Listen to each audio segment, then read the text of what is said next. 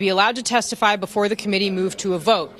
He says that he thought that that testimony was compelling from her, and he says, I wish that I could express the confidence that some of my colleagues have conveyed about what either did or did not happen in the early 1980s, but I left the hearing, he acknowledges, yesterday with as much doubt as certainty.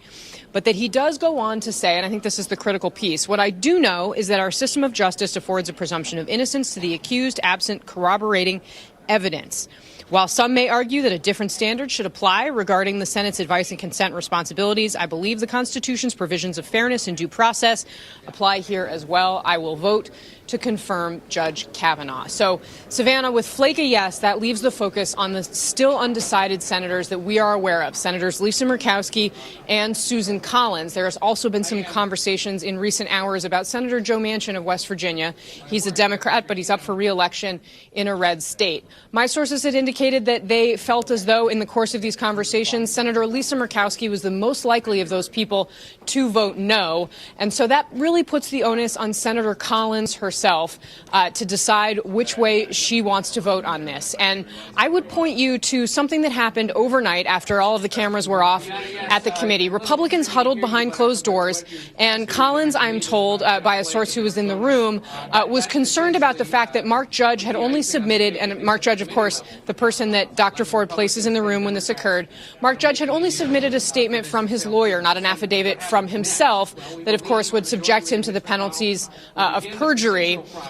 We saw the committee release a letter from Mark Judge himself overnight where he repeated some of the same facts that he laid out, saying he doesn't recall the party, essentially exonerating Judge Kavanaugh, or at least, saying that he is not prepared to provide corroborating evidence for Dr. Ford's testimony about what happened. So the question is going to be, does that affidavit give Susan Collins what she needs to get to yes? I have to say that before all of this unfolded, all of our reporting indicated that that was the way that she was leaning as far as a view of the law and of Judge Kavanaugh's qualifications. Obviously, that has become much more tortured and difficult in the last 2 weeks since these allegations came out. But again, the onus is really at this point all on her. And so the question, is she going to come out and announce where she stands today, or does she still need some more time to think about where she's going to come down on this, Savannah? And the margin of error for Republicans is very thin. They can afford to lose one Republican, assuming all Democrats vote against the nomination, but not two. So, Casey, stand by there. We want to go to Peter Alexander. That's right. He joins us from the White House this morning, Peter, and as I understand it from some of the reporting out there, the president's been working the phones on this. Yeah, Savannah, you're exactly right. We know from White House officials that President Trump was working the phones overnight after that dramatic day of raw testimony wrapped up, having a series of conversations with senators right now. Obviously, he has been pushing from the very beginning from Brett Kavanaugh. But yesterday, immediately after that hearing wrapped up, he went even further. He said on Twitter that the testimony from Kavanaugh was, in his words, powerful, it was honest and riveting. That's the same language we're hearing echoed by some of the president's top aides over the course of this day. He described the way this has been handled, in his words, as a total sham. So now that this news is broken about Jeff Flake, we know the president will be watching, and as White House officials said going into the day, they were hopeful and optimistic. This gives them a lot more reason for optimism. You know, President Trump has some sway with his base, but there are some of those more moderate Republican senators, even Joe Manchin, of course, a Democrat, that he doesn't have as much sway with. But NBC News can also report that the former president, George W. Bush, has made some calls in the last several weeks to try to help support Kavanaugh's nomination, including calls more recently with Susan Collins of Maine. Unclear whether he spoke to Lisa Murkowski, but this is a former president who's also weighing in an effort to try to support this nomination. All right, Savannah? Peter, and of course, former President George W. Bush, Brett Kavanaugh once worked in his White House, so the two are reportedly very close. Let's go to NBC's Justice correspondent Pete Williams, who covers the court and is keeping a close eye on how this all might unfold. Pete, good morning to you.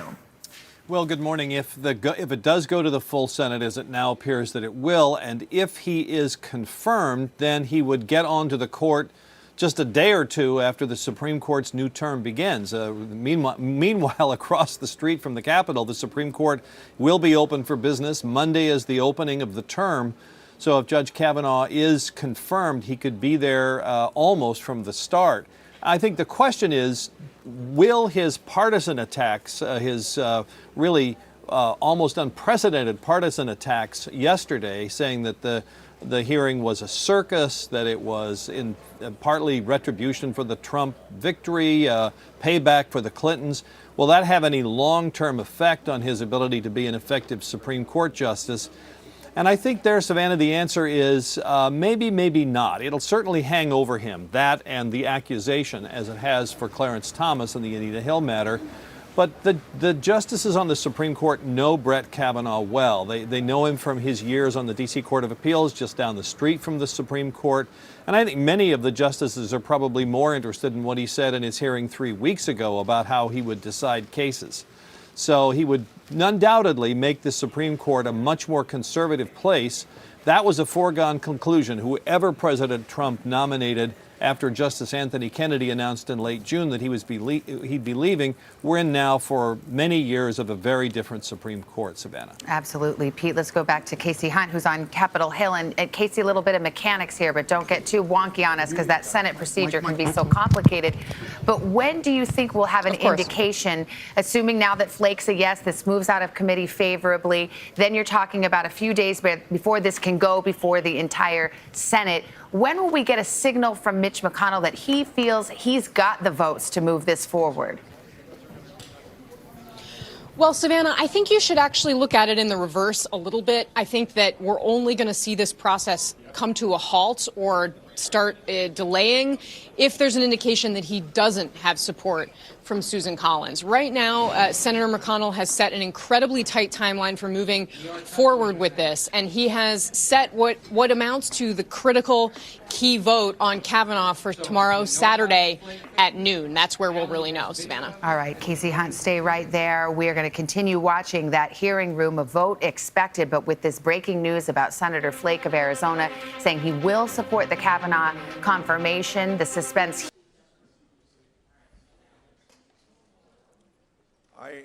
I have the floor, and before I make my opening statement, I'd like to start out today where we left off on September the 13th. If you remember then, we were having a lot of motions from, can we have quiet from the audience?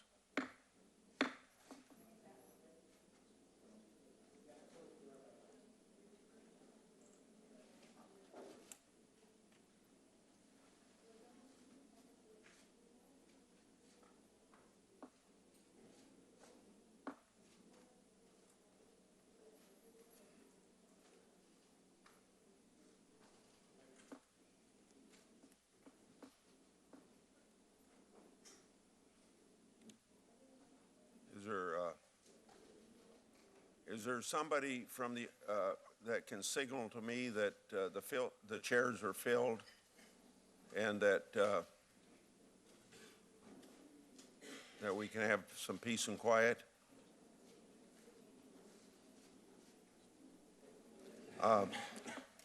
I'd like to start out today where we left off on September the 13th, although this is a new meeting. But I was anticipating a lot of motions from the minority, and we did have some motions for the minority. But if you remember, I said that I'll give the minority a chance to make their motions, and then I was going to make an motion that we have a time certain to vote. And so I want to make that motion time certain to vote, but if there is a motion from a minority, I would recognize that motion first. Mr. Chairman, I'd like to make a motion to subpoena Mark Judge as a witness before our committee. Okay. Let me hold. And I'd be happy to speak to it, but I wanted hold just a minute.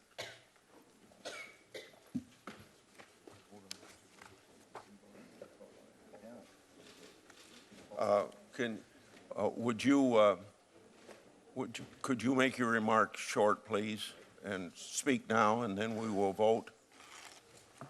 Proceed. Yes, Mr. Chairman, thank you.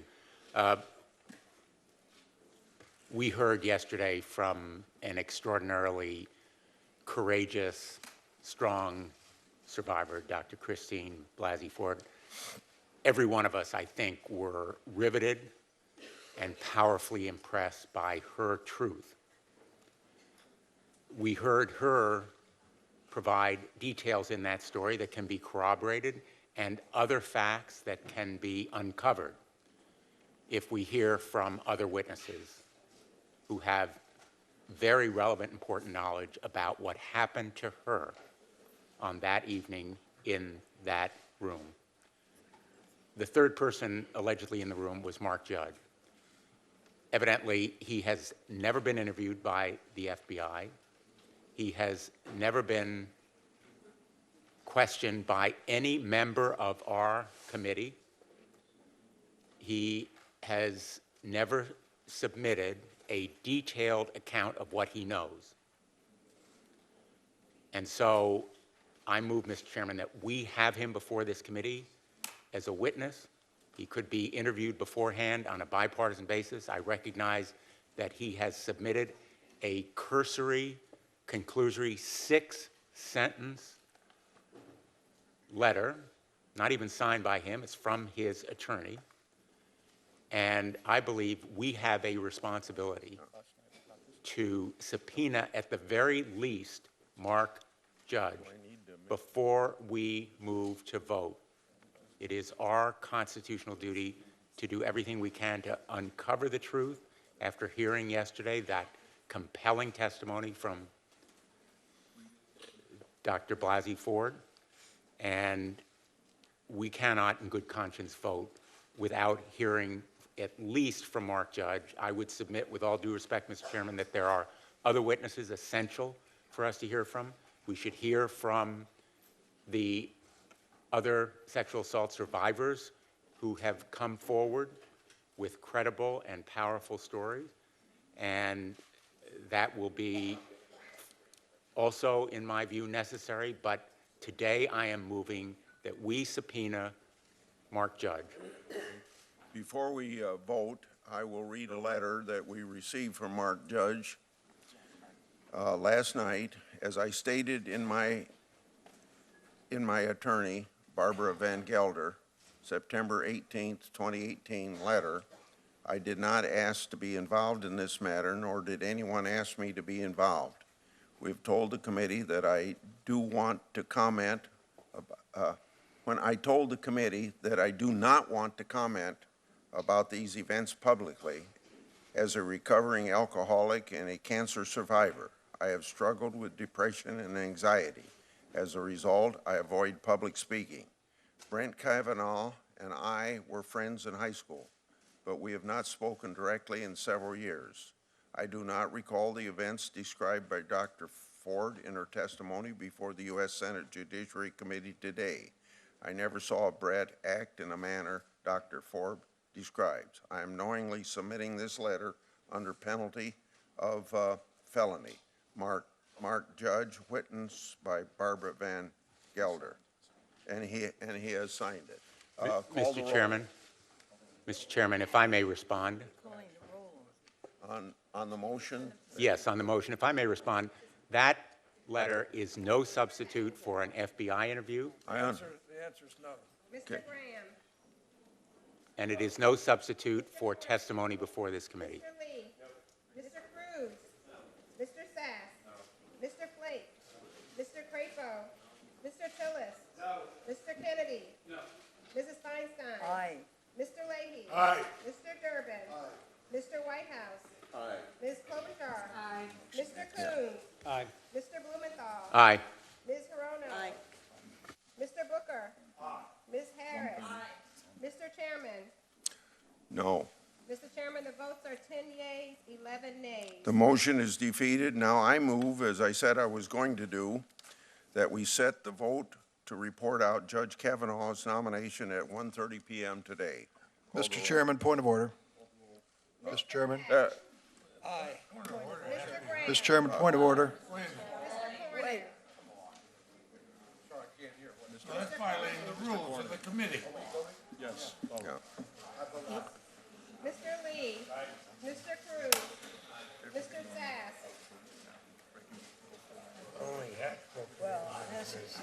Mr. Flake. The Mr. ram Crapo. job continues. Mr. Tillis.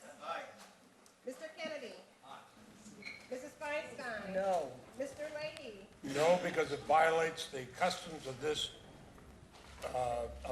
committee. Mr. Durbin. It violates them. No. Mr. Durbin. Mr. Whitehouse. No. Ms. Klobuchar. No. Mr. Coons. No. Mr. Blumenthal. No. Ms. Corono. I strongly object. This is just totally ridiculous. What a railroad job. My answer is no, no, no. Mr. Booker. Ms. Harris. Ms. Harris.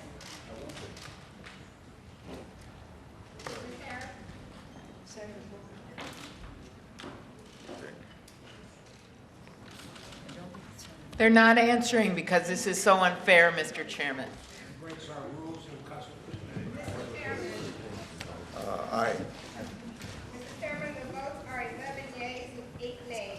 Okay, motion carried. I'll go to my opening statement now.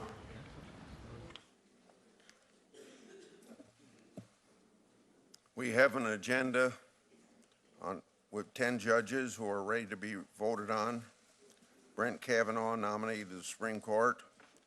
Jonathan Kobus nominated the 8th Circuit and 8 district court judges. We also have 2 bills on the agenda. We will hold over S 3178, the Justice for Victims of Lynching Act. We will vote on S 2785, the DTARE Act, sponsored by Senators Durbin and Graham. This bill combats offensive election interference by foreign adversaries by denying entry to any foreign national who has been deemed to engage in election interference. The amendment I'll be introducing makes clear that the Secretary of Homeland Security will make this decision on who has engaged in election interference in consultation with the Attorney General, the Director of National Intelligence, and the Secretary of State. Any foreign national who engages or conspires to engage in improper interference in our elections should not be allowed to enter our country under any circumstances except to stand trial. Yesterday, we heard testimony from Dr. Christine Blasey Ford and Judge Kavanaugh regarding sexual assault allegations that date back to when the two were in high school. It was difficult and emotional for both of them. At the end of the day, the 3 witnesses Dr. Ford named denied any knowledge of the event she described. Judge Kavanaugh forcefully denied the allegations. The alleged behavior is inconsistent with everything else we know about him. Hundreds of people, including women he knew in high school, attested to his character and fundamental decency as a person, both in high school and now. He is widely regarded as an excellent husband, father, friend, coach, professor, and judge. He has an exemplary record of being at the forefront of women's advancement in the legal profession, and he's been through 6 FBI full-time background investigations, and no issues of sexual misconduct were uncovered. It's a fundamental aspect of fairness and due process that the accuser have the burden of proving allegations. It's true yesterday's hearing was not a trial, but trials have rules based on common sense notions of fairness and due process, not the other way around. A person had allegations made against him in a public way, and his reputation and livelihood were at stake. It was only fair that his accuser had the burden of proof. In my opinion, this wasn't met. Hey, you folks that are photographers know that you're supposed to sit down. Maybe you just ought to leave the room if you don't know what the rules are.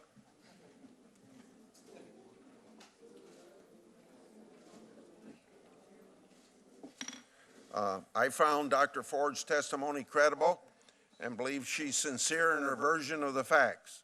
But I also found Judge Kavanaugh's testimony credible and sincere. Ultimately, the existing evidence including the statement of 3 alleged eyewitnesses named by Dr. Ford, refutes Dr. Ford's version of the facts.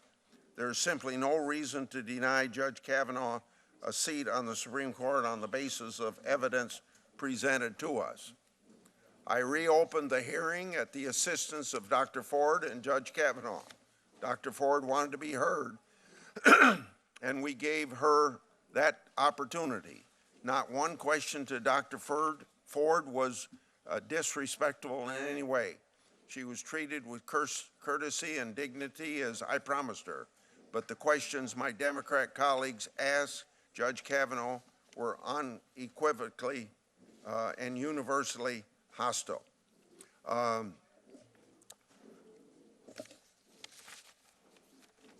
My colleagues first claimed that the Senate doesn't confirm Supreme Court nominees in midterm elections. The Washington Post fact checker said that's false. Indeed, Justice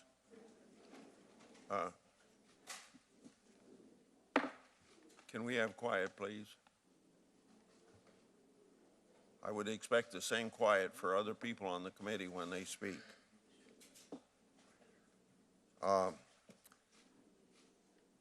Anyway, indeed, Justice Breyer and Kagan were both confirmed in midterm elections. Then the second attempt was to argue that we needed to request all Judge Kavanaugh's executive branch records. But they completely ignored the fact that we did not request all of Justice Kagan's executive branch records.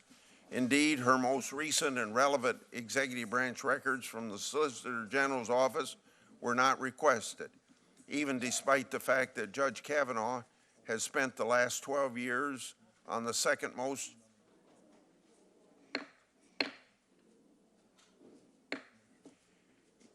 Even though Judge Kavanaugh has spent the last 12 years on the second most powerful court in the country, issuing 307 opinions and joining hundreds of others, we received over 480,000 pages of documents from Judge Kavanaugh's time on the executive branch. This was more pages of such documents than the last 5 Supreme Court nominees combined. In short, it was the most thorough and transparent confirmation process at all. I'm going to put the rest of my statement in the record because I'm sure a lot of people are irritated right now, and I'll let them express that irritation. We'll go by seniority, so I'll call on Senator Feinstein and put the rest of my statement in the record. Thank you, Mr. Chairman. I'm very disappointed that we're here today voting on this nomination, especially in light of the testimony that we heard just yesterday. My Republican colleagues spent their time at the hearing focused exclusively on policy and on partisanship and process. The majority argued that the sexual assault Dr. Ford experienced was nothing more than a Democratic smear campaign that I am allegedly orchestrating. My staff and I were accused of leaking Dr. Ford's letter, which we did not. We were accused of leaking Deborah Ramirez's letter, which we did not. We were said to have refused to participate in the partisan, quote, investigation, end quote. Yet it is the Republicans who have refused to talk to Debbie Ramirez or Julie Swetnick. Republicans also failed to mention Democrats were not notified and had no idea the chairman's staff had been communicating with Mark Judge, Patrick Smith, Leland Kaiser, and apparently at least 2 other individuals who have not been named. Instead, Democrats learned about this outreach when various letters or emails appeared in the press. And in one case, we learned about the Republican staff outreach at 10 p.m. the night before the hearing. Ironically, my colleagues on the other side of the aisle have gone so far as to say this whole situation was nothing more than a nefarious attempt at political theater.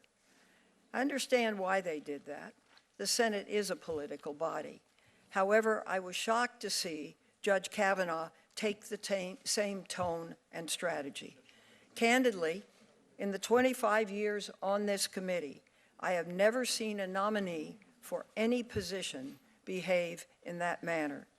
Judge Kavanaugh used as much political rhetoric as my Republican colleagues, and what's more, he went on the attack. He yelled at Democrats for having the temerity to express our frustration for not having access to over 90% of his record, and said that some Democratic members were, quote, an embarrassment, end quote. He'd accused Democrats of, quote, lying in wait, end quote, and replacing, quote, advice and consent with search and destroy, end quote. He even went so far as to say that Dr. Ford's allegations were nothing more than, quote, a calculated and orchestrated political hit, fueled with apparent pent-up anger about President Trump and the 2018 election, end quote, and, quote, revenge on behalf of the Clintons, end quote. Unbelievable. This was not someone who reflected an impartial temperament or the fairness and even-handedness one would see in a judge. This was someone who was aggressive and belligerent. I have never seen someone who wants to be elevated to the highest court in our country behave in that manner. In stark contrast, the person who testified yesterday and demonstrated a balanced temperament was Dr. Ford. She gave powerful testimony about her experience of being physically and sexually assaulted by Brett Kavanaugh. She started by saying how she was terrified to be before the committee, but she felt it was her civic duty to tell us what happened to her. She recounted her experience, and I quote, "I tried to yell for help. When I did, Brett put his hand over my mouth to stop me from yelling. This is what terrified me the most and has had the most lasting impact on my life. It was hard for me to breathe, and I thought that Brett was accidentally going to kill me," end quote. Both Brett and Mark were drunkenly laughing during the attack. They seemed to be having a very good time, end quote. Another quote, "Brett's assault on me drastically altered my life. For a very long time, I was too afraid and ashamed to tell anyone these details. I didn't want to tell my parents that I, at age 15, was in a house without any parents present, drinking beer with boys. I convinced myself that because Brett did not rape me, I should just move on and pretend that it didn't happen," end quote. She was poised, she was credible, and she should be believed. Unfortunately, despite assuring Dr. Ford her allegations would be taken seriously and she would be treated respectfully, that is not what ultimately happened. As I noted in my statement yesterday, our colleagues on the other side of the aisle had their minds made up before one word was uttered. A week ago, the majority leader declared, quote, "In the near future, Judge Kavanaugh will be on the United States Supreme Court. So, my friends, keep the faith. Don't get rattled by all this. We're going to plow right through it," end quote. This was not about ensuring a fair process. This was about doing the bare minimum. And finally, to my Republican colleagues who are so upset about the time that has passed, let's be clear. Dr. Ford asked for confidentiality, and that's what I did. We all know that if I had referred her allegations to the FBI, when she would not come forward, there would have been nothing to do. The FBI would have had an anonymous allegation with no name, no contact information, and no way to follow up. In addition, Dr. Ford's allegations were referred to the FBI on September 12th, over 2 weeks ago. If the president and the Republican majority had asked for the FBI to do an investigation at that time, like we asked, it would likely be finished by now. And most importantly, when Judge Kavanaugh has talked to Republicans repeatedly, none of us have spoken to or questioned Mark Judge, Patrick Smith, Leland Kaiser, or the polygraph examiner. None of us have talked to or questioned James Roach, Lynn Brooks, Liz Swisher, Tom Kaine, or Chris Dudley. Not one senator, as far as I know, has had the opportunity to or question Deborah Ramirez or Julie Swetnick.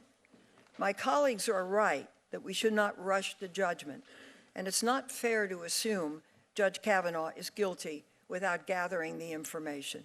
But it's equally unfair to have heard from a credible, poised, and brave witness and simply ignore what we heard and move forward immediately. I don't know Deborah Ramirez. I don't know whether her allegations are credible. I don't know Judy Swetnick. I don't know whether her allegations are credible. But I do know this. Dr. Ford provided credible, powerful testimony that deserves to be considered and not dismissed as a partisan smear campaign, which it was not. In my opening statement yesterday, I talked about the differences between Me Too and the Year of the Woman, and I highlighted the seriousness of sexual assault and harassment. I started out by saying I hoped we would do better and show women that our country, our committee, has in fact changed. This isn't a political battle for power, as some have said. This is a serious undertaking with serious allegations. While the Republican strategy is no longer attack the victim, it is ignore the victim. The entire country is watching now how we handle these serious allegations. It is, in fact, a real test for the United States Senate and for our country to see how we treat women, especially women who are survivors of sexual assault. I believe we can do better, and I hope we are better. Thank you. Mr. Chairman, I'd like to submit for the record a longer statement that addresses some of the attacks regarding my office's handling of Dr. Ford's allegations and the Republican administration. Obviously, without objection, those will be included. Before I call on Senator Hatch, since this keeps coming up about the FBI investigation, I'd like to repeat what you've heard from me so many times, but I guess we never get this, get people understanding. We can't learn anything from the FBI that we can't learn ourselves. The Senate has our own constitutional duty and our own investigators to follow up on these allegations.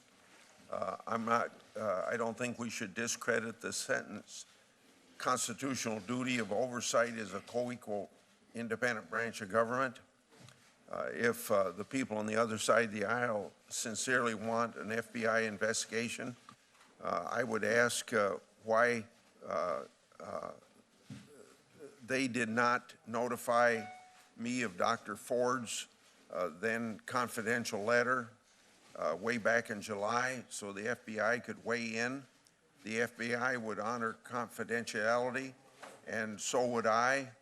And I've had 38 years reputation of protecting constitutionality or confidentiality of whistleblowers.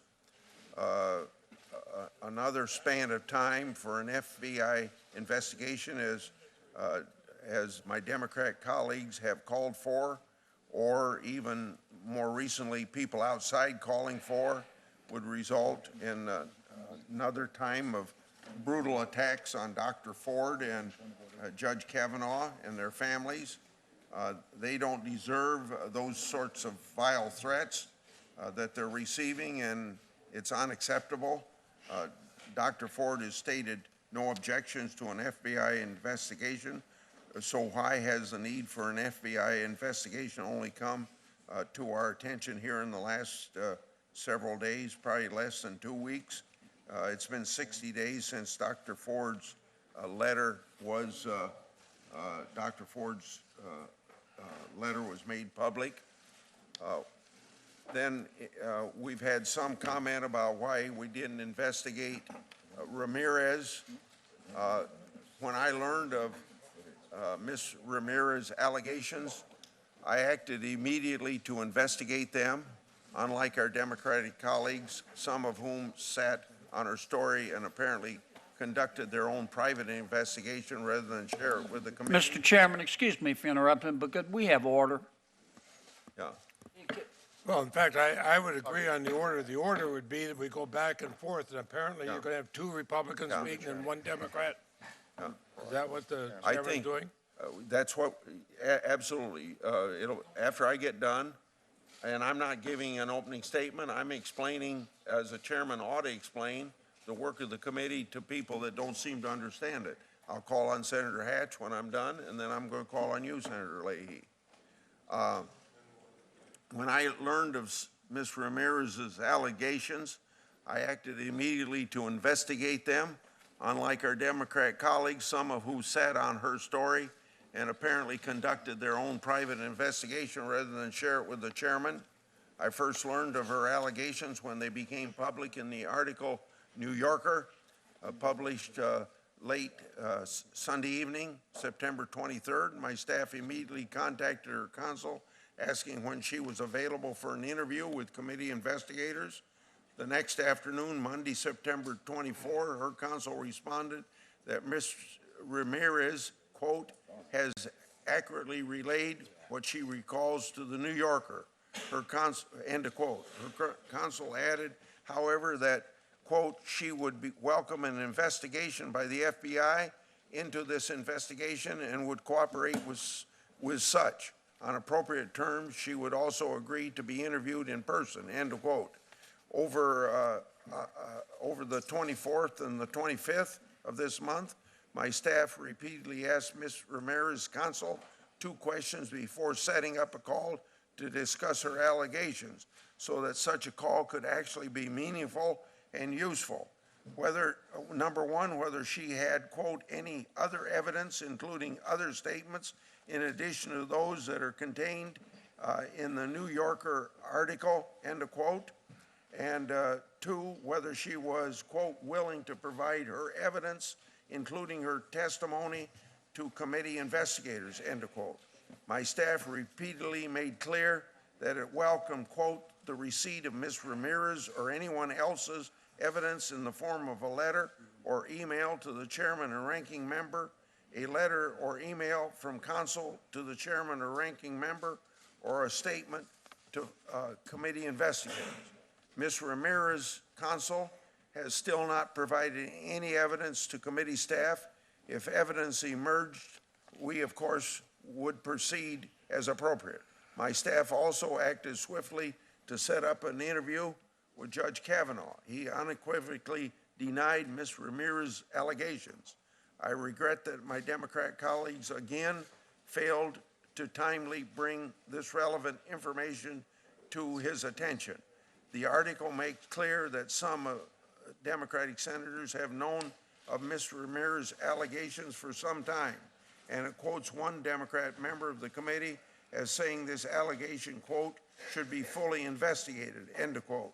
That is exactly what I have done and what could have been done easier if Senate Democrats had not kept the information to themselves. And then my last one will deal with the Sedgwick allegations. 2 days ago, we became aware of the allegations of Julie Swetnick. She claimed that Judge Kavanaugh was involved in a gang rape ring around Washington, D.C. area in the 1980s. My staff has been trying to obtain evidence of her claims and interview her since Sunday, 3 days before she made her allegation public. But her attorney has so far not cooperated in the investigation. By the accuser's own description, she regularly attended parties where she knew girls were being gang raped.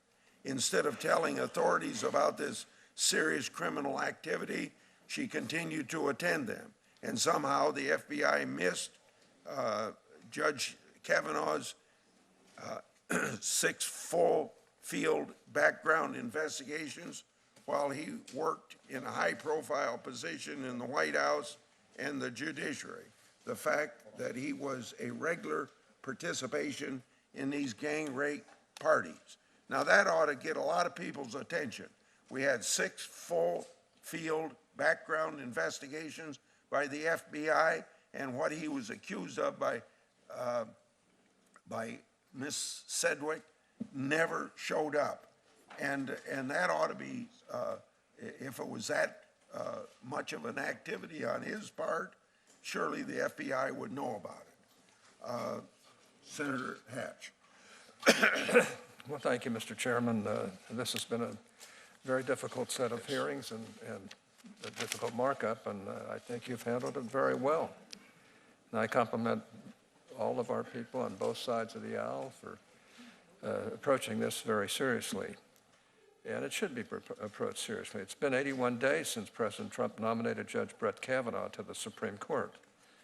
Since then, we've reviewed more records of this nominee than for any Supreme Court nominee in history, ever.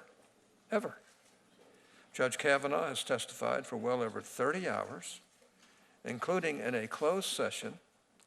He has answered nearly 1,300 written questions, more than all other past Supreme Court nominees combined. In the more than 12 years that Judge Kavanaugh has been a judge on the D.C. Circuit, he has built a reputation for honesty, courtesy, and integrity. His clerks and colleagues, since they sing his praises. He volunteers in the community. He's been an advocate for and mentor to his students. After Democrats unleashed the recent allegations against Judge Kavanaugh, Chairman Grassley set out a deliberative process to investigate. He has not been, as some claim, a bully. Far from it. But rather than working with us, my Democratic colleagues chose not to participate in this process. Indeed, before yesterday, they had never even asked Judge Kavanaugh a single question about these allegations. And yet again and again, their refrain has been the same: delay, delay, delay. I can't blame them for that, because they are partisan people, and yeah, and I guess they figured that would be to their advantage. Well, it's not. When we heard the serious allegations made by Dr. Ford, we recognized that we needed to hear her testimony. Chairman Grassley was committed to making sure that she had a safe forum in which to tell her story. He tried to make it a forum of her choosing, either public or private. Although it appears the lawyers my Democratic colleagues suggested to her had other plans. Yesterday, we finally were able to hear from Dr. Ford and Judge Kavanaugh. I want to personally thank them. I want to thank them both for attending the hearing and speaking to the committee and to all of us and to the American public as well. After the hearing, I saw that Mr. Avenatti had decided that the best place for his client to give her first interview was on a show called The Circus. The title is fitting, because that is what this process has become. All of my Democratic colleagues have said for weeks that they will vote against Judge Kavanaugh. Here's where I stand. We can't allow more time for new smears to, we can't allow more time for new smears to damage Judge Kavanaugh, his family, his reputation, the reputation of the court, and of course the reputation of the country. We cannot allow more time for partisans on the left to try to beat Judge Kavanaugh into submission. We can prolong this process, knowing that in the meantime, we shouldn't prolong it, is what I'm saying, without knowing that in the meantime, Judge Kavanaugh's family and our country will be dragged through the mud. Or we can end this circus, and frankly, we've reached a point where it's time to end the circus. It's time to show some dignity around here. It's time to vote. People can make their closing statements. They can vote whatever way they want to. Nobody's telling them what to do. And frankly, we've had enough time on this to choke a horse. And I just have to say, let's be fair about this. Let's vote whichever way we want to, and let's move on this. I personally am tired of all the games and all the gamesmanship that's been going on around not just this nominee, but others as well. And Mr. Chairman, as a former chairman of this committee and a chairman of 2 other committees in my time in the Senate, I want you to know that I think you've done a terrific job. You've been fair, you've been very decent in your approach. You have treated everybody with respect. You've especially treated our Democratic colleagues with respect, which they deserve. And frankly, you're a great chairman. And I think we ought to all acknowledge that and start treating our chairman with a little more respect and dignity. We all respect him. We all know what a good man he is.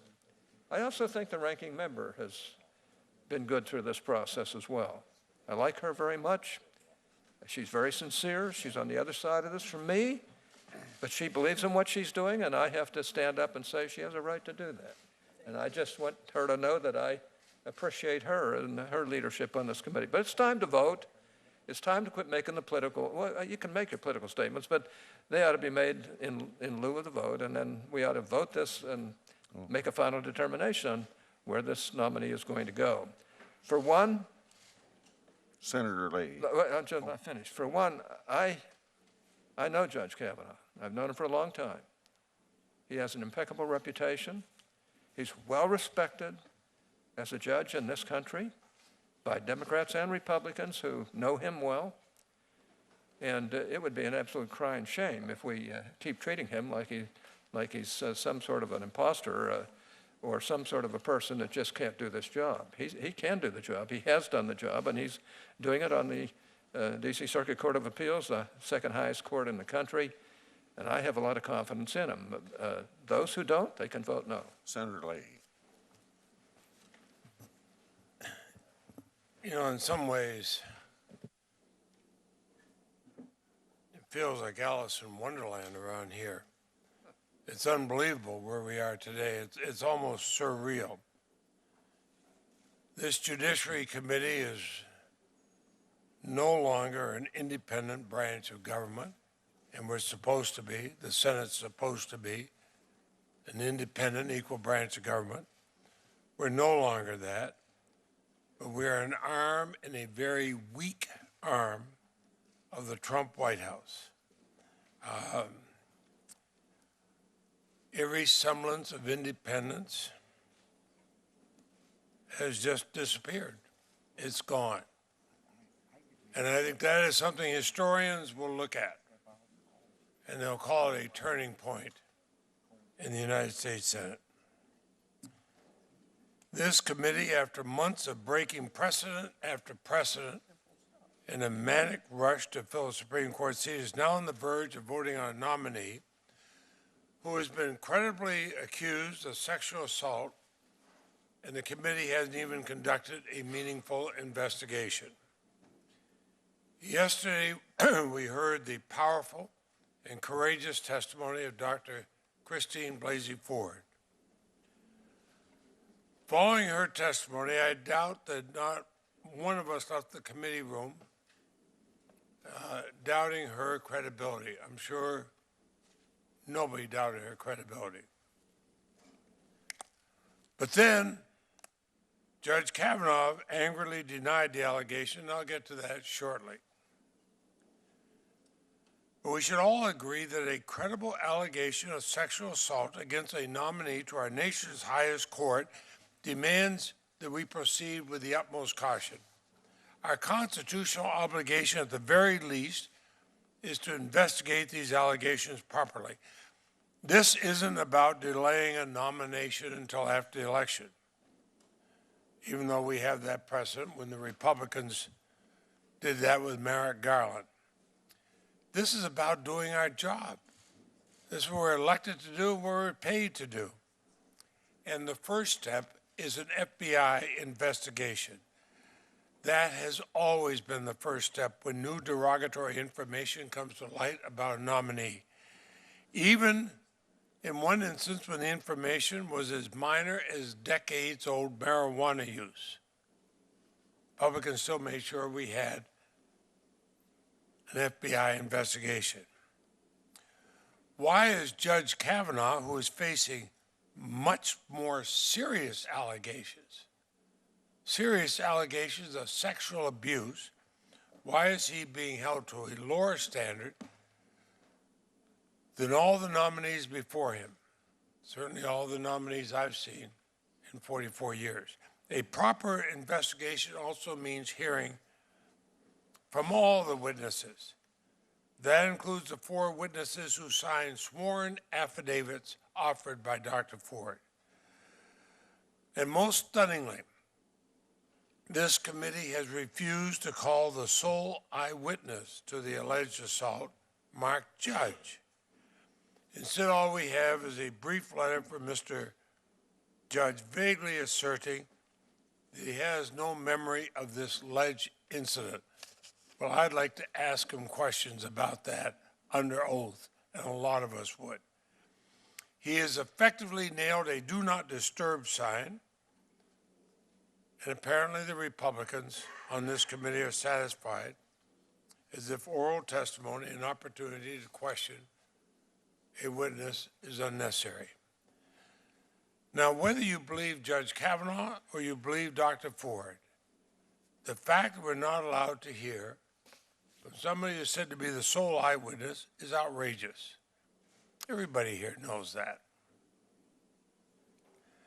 I said yesterday that an earlier time the Senate failed Anita Hill, whom I believed. Today we're doing even worse. At the time of Anita Hill, we had an FBI investigation. We had almost 24 witnesses.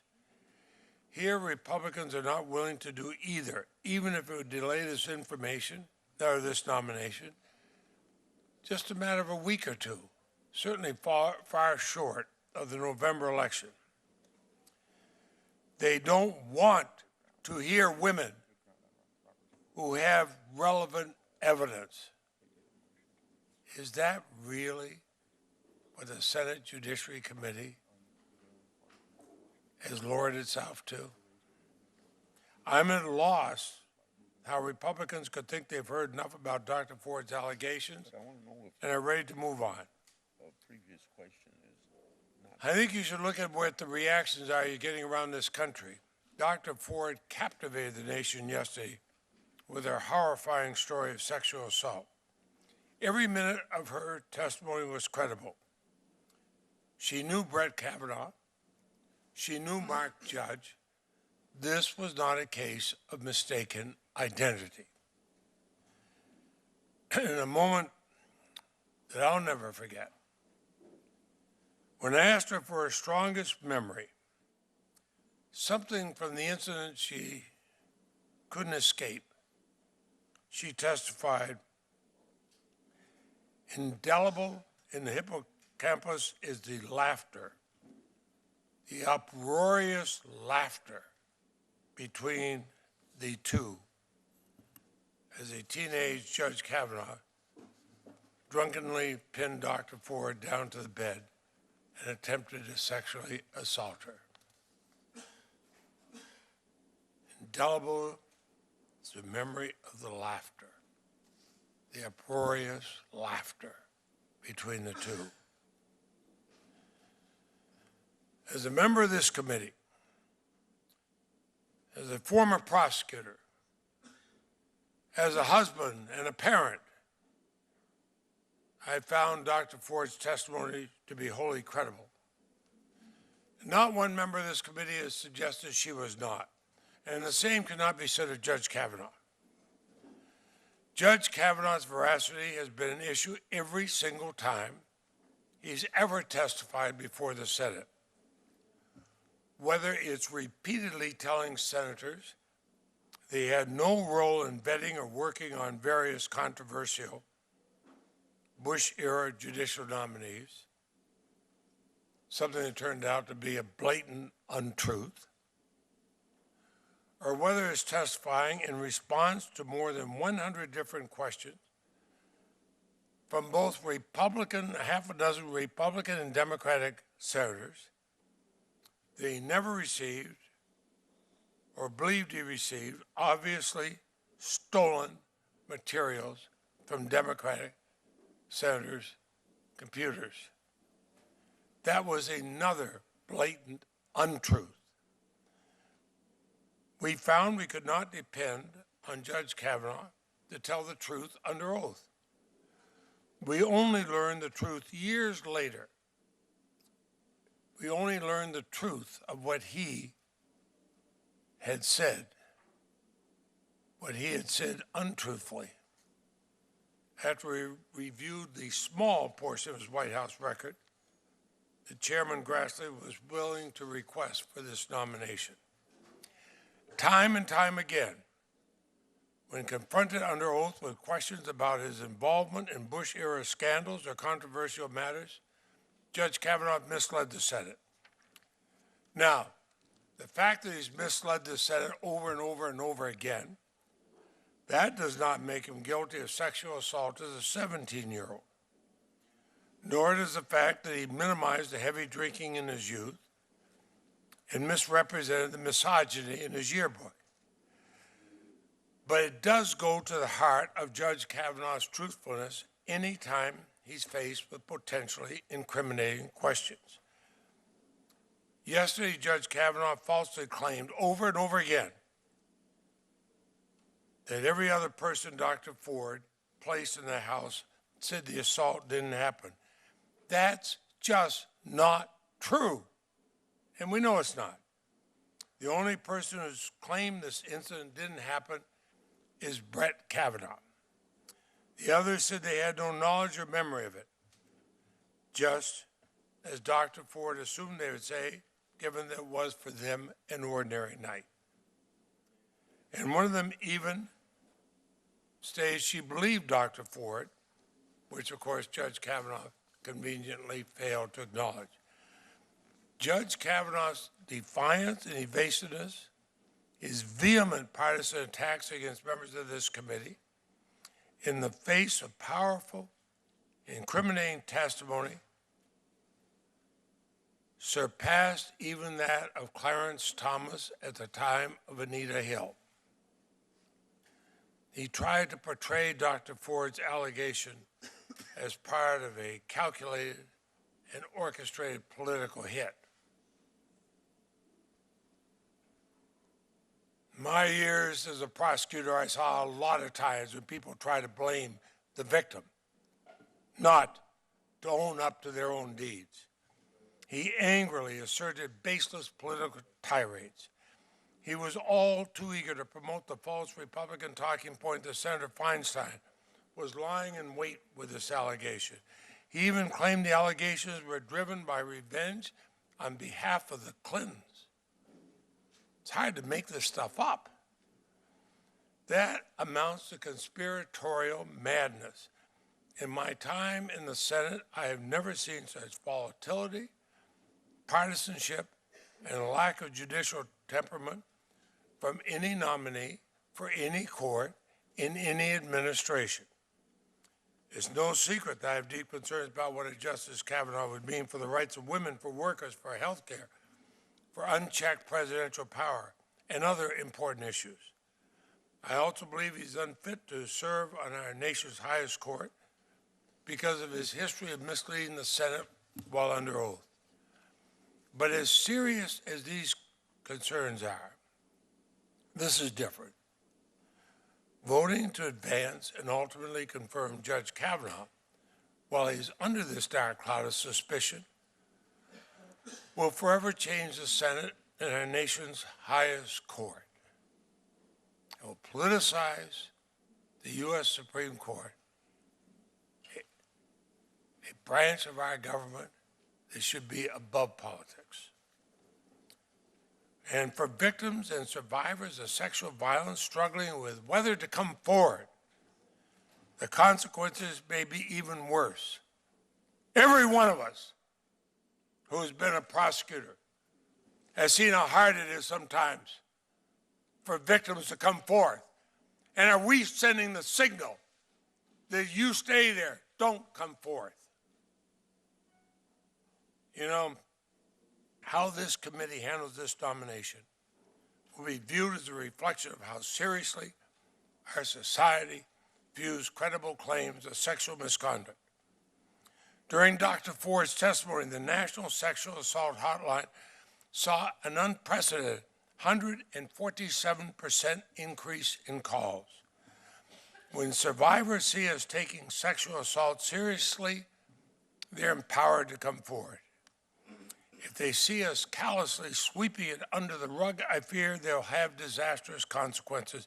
If victims think they'll never be believed or will not matter even if they are believed, then why come forward at all?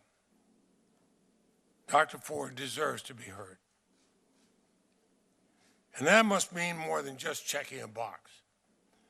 Remember, Dr. Ford did not spend her entire life preparing for this moment. She is not backed by the most powerful officials in our nation's government. She did not come here with a political agenda. She did not testify with a job promotion on the line.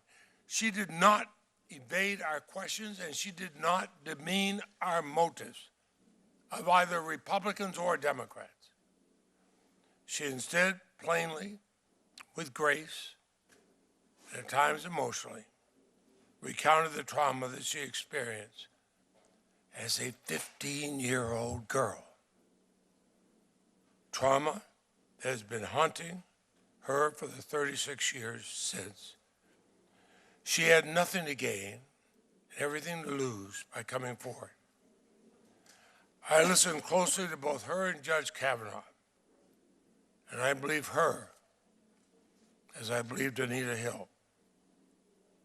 I'll be voting no on Judge Kavanaugh's nomination.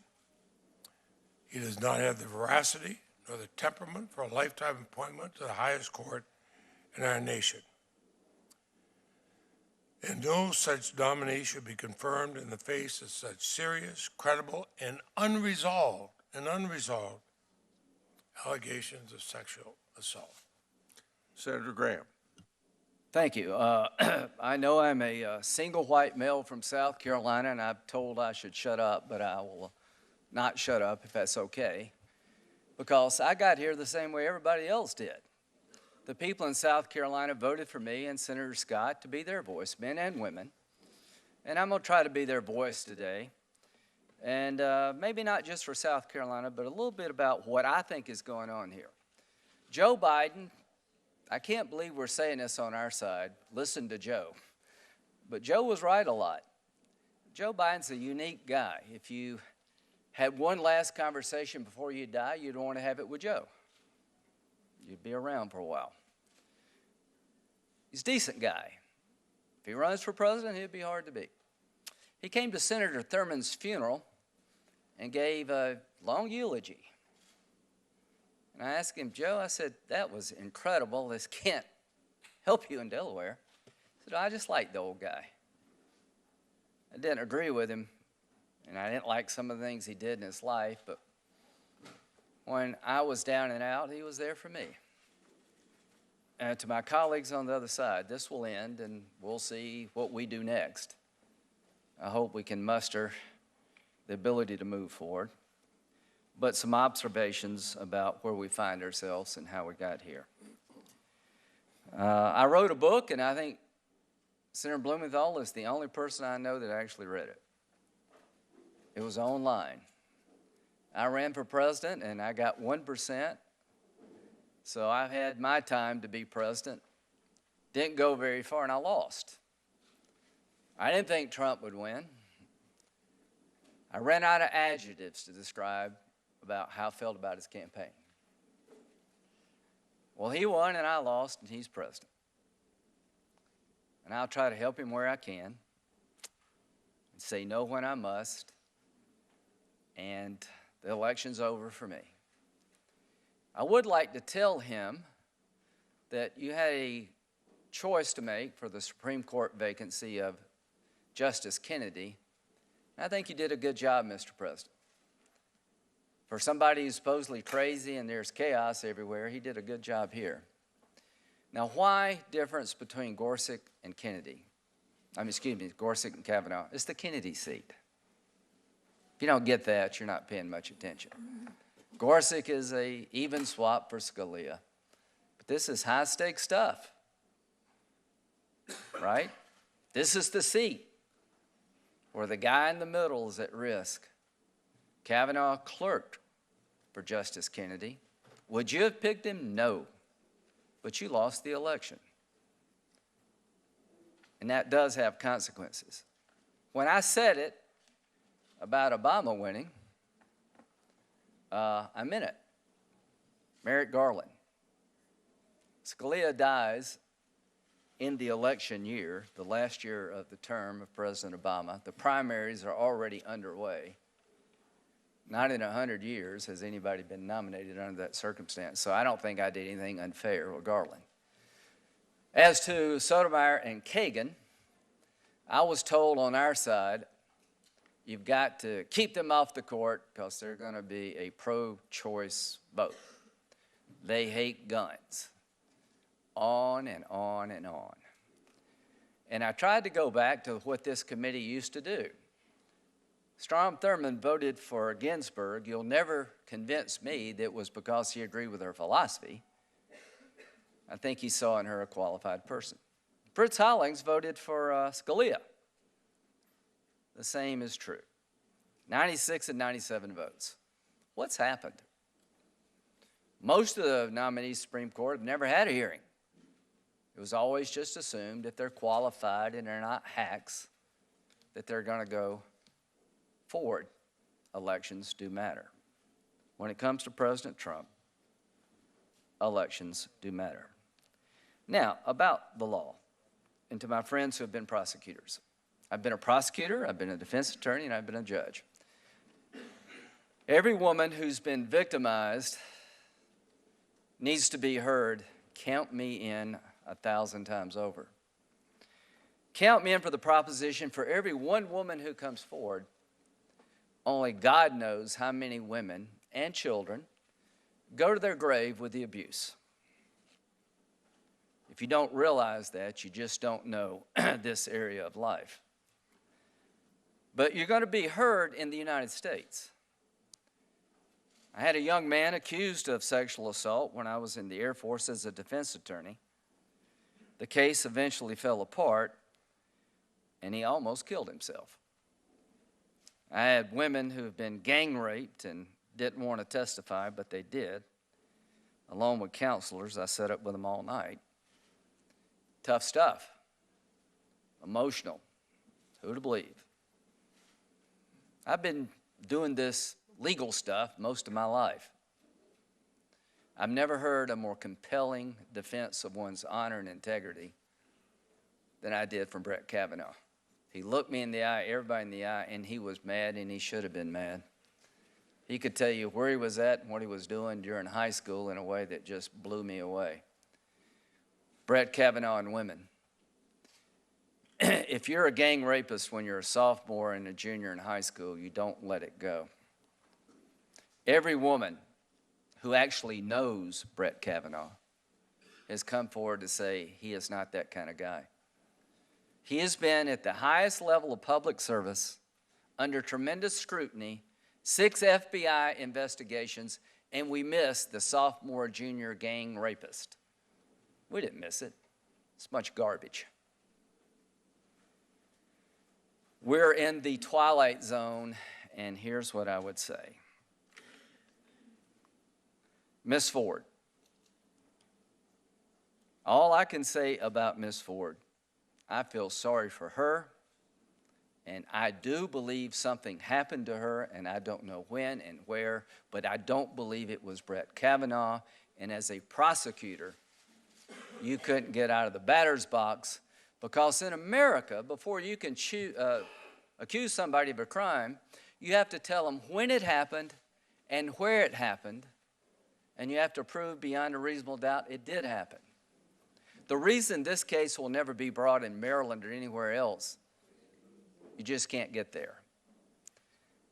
If you wanted to get a warrant, which is a probable cause standard, to search or arrest somebody, you got to prove by probable cause where it happened and when it happened.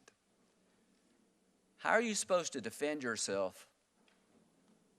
Is the burden really on you to prove that you were not at a party 35 years ago and they won't tell you where it was and when it was? So all I can say is that under any reasonable standard, any concept of the rule of law, this would not go forward. There have been 5 allegations here. The 5th allegation was brought to me by Senator Whitehouse, who did absolutely the right thing. Somebody contacted him in Rhode Island and said a friend of his was on a boat with Mark Judge and Brett Kavanaugh, and they treated her badly. He went down and beat him up, and she won't come forward. I said, well, I'll make sure I'll join with you. Let the FBI look at it. And turned out not to be true. The fourth allegation was an anonymous allegation, a letter without a date or a return address sent to Corey Gardner just a few days ago. And he turned it over to the committee, and somebody on that side leaked it to NBC News, and it made it on the news, the fourth allegation. That really bothers me. I don't know what's going on over there, but that's not right. It was somebody over there. Now, about Ms. Ford. I feel really bad that she wanted to remain anonymous and could not. The one thing I know for sure is that Dianne Feinstein would not do this and did not do this. But I know for sure somebody did. It wasn't chatter from a friend. 3 groups had this letter that was requested to be anonymous. Dianne Feinstein and her staff, the Congresswoman from California and her staff, and the lawyers. Somebody betrayed her trust, and if you can't figure out why, you shouldn't be driving. To delay this hearing, to set in motion the destruction of this man, to keep this seat open past the election. That I know beyond any doubt. What else do I know? I about fell out of my chair when Dr. Ford said yesterday, I didn't know you would be willing to come to me.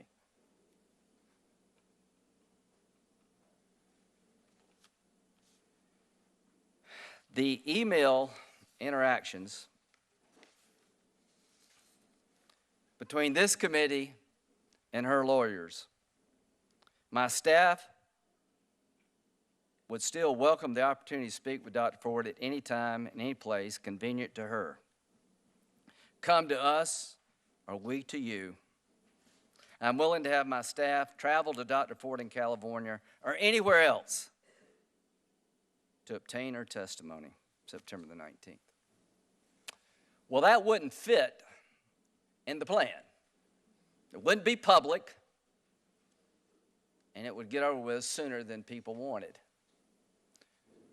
I don't know what to believe, but I tend to believe that Dr. Ford did not know about this invitation. And I've been a lawyer most of my adult life, and somebody needs to ask the question to her lawyers, how could she not know about this? Are you beginning to understand what's been going on for a very long time in this case? It's not that hard to figure out. So if this is the new standard, the accusation proves itself to those who want to ask questions. You hate women. God help us all. If the new standard for the committee is that there's no presumption of anything, that you have to prove why somebody would accuse you. Not just say, I didn't do it, and here's why I didn't do it, but you got to prove the motives of your accuser. God help us all. The Avenatti moment tells you what's going to happen if we keep this farce going. Plenty of time, plenty of opportunities to get to the truth. This has never been about the truth. This has been about delay and destruction. And if we reward this, it is the end of good people wanting to be judges. It is the end of any concept of the rule of law. It's the beginning of a process that will tear this country apart. And if I am chairman, next year. If we keep the majority and Senator Grassley moves over, and I hope he doesn't because I think he's done a great job, I'm going to remember this. There's the process before Kavanaugh and the process after Kavanaugh. If you want to vet the nominee, you can. If you want to delay things for the next election, you will not. If you try to destroy somebody, you will not get away with it. Jeff is leaving. He has wrestled with this. He is trying to be fair. I cannot tell you, Jeff, what happened 35 years ago. I can tell you this, that through any legal system, this thing would not get out of the batter's box, and that everything I know about Judge Kavanaugh screams that this didn't happen, and all the other things. So, to my good friends on the other side who are struggling, I think an FBI investigation is going to do nothing. It's not going to tell you any more than we know now.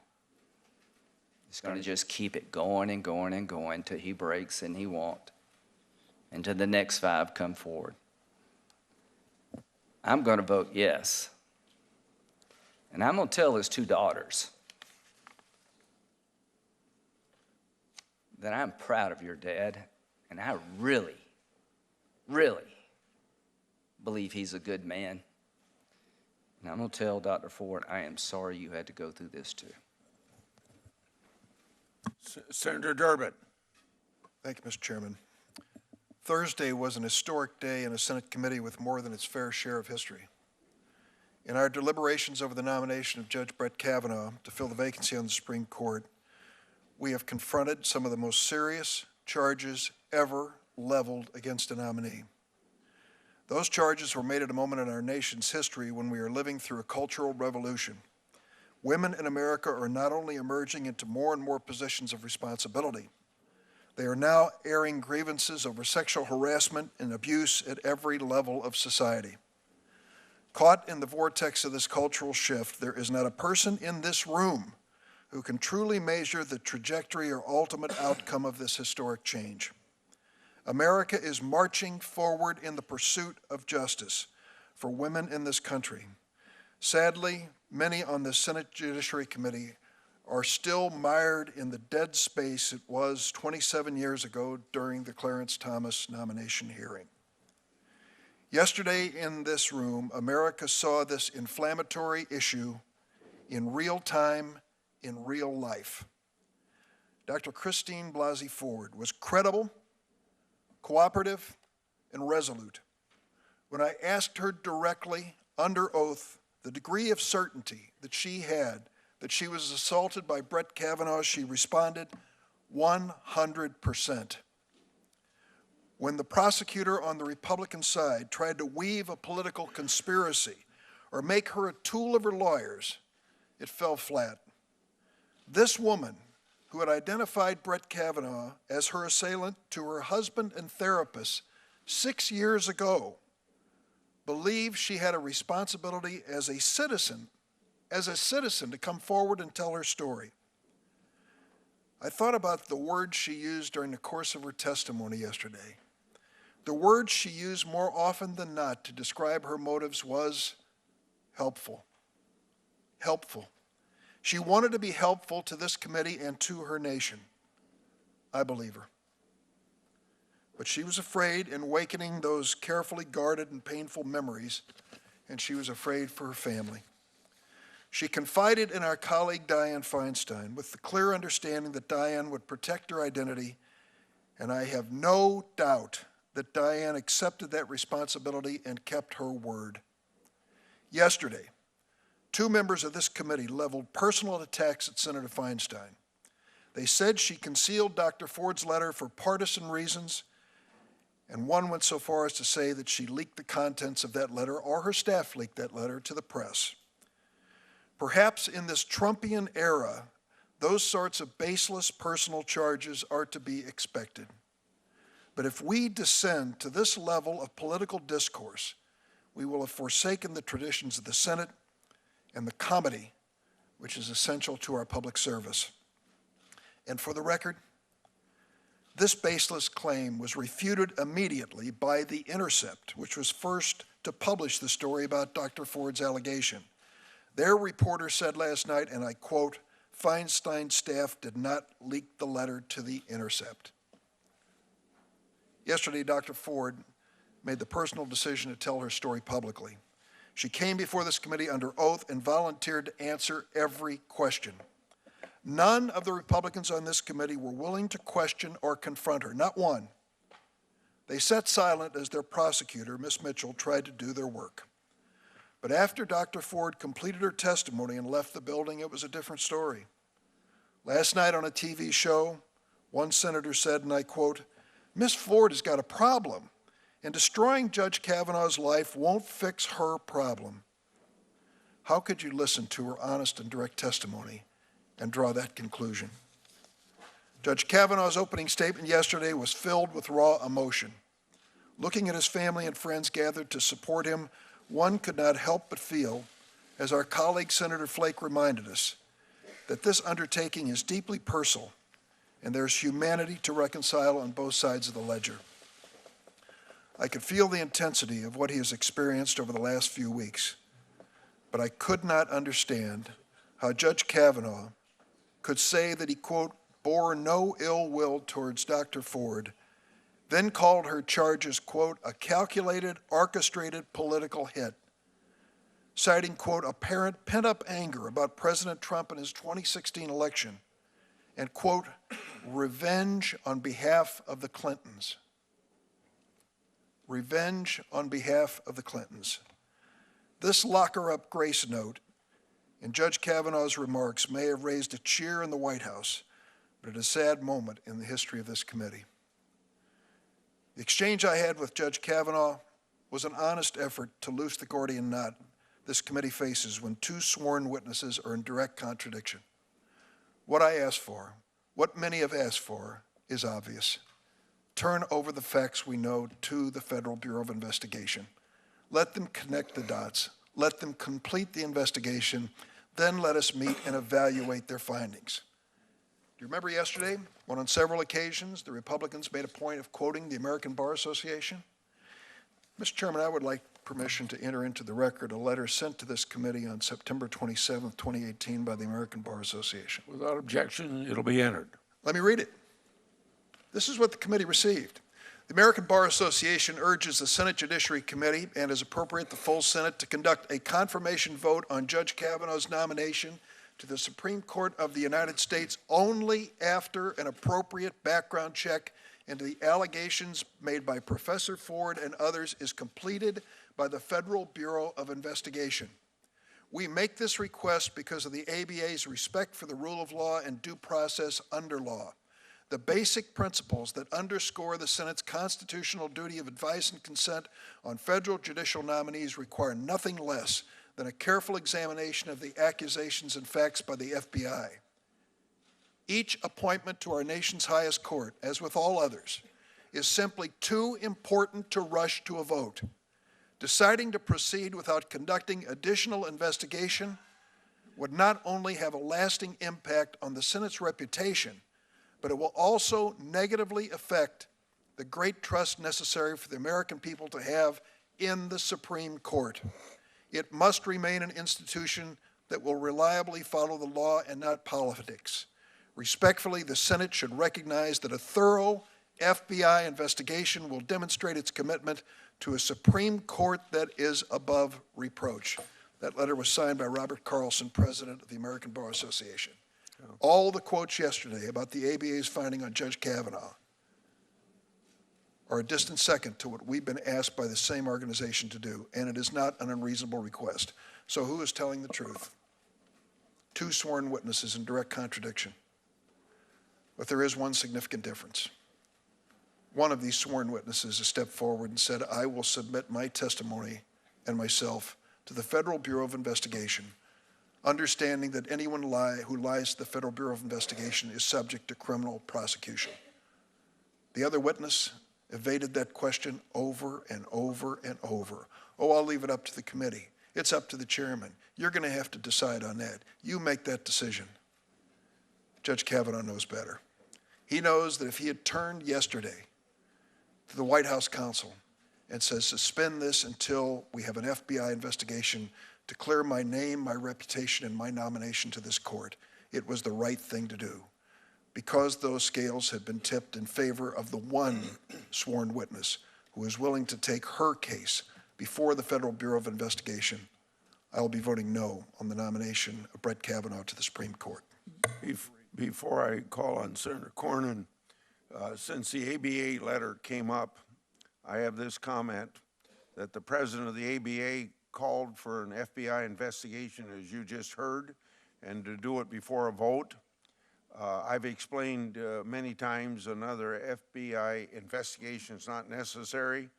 The ABA is an outside organization like any other that can send us letters and share their advice, but we're not going to let them dictate our committee's business.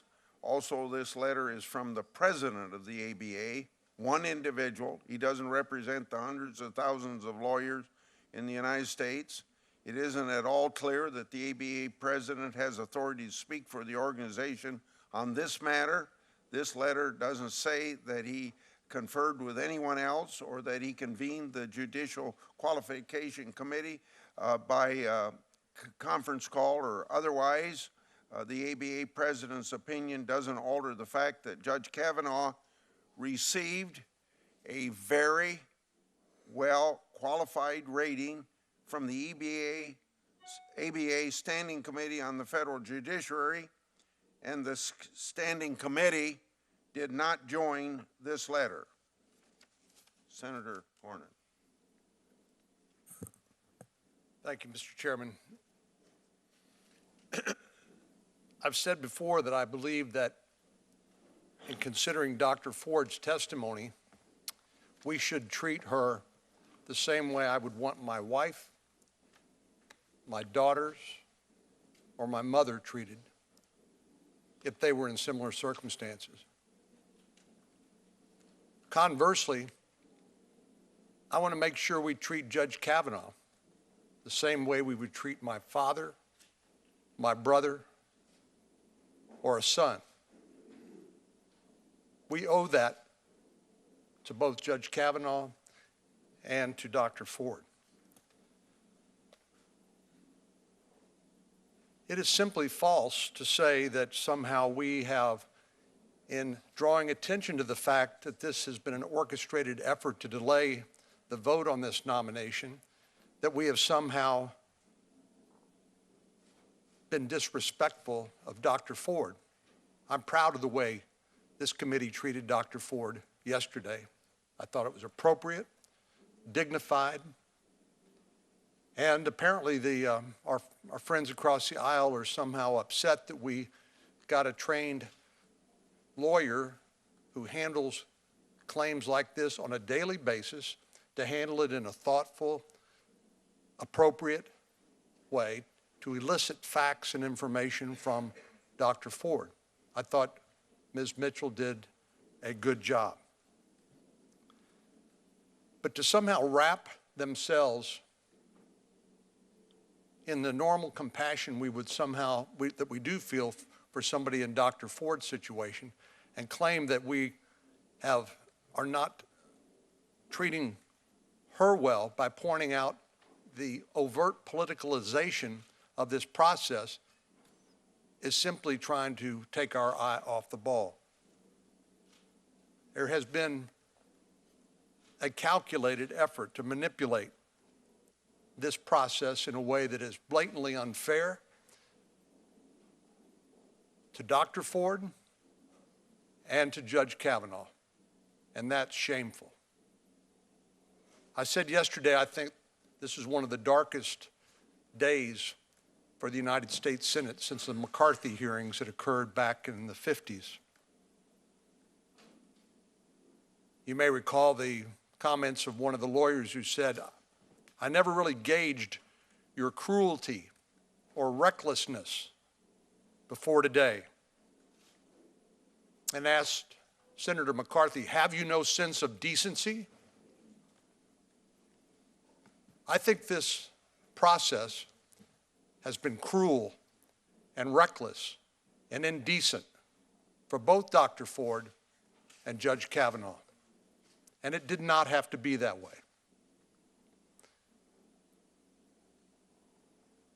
When we learned yesterday from Dr. Ford that she did not authorize the release of the letter of July 30 that she sent to Senator Feinstein, she did not authorize it, she did not want it leaked, but it was leaked. And she said the only people that had possession of it were her lawyers, Senator Feinstein, and Representative Eshoo. You can reach your own conclusion, but the letter had to come from somewhere.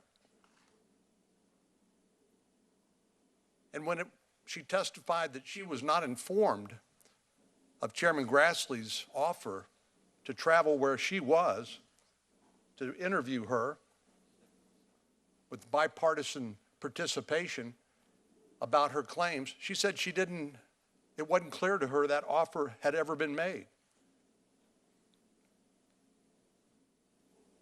So when the letter was leaked by somebody, when the offer to interview her before a bipartisan panel of investigators at a place and time of her choosing out of the public eye, when that was not communicated, it sure looks to me, at least the circumstantial evidence would seem to point to the desire to have exactly what we had yesterday and to contribute to what has been described as accurately as a circus atmosphere.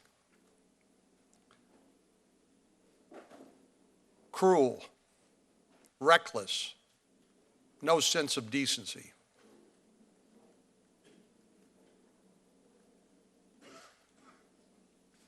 I would point to the fact that Judge Kavanaugh said that as long as this nomination has been pending, you've seen a trend toward more and more scurrilous, salacious, and uncorroborated allegations being made against him, all of which the chairman and the committee professional staff have attempted to investigate. We heard from Dr. Ford. We also saw a claim by Ms. Ramirez that was uncorroborated by the dozens of witnesses that allegedly existed that the New York Times could not confirm. Nobody would confirm her allegation. And then yesterday, the ranking member quoted from some of the claims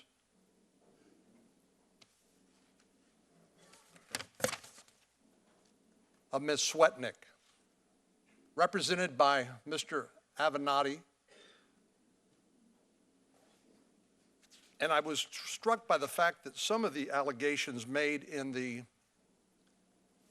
statement by Ms. Swetnick that we got on September the 25th, 2018, accused Mark Judge and Brett Kavanaugh to gang rape high school girls at a time when Ms. Swetnick was in college and says she went back to parties in high school where girls were gang raped, not on one occasion, not on two occasions. She said she went to 10 such parties. I'm shocked that our colleagues would embrace this kind of uncorroborated, outrageous, salacious allegation, considering the facts and the timing and the representation by Stormy Daniels' lawyer, obviously eager for more public attention and notoriety. But you didn't hear that in the quote from the ranking member yesterday when she quoted from some of the allegations made by Ms. Swetnick.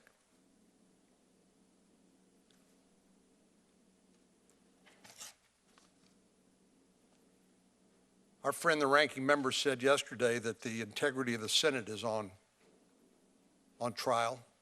I agree with that. And we're failing badly.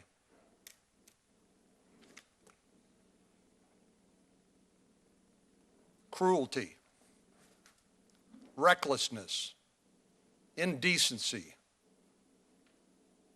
toward the people we should be treating with respect and dignity. That extends to Mark Judge. Isn't it obvious what is happening here with Mark Judge? He has submitted a statement under penalty of felony saying that Brett Kavanaugh and I were friends in high school, but we've not spoken for several years. I do not recall the events described by Dr. Ford in her testimony before the United States Senate Judiciary Committee today. He submitted that statement yesterday. He said, I never saw Brett act in the manner Dr. Ford describes. I am knowingly submitting this letter under penalty of felony. So he says he has nothing more to offer. He submitted his statement under penalty of felony, but here's the other part. He admits to be a recovering alcoholic, as well as a cancer survivor. He said he struggles with depression and anxiety, so much that he avoids public speaking. And our colleagues across the aisle believe that the appropriate course of conduct is to drag Mr. Judge into this circus-like atmosphere and to subject his battle with alcoholism and addiction to public investigation and scrutiny and ridicule. That is cruel. That is reckless. That is indecent. So, Mr. Chairman, in conclusion, I believe this is a calculated effort to delay the vote. I think the evidence all points to that. And the longer we go without voting, it's clear to me that people like Mr. Avenatti and others eager to get attention and willing to peddle the most salacious, uncorroborated, outrageous allegations against this nominee, that we'll continue to see more of the same.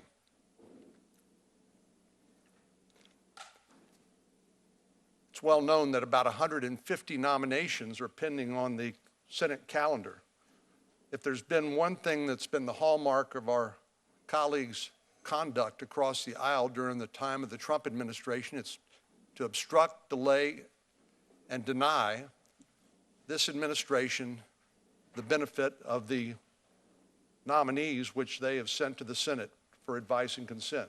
That includes not only judges, but all aspects of the federal government. 150 nominations pending on the Senate calendar because even with uncontroversial nominees, they want to obstruct, delay, and deny this administration the benefit of the people they've chosen to help govern.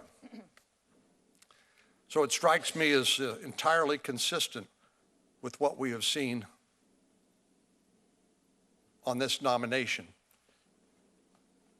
And I think it's disgraceful, as Senator Hatch said yesterday. I think the way Dr. Ford and Judge Kavanaugh have been treated is a scandal, and it is cruel, reckless, and indecent.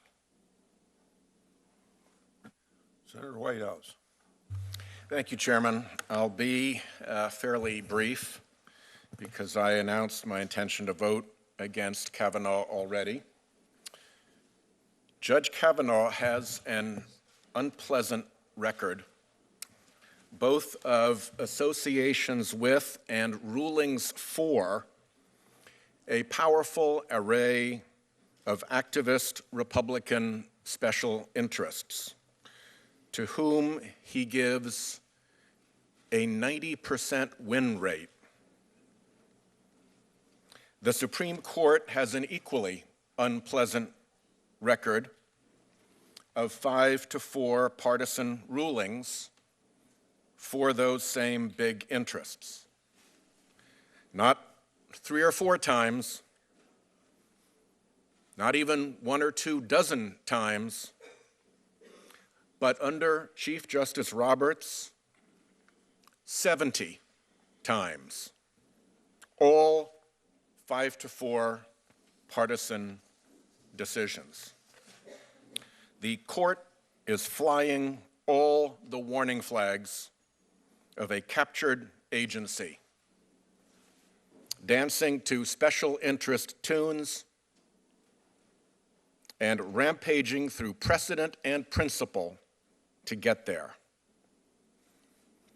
This will be a disaster for the court, and I believe Kavanaugh will contribute to that disaster.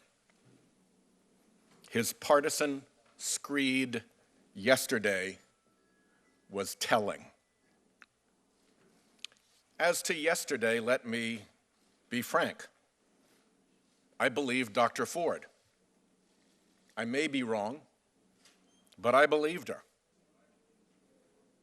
And I believe Kavanaugh dodged and dissembled, ranted and raved, filibustered and prevaricated. I did not find him credible. I don't believe boof is flatulence. I don't believe the Devil's Triangle is a drinking game. And I don't believe calling yourself a girl's alumnus is being her friend.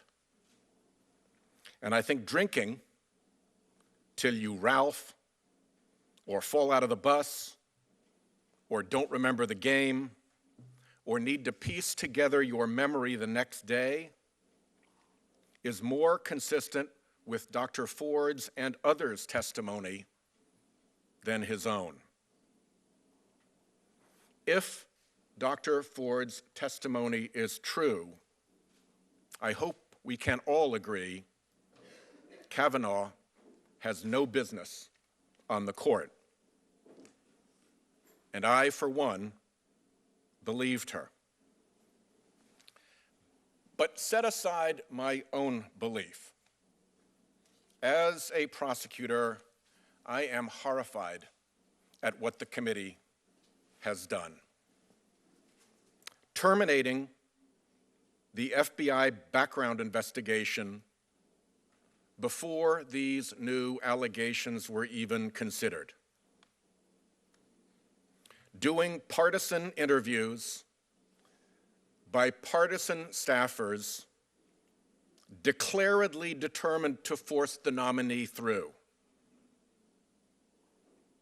Letting Kavanaugh's alleged accomplice in the assault, the guy in the room with him when it happened, get away with a lawyer's letter and no testimony, no cross-examination. The lawyers in the room will know the reverence with which Wigmore is cited as legal authority in decisions across the country and for decades. Beyond any doubt, he wrote, the greatest legal engine ever invented for the discovery of truth is cross-examination. Mark Judge is in hiding instead of under subpoena, and that greatest legal engine has been deliberately disabled in this matter. Let me have one example of where investigation might help.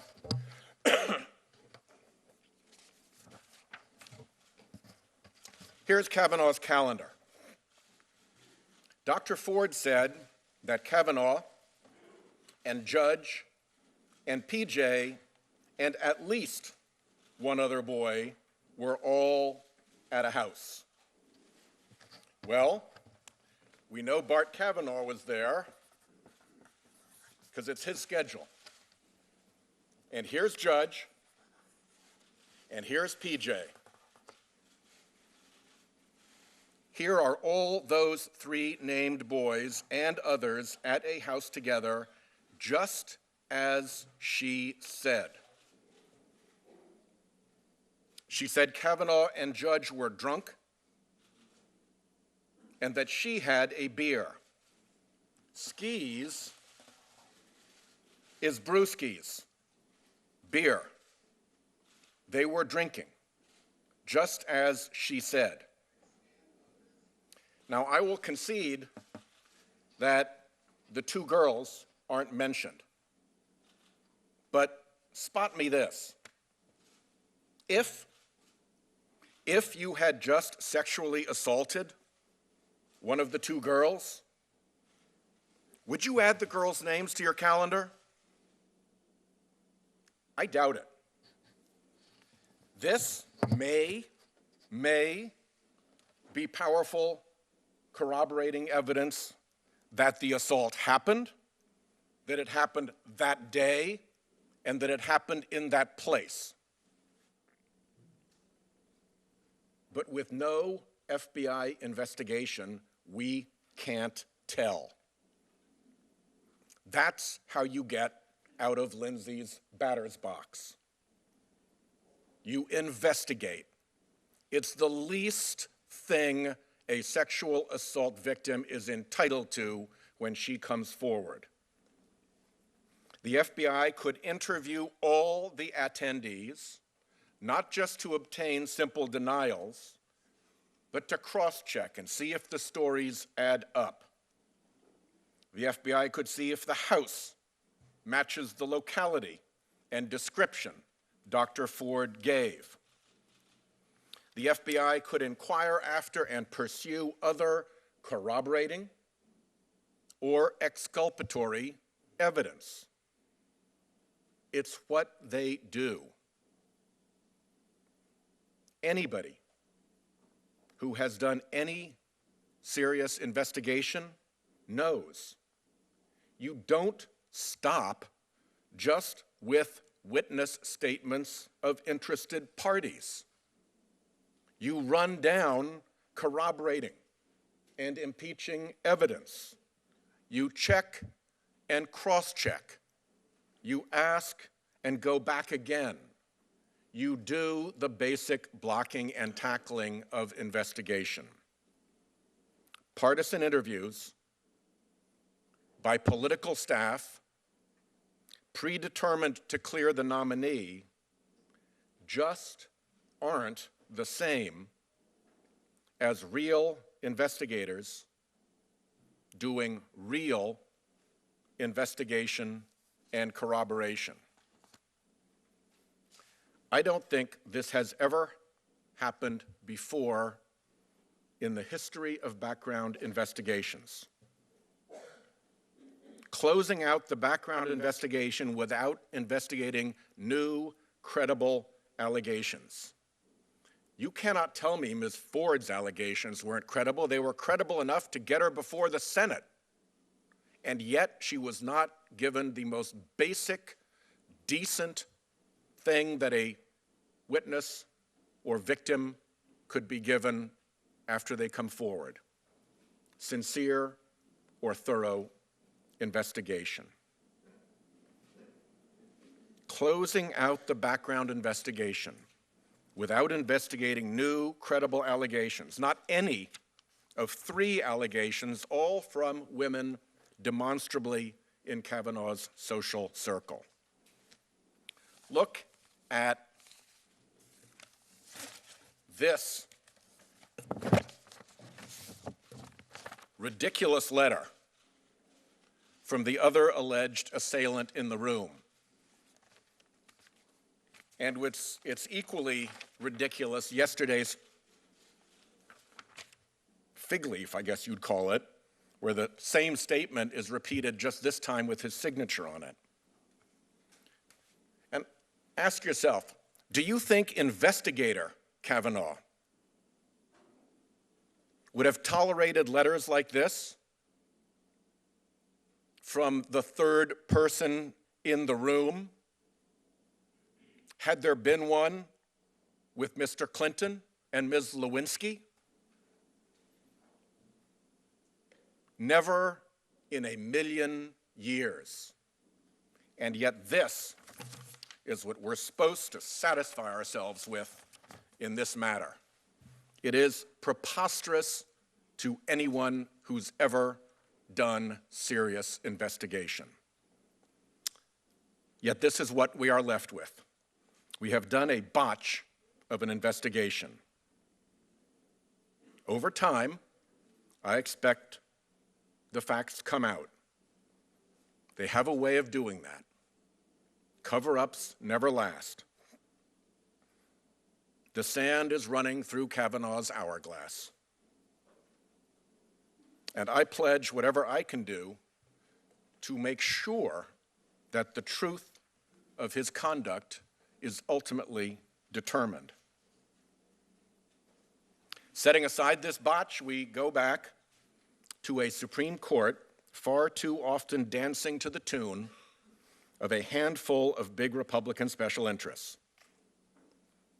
Big Republican special interests funding the Federalist Society that is now picking Supreme Court nominees.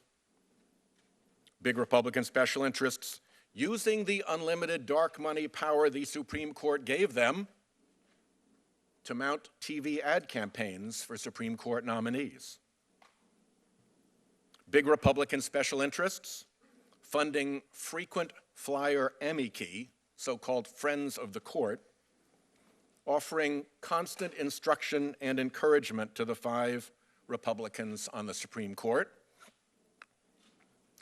and big Republican special interests on the winning side of those 70 5-4 partisan victories, the fruits of their political labor.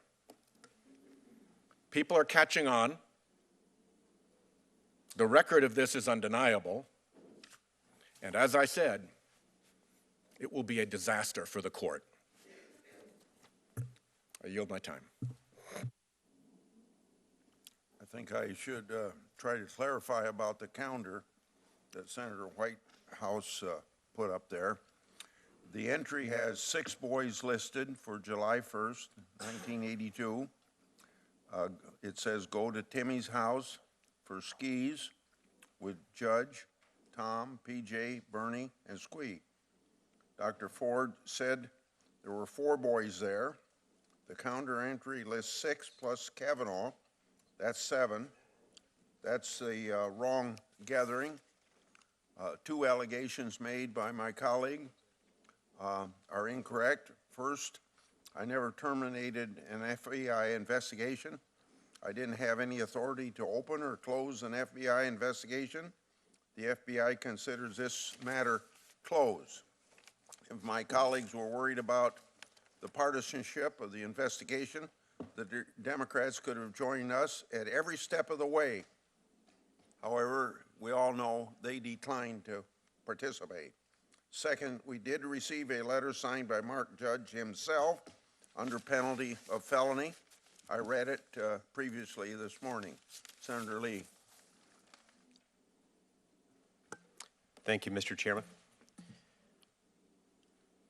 There's been a lot of talk about the need for an FBI investigation. There are many of us who wish that that's where this would have begun, as it should have begun, as it could have begun had these letters been handed over to the FBI with the request that they be investigated at an earlier time, as early as late July or early August. But let's talk for a minute about what would have happened had that occurred. Well, they would have gone to Dr. Ford, they would have interviewed her, and they would have prepared a report outlining Dr. Ford's allegations. That report would have reflected more or less what we heard yesterday, probably a more distilled version of that, similar to what we saw in her written statements before she appeared before this committee. They would have gone to Judge Kavanaugh. They would have interviewed Judge Kavanaugh. And Judge Kavanaugh would have told us then, as he told us yesterday, that no such event ever occurred, that he never did this to any woman, not in high school, not in college, not before, not after. They would have gone to the other alleged eyewitnesses to this event, including Mark Judge, Patrick Smith, and Leland Kaiser. They would have taken statements from each of them, and those statements would have indicated, as they have each indicated in written statements submitted to this committee, that they recall no such event ever occurring. And so we have investigated.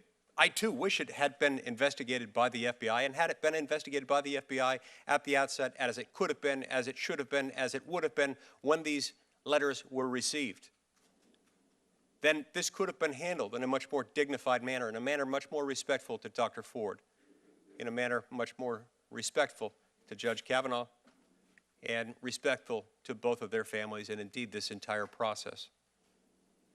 Now, some have mentioned today that there was some emotion in the room yesterday. Yes, certainly. These are emotional circumstances. My heart goes out to both Dr. Ford and her family and Judge Kavanaugh and his family. They've both been through a lot. I don't blame either one of them for demonstrating some emotion, not for a moment.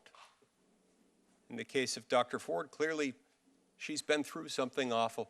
In the case of Judge Kavanaugh, he in recent days has seen, in addition to this allegation, dragging his name into the public record, he's seen his name dragged through the mud on a lot of other things, including an allegation that he was involved in and, in effect, running a drug distribution and gang rape ring. Now ask yourself the question, if you or someone you love was alleged to have been involved in running something like that, might not you feel a little bit emotional as well? And might not that spill out into your testimony if you were called in front of this committee? Look, we have a job to do here today. Our job yesterday was to hear from Dr. Ford and to hear from Judge Kavanaugh. We've done that. Our job now is to vote. Today, we're going to do that. Thank you, Mr. Chairman. Thank you, Mr. Chairman. I said at the first day of the first hearing regarding Judge Kavanaugh that this is not normal. It might look normal. You have the nominee, you have the family behind them, you have all the cameras on, but it wasn't normal. It wasn't normal because this nominee was handpicked by a president who, in just the last week, has gone after his attorney general, threatened to fire the deputy attorney general who's overseeing a major investigation, a national security investigation, handpicked by a president who's constantly undermining law enforcement, constantly undermining the FBI. And yet, this president picked a nominee who has the most expansive view of executive power that we've seen. A president, a view of executive power that, according to his writings and even the case law, says, in his own words, in an opinion, that a president should be able to declare laws unconstitutional. In his own views in legal writings, that a president should be able to be immune from investigation while sitting in office, that we shouldn't have a special counsel statute. So that's where we start. That's the core here as we look at the constitutional issues that we're facing. The second reason this isn't normal is that we did not get the information we needed to make a decision. I come from a state that believes in process. In my old job for 8 years, I headed up the Hennepin County Attorney's Office. We handled, by the way, 12,000 juvenile cases every single year. So I saw cases just like the one we heard about yesterday.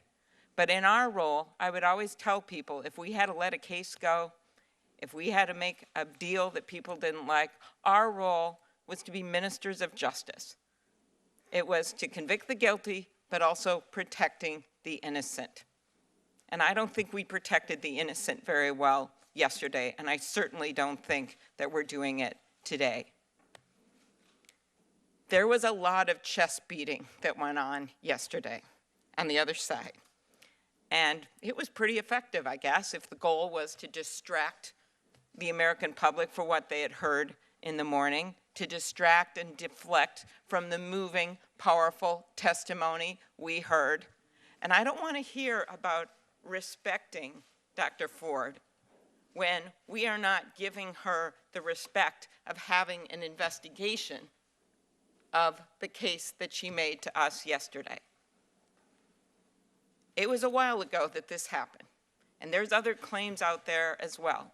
But it's been my experience, as Senator Whitehouse just articulated, that if you don't go back and look at things and you don't look at corroborating evidence and you don't talk to the witnesses, you're never going to know what happened. I have proposed and talked to some of my colleagues, and I know others have as well, as a finite period for an FBI investigation, maybe a week. George H.W. Bush ordered that in the Anita Hill case, a 3-day investigation. That happened. Whether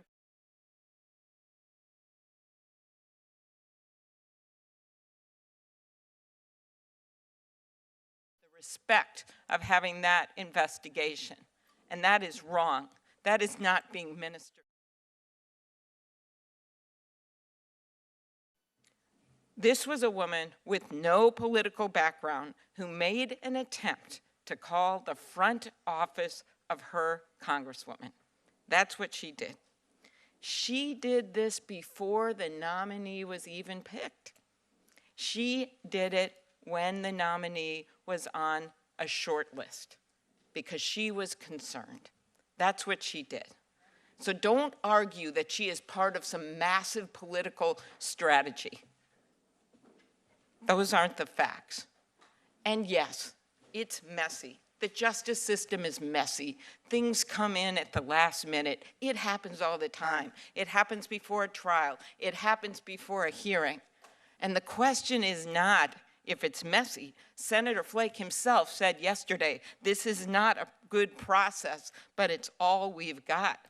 The question is, what do you do when it happens, when you're in a position of power? What do you do when it happens? You may not like how this came in at the last minute. I would have liked to known about it earlier too, but I didn't. The question is, what do you do when it happens? And when it happens, you don't just put it under the rug. For so many years, this is what happened to claims like this. They were just swept under the rug. What happened in the House, no matter how bad it was, didn't belong in the courthouse. And that hurt women and that hurt children for a long, long time. But the times are changing now. We have someone who made a credible claim. The chairman even thanked her for her bravery. Well, where is the bravery in this room? This rush, when in fact we could have a finite period of time to interview a finite period of witnesses, someone who she alleges was in the very room where it happened. We are not able to even cross-examine them, ask them questions. We're not allowing the FBI to go in there and tell him to his face that you're going to get in criminal trouble if you don't answer these questions correctly. Instead, we get a letter behind the veil of a law firm. That's not the same thing. We have a polygraph expert. Yesterday, I put that polygraph exam on the record. People were bristling over there and said, well, we want to see the charts. Well, we would be happy to have the polygraph expert testify and explain how this was verified. And yes, as Judge Kavanaugh pointed out, this is not a test that is admissible in court. But guess what? We use it for job interviews. We use it for the FBI. We use it for the Defense Department. We use it for the CIA. And the nominee himself has even said that this is useful to use for those purposes in a case that he decided in 2016. Those are the kind of witnesses we could hear from if we had the opportunity, maybe 1 week, to do it. So I look at it this way. If we want to show Dr. Ford respect, we give her the respect of having her case heard and the evidence looked at. I look at it as, what are you hiding? What would it hurt? If Judge Kavanaugh is so sure that he has this corroborating evidence and what this calendar means and what these things mean, then what is he afraid of if we just spend 1 week looking at the evidence? What I have heard today just adds to this. When I heard this sanctimonious talk about some kind of a political strategy, well, I'll give you Exhibit A, Merrick Garland, who was delayed for nearly 10 months. You talk about a nominee getting off the floor when all we're asking for is 1 week for an investigation, and you kept Merrick Garland away from this committee for 10 months? That's not even a comparison. That was a strategy yesterday. And boy, was it a strategy. And I sure hope that some of the senators who have not yet made a decision, who are not on this committee, will look at the evidence and look at what happened and see it for the strategy that it was. I asked Dr. Ford yesterday about what she remembers from that night. And I also asked her what she couldn't forget. And here's what she said. The stairwell, the living room, the bedroom, the bed on the right side of the room, the bathroom in close proximity, the laughter, the uproarious laughter, the multiple attempts to escape, and the final ability to do so. We heard her talk about how she had a civic duty to bring this up. We heard her testify about how she had actually brought this up 6 years before to a counselor, about how her husband recalls her using the judge's name. In the rules of evidence, it says that statements made to a professional, to a medical professional, are considered to be credible. In cases, when you compare evidence, you look at people's, what their goals are. What would be their reasons to lie? And I look at, you have on one hand a judge who is a career-making moment to get on the United States Supreme Court. And by the way, no one is entitled to be on the United States Supreme Court. And then you have a woman who tried to keep this confidential, who came forward, sent a letter, tried to do what she could to keep her name out of the news, and finally, when the reporters showed up at her door, she came forward. I just see these as different. And when you look at the rules of evidence, when you look at credibility, the fact that she had mentioned this years before means a lot. But you could have doubters. I understand that. But when we don't have an investigation and we don't have things in writing to be able to look at the facts, where are we? I have been on this committee for a number of years, and I have been briefed on FBI background checks. And a number of times, and my colleagues know this, nominees withdraw because of what is in those background checks. They pull their names out. The press never knows it, but it happens. Or sometimes we're presented with some information that's not public, and we have to make a decision. Well, does this drug use amount to something that should keep this person off the bench? Does looking at this website amount to keeping this person off the bench? These are things we've actually considered. That's the kind of information we get from those background checks. And I think it's a good thing, because not everyone needs to be dragged through the mud. Things are contained in a background check. May we have order?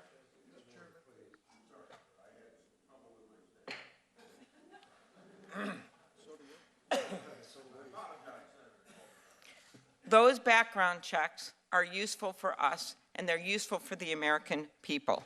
I, for one, don't want to live in an evidence-free zone. We need this information.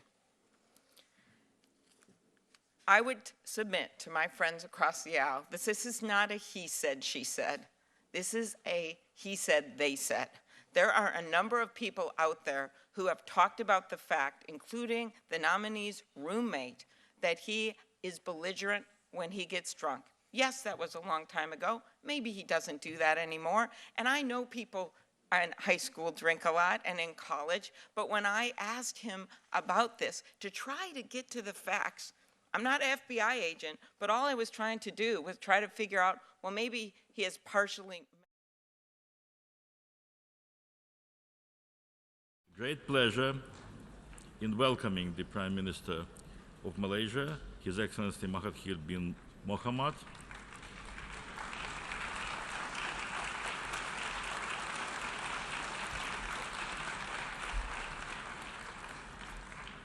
and I invite him to address the General Assembly.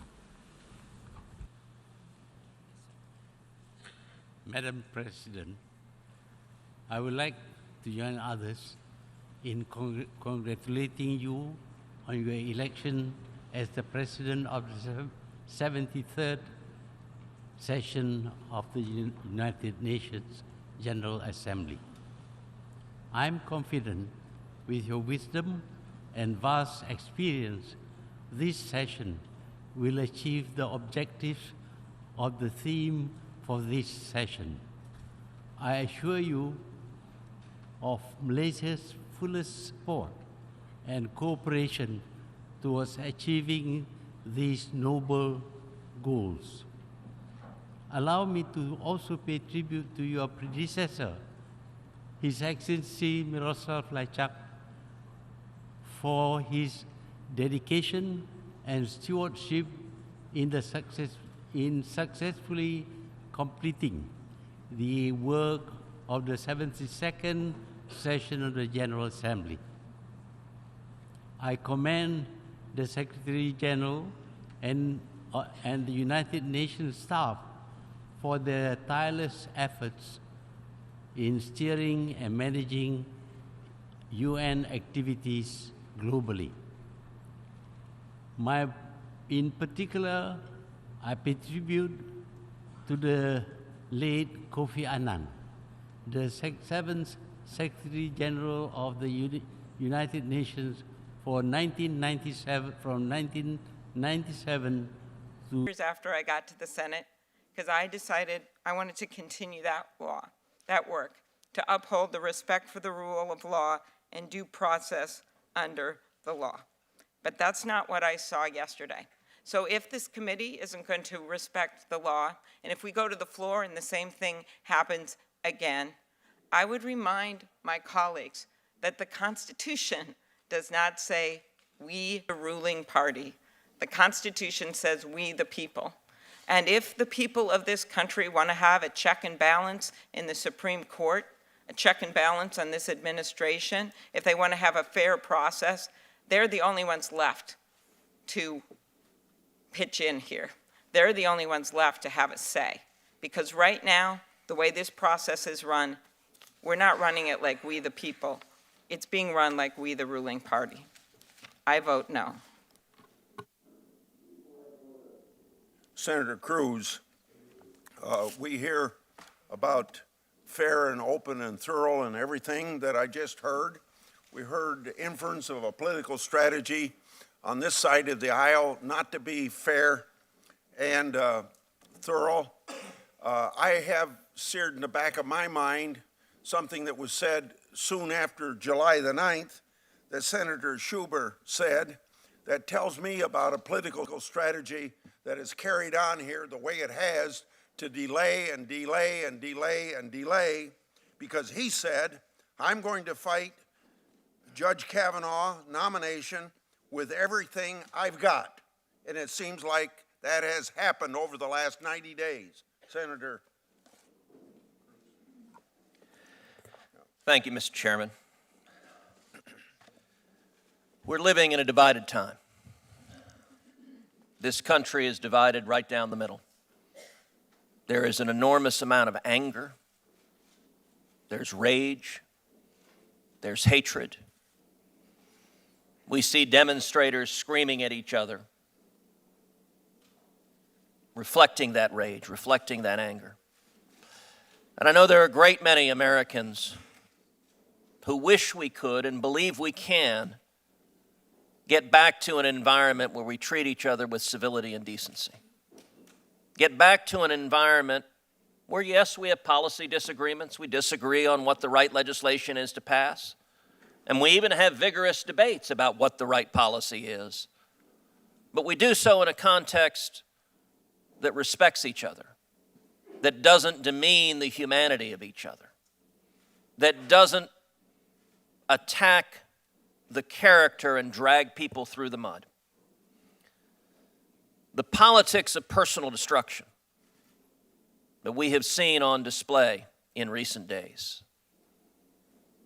is Washington, D.C. at its very ugliest. And all of us should remember that we're talking about real human beings here. These aren't pawns on a chessboard. These are real people. Dr. Ford has been through hell.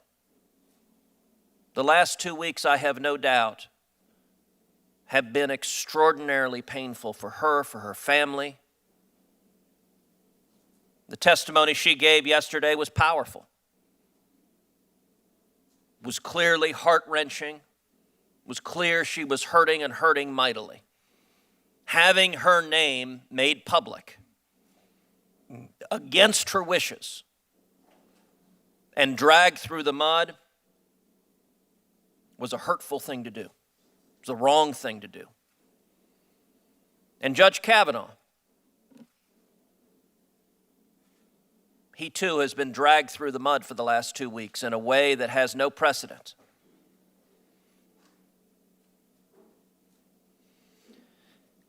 In our polarized society we live in today, it's almost tribalized, where half of us wear one team's jersey, the other half wear the other team's jersey, and everything we see through the lens of our jersey. So it would not surprise me if across the country, a significant percentage of those on the Democratic side of the aisle saw yesterday's testimony and concluded he must be guilty. And it would not surprise me if a very significant percentage of those on the Republican side of the aisle saw yesterday's testimony, the same testimony, and concluded he must be innocent. One of the consequences of that, Judge Kavanaugh talked about how these smears and the many that have been leveled against him in the last 2 weeks, how they have, as he put it, destroyed his family. To some, that may sound like hyperbole. I don't think it is. Judge Kavanaugh has 2 young daughters, a 10-year-old and a 13-year-old. For the rest of their lives, their daughters will go to school, will interact with people, many of whom are convinced their father is a rapist. I want you to think of the effect that has when those are the allegations. That's where it starts. Not, I disagree with your jurisprudence, not, I think you're wrong in how you interpret the Constitution, but you are, and let's be clear, he has been accused of, among other things, participating in repeatedly drugging and gang raping women, to take some of the more sensational, I think, ludicrous claims that have been aired. These little girls are going to have classmates of theirs repeat those charges to them. Some of the most poignant testimony yesterday is when Judge Kavanaugh described how he's taught law at Harvard Law School for over a decade.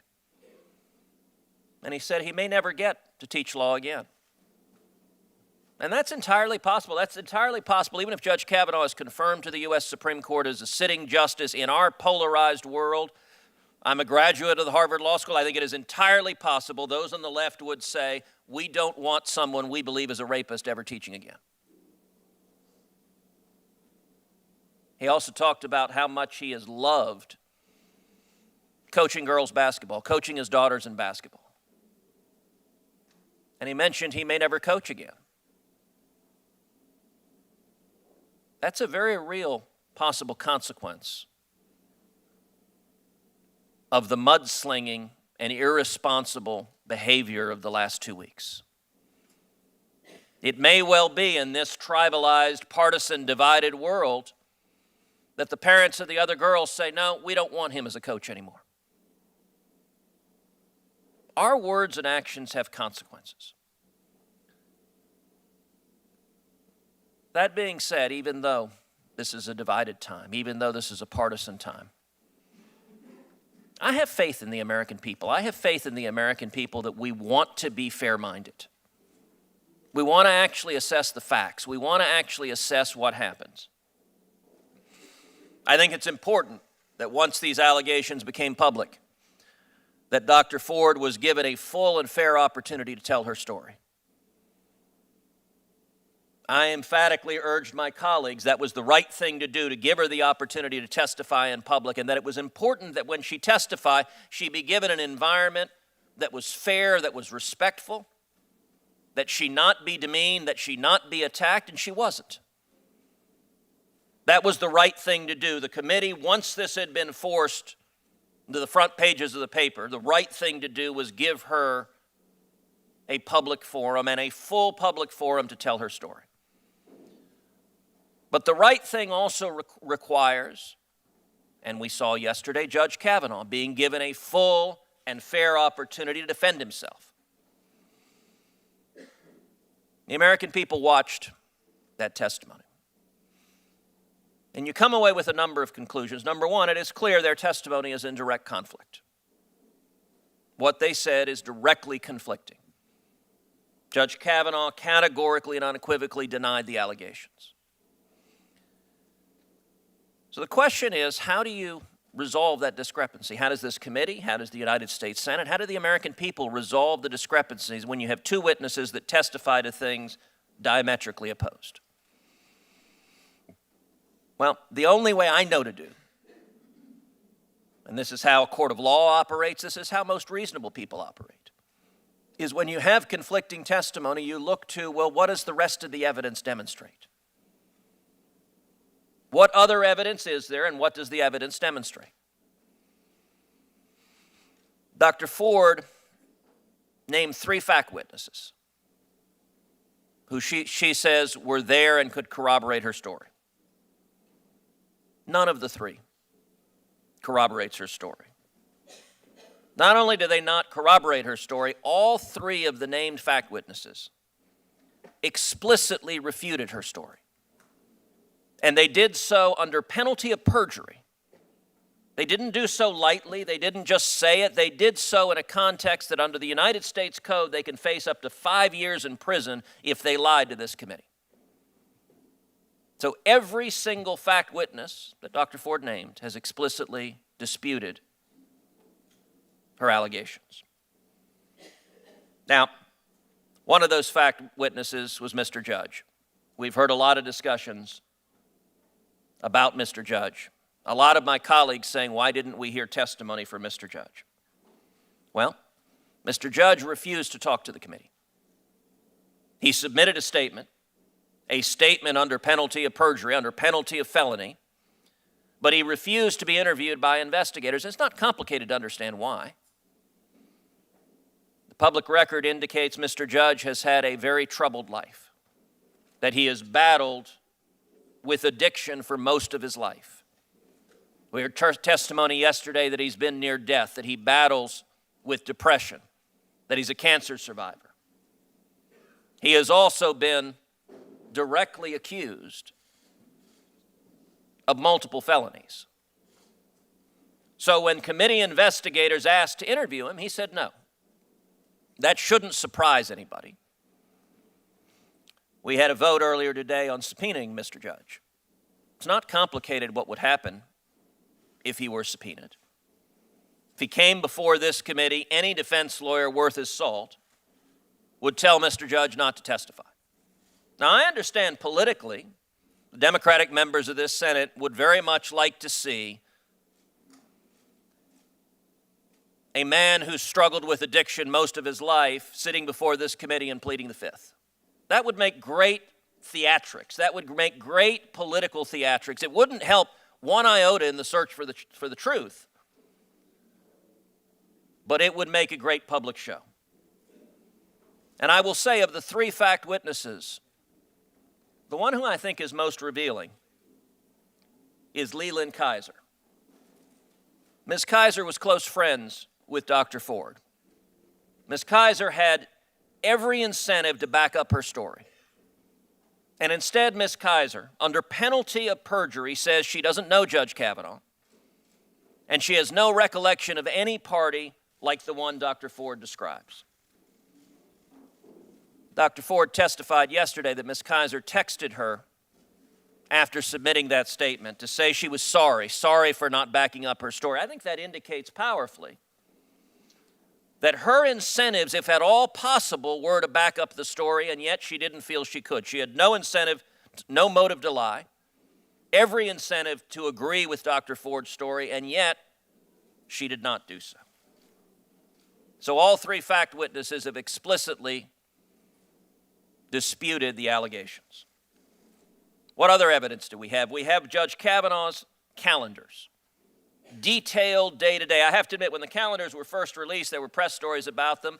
I didn't find that terribly persuasive evidence until Judge Kavanaugh walked through day by day each of the possible days when this was alleged to have happened and walked through the specific conflicts, how he was out of town for many of the days, how he had conflicts for many of the days. The notion that his calendars were almost like diaries, frankly, I think is kind of odd. That's not something many people do, but it appears to be something both he and his father do.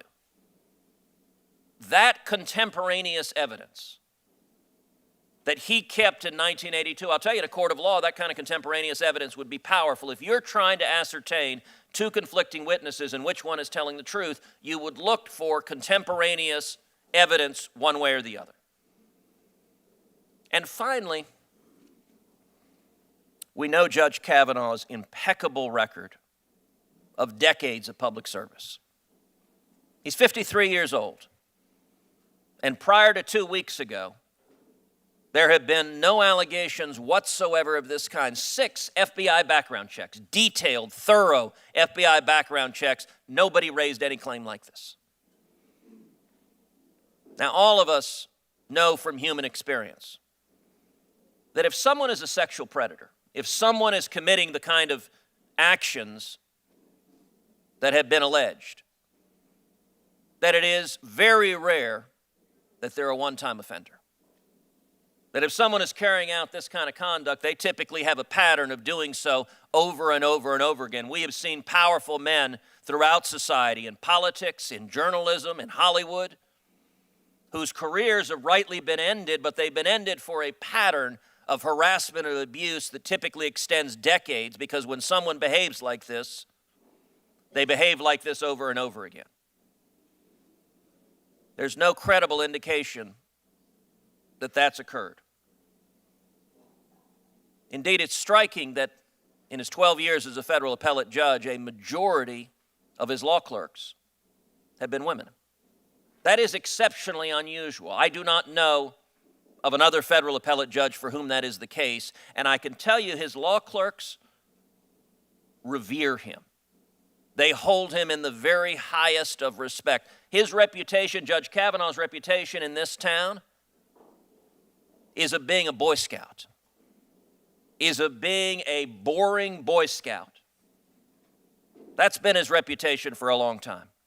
Now, some might say, well, gosh, in the press there have been these other sensational allegations. We've seen others that have popped up after this one. Well, I thought it was striking in yesterday's hearing that not a single Democratic member of this committee chose to ask about any of the other allegations. I think that indicates how little credibility there is behind those allegations. The one that is the most sensational, by the client of Mr. Avenatti, makes extraordinary claims which apparently our Democratic colleagues are embarrassed to say publicly, because they demonstrate that this has become a partisan circus. This is not about substance. This is about smears. Can I ask the senator if he could sum up? The reason I've done that is because I'd like to give everybody a chance to speak. This committee has given Dr. Ford and Judge Kavanaugh a full and fair opportunity to lay out their views. And I will say, unfortunately, the conduct of our Democratic colleagues, it's been clear that this has been all about politics, all about delaying this confirmation until after the election, hoping that they win the Senate in the election, and then keeping this Supreme Court seat vacant until 2021. Every Democratic member of this committee, before the confirmation hearing started, said they opposed Judge Kavanaugh, before a single thing started. And not only that, this allegation, the ranking member of this committee had writing on July 30th. If on July 30th that had been reported to the committee chairman, This committee has a process to investigate it, that is confidential, that the FBI could have participated in investigating starting back in July 30th, that we could have had a hearing that is closed, that is not dragging either of these individuals through the mud. That's the way this process should have worked. And the testimony yesterday from Dr. Ford is that the only people who had copies of the letter were herself, her lawyers, Representative Eshoo, and the ranking member of this committee. Dr. Ford further testified that neither she nor her lawyers handed the letter over.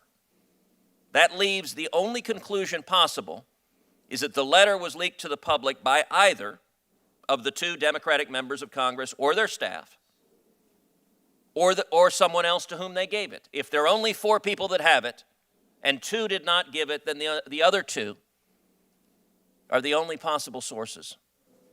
And that, unfortunately, demonstrates a cynicism, a willingness to smear Dr. Ford if it helps politically delay this nomination. I think we have an obligation to be fair, to be impartial, to listen to the evidence, to weigh the evidence. That's the right thing to do, and that's what I hope this committee does, and that's what I hope the full Senate does. Senator Coons.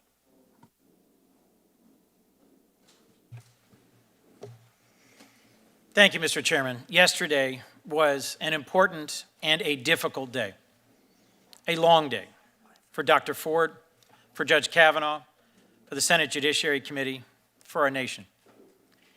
And I will say briefly at the outset that before yesterday began, I prayed. I prayed for Dr. Ford and her family. I prayed for Judge Kavanaugh. I prayed for our chairman and ranking member.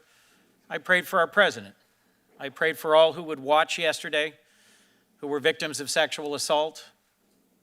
And I prayed for all who would watch yesterday, uncertain whether we could conduct ourselves respectfully. And I must say, after everything I have heard, I am struck that in the Twitter-fueled smash-mouth politics of our day, we must ask ourselves, what about our conduct? What about our conduct here would encourage anyone to come forward with credible allegations of sexual assault, to seek a nomination to a federal court or other position of trust, or to serve here? And as a result, I tonight will pray for our nation. The burden on this committee was to address, investigate, and resolve reasonable doubts as to credible allegations against the nominee before that. And by that test, this committee has failed. I know we have heard strong words about many of our colleagues. And my predecessor, long-serving senator and former chairman of this committee, Joe Biden, has been quoted by many, and I would say misquoted at times. But I want to share one quote, one thing he said to me when I began my service here, which was, "It is always appropriate to question another senator's policies. It is always appropriate to question another senator's priorities, but it is never appropriate to question another senator's motives." And there has been far too much of that that's happened in this process, in a way that, frankly, will make it very difficult for us to take off our partisan jerseys and at some point get back to the important work of finding solutions to the real challenges facing this country. What I have been searching for in this process is the facts. And I recognize many of my colleagues on the other side do not see it that way. Many of you have questioned the timing of when this allegation surfaced, and you have also said there are not enough facts corroborating Dr. Ford's testimony to ruin a good man.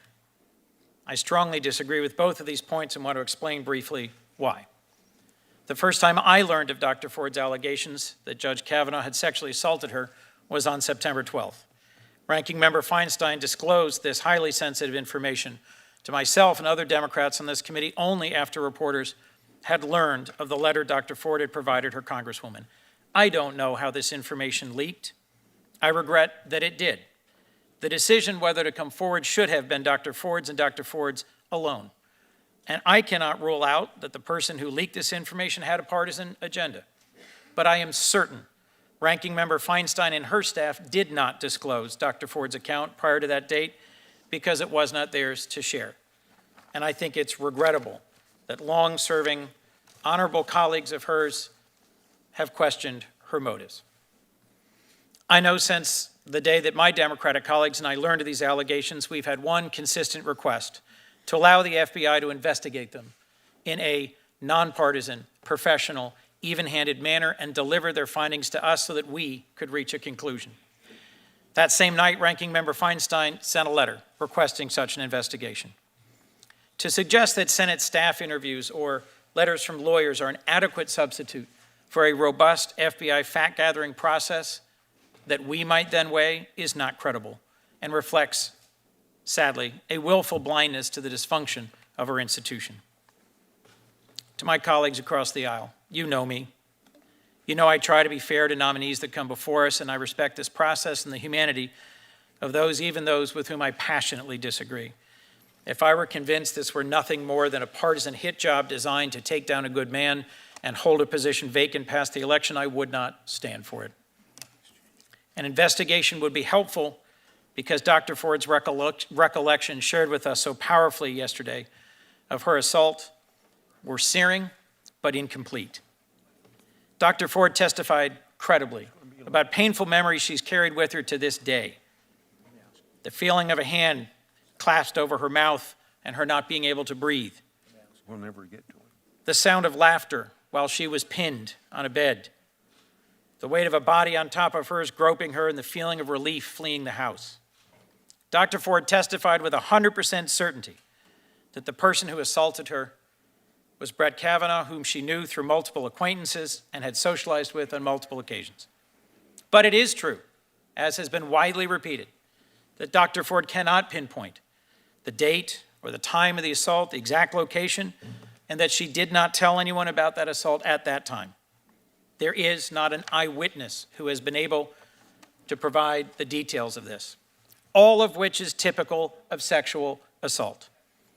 Many experts have written how common it is for assault survivors to remember some facts with searing clarity, but not others, which has to do with the survival mode that turns on when we experience trauma. The vast majority of sexual assault victims delay disclosing what happened to them or never disclose it at all.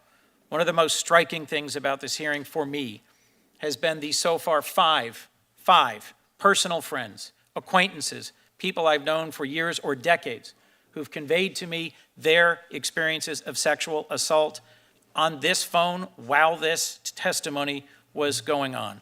That suggests that there is an ocean of pain in this nation, not yet fully heard, not yet fully addressed, not yet appropriately resolved. And I, for one, will not countenance the refrain said by too many in response to these allegations by Dr. Ford that it happened too long ago and that in our nation, boys will be boys. We must do better than that, and we must set a better standard than that for our own families and for our future. I worry sincerely about the message we are sending to assault survivors if we plow ahead with this nomination, despite the seriousness of the allegations. And I have conveyed to my friends and colleagues that I had wished we would take a 1-week pause, 1 week only, not to spread this out past the next election, not to pursue some partisan goal, but to allow a professional FBI interview with everyone who may have relevant information, starting, yes, with Mark Judge, who obviously, given the vote of this committee this morning, will not be subpoenaed to appear before us. I'll remind you briefly that many of those who came forward to support Judge Kavanaugh, including my own professor from Yale Law School, Akhil Amar, and an organization I've long belonged to, the American Bar Association, have spoken up to also request a thorough and professional background investigation. I think to ask for a week is not to ask for too much. When Professor Anita Hill came forward, the White House cooperated, and in 4 days, a hearing was put together with 22 witnesses. I think that's what Dr. Ford deserves. I think that's what her bravery deserves, and I think that's what our nation deserves. I will not go through a long point-by-point refutation of what we've just heard from some of my colleagues, but let me simply say a few things about Dr. Ford's testimony. As I've said, she bore the pain of this attack alone for far too long, but her memories did not stay hers alone. Dr. Ford told her now husband in 2002 She told therapists in 2012 and 2013. She told friends in 2013, 2016, 2017, 2018, and has submitted testimony about all of that to this committee. Dr. Ford, when she came forward yesterday, had nothing to gain and a lot to lose. She came forward to testify about her experience of assault, and I'm going to use her words. She said, "I'm here today not because I want to be. I am terrified. I'm here because I believe it is my civic duty to tell you what happened to me while Brett Kavanaugh and I were in high school. Civic duty, to tell the truth. What has always struck me is that Dr. Ford came forward to voice concerns about Judge Kavanaugh before he was nominated. She reached out to her congresswoman anonymously, to the Washington Post tip line as well, when Judge Kavanaugh's name was on the president's short list. She was not lying in wait for an opportune time to make a big reveal to sink a nominee. Rather, she had wanted this information to get to the president before he made his selection so the president could pick someone else. I wish he had. Judge Kavanaugh yesterday unequivocally denied the allegations against him. But something he said repeatedly, importantly, was not accurate. Over and over again, he testified, and we've just heard it repeated here today, that Dr. Ford's account was refuted by 3 individuals Dr. Ford identified as being present. That's not the case, and Judge Kavanaugh knows it. Not recalling is not the same as refuting. Their statements issued through lawyers say they don't remember the gathering. Of course, none of these 3 people were assaulted that night. For 2 of them, it would have been an unremarkable evening, just another casual summer among friends. And Leland Kaiser says that she believes Dr. Ford's account, a fact not acknowledged by my colleagues or Judge Kavanaugh. I'll also say that in my view, the failure of this committee to subpoena Mark Judge, whom Dr. Ford identified as a witness and participant in her attack, is a failure in this committee's effort to get to the truth. We also have to face the reality. There are additional serious allegations brought in sworn statements by Ms. Ramirez and Ms. Swetnick, who have both asked for an FBI investigation into their claims. Their claims have varying credibility, but deserve to be heard. I wish Judge Kavanaugh would have pointedly supported a short pause for an FBI investigation for the benefit of clearing his own name. But I'll say, as I conclude, there is something much greater, in my mind, at stake. The fact that Judge Kavanaugh is nominated to the Supreme Court means this is not just about his credibility and the remaining concerns about his credibility that I will carry forward. It's about the court's legitimacy. We're left with the reality that if his nomination goes forward this morning, after testimony full of rage and partisanship and vitriol, but without even a brief pause for a nonpartisan investigation into the serious allegations presented, his service may well have an asterisk. Litigants coming to the court will have reason to question the fairness of the institution. And in my view, that is too great a cost to impose on our system of justice in exchange for any one man. It is my hope that my colleagues, those who have not yet decided or declared their decision, will still join in a request to allow the FBI to do its important work and for this committee to allow itself the time to get to the bottom of the remaining allegations. Given the vote this morning, I know that is highly unlikely. I initially announced my opposition to Judge Kavanaugh after our previous round of hearings had concluded. Those hearings began without a declared position by many of my colleagues on this side.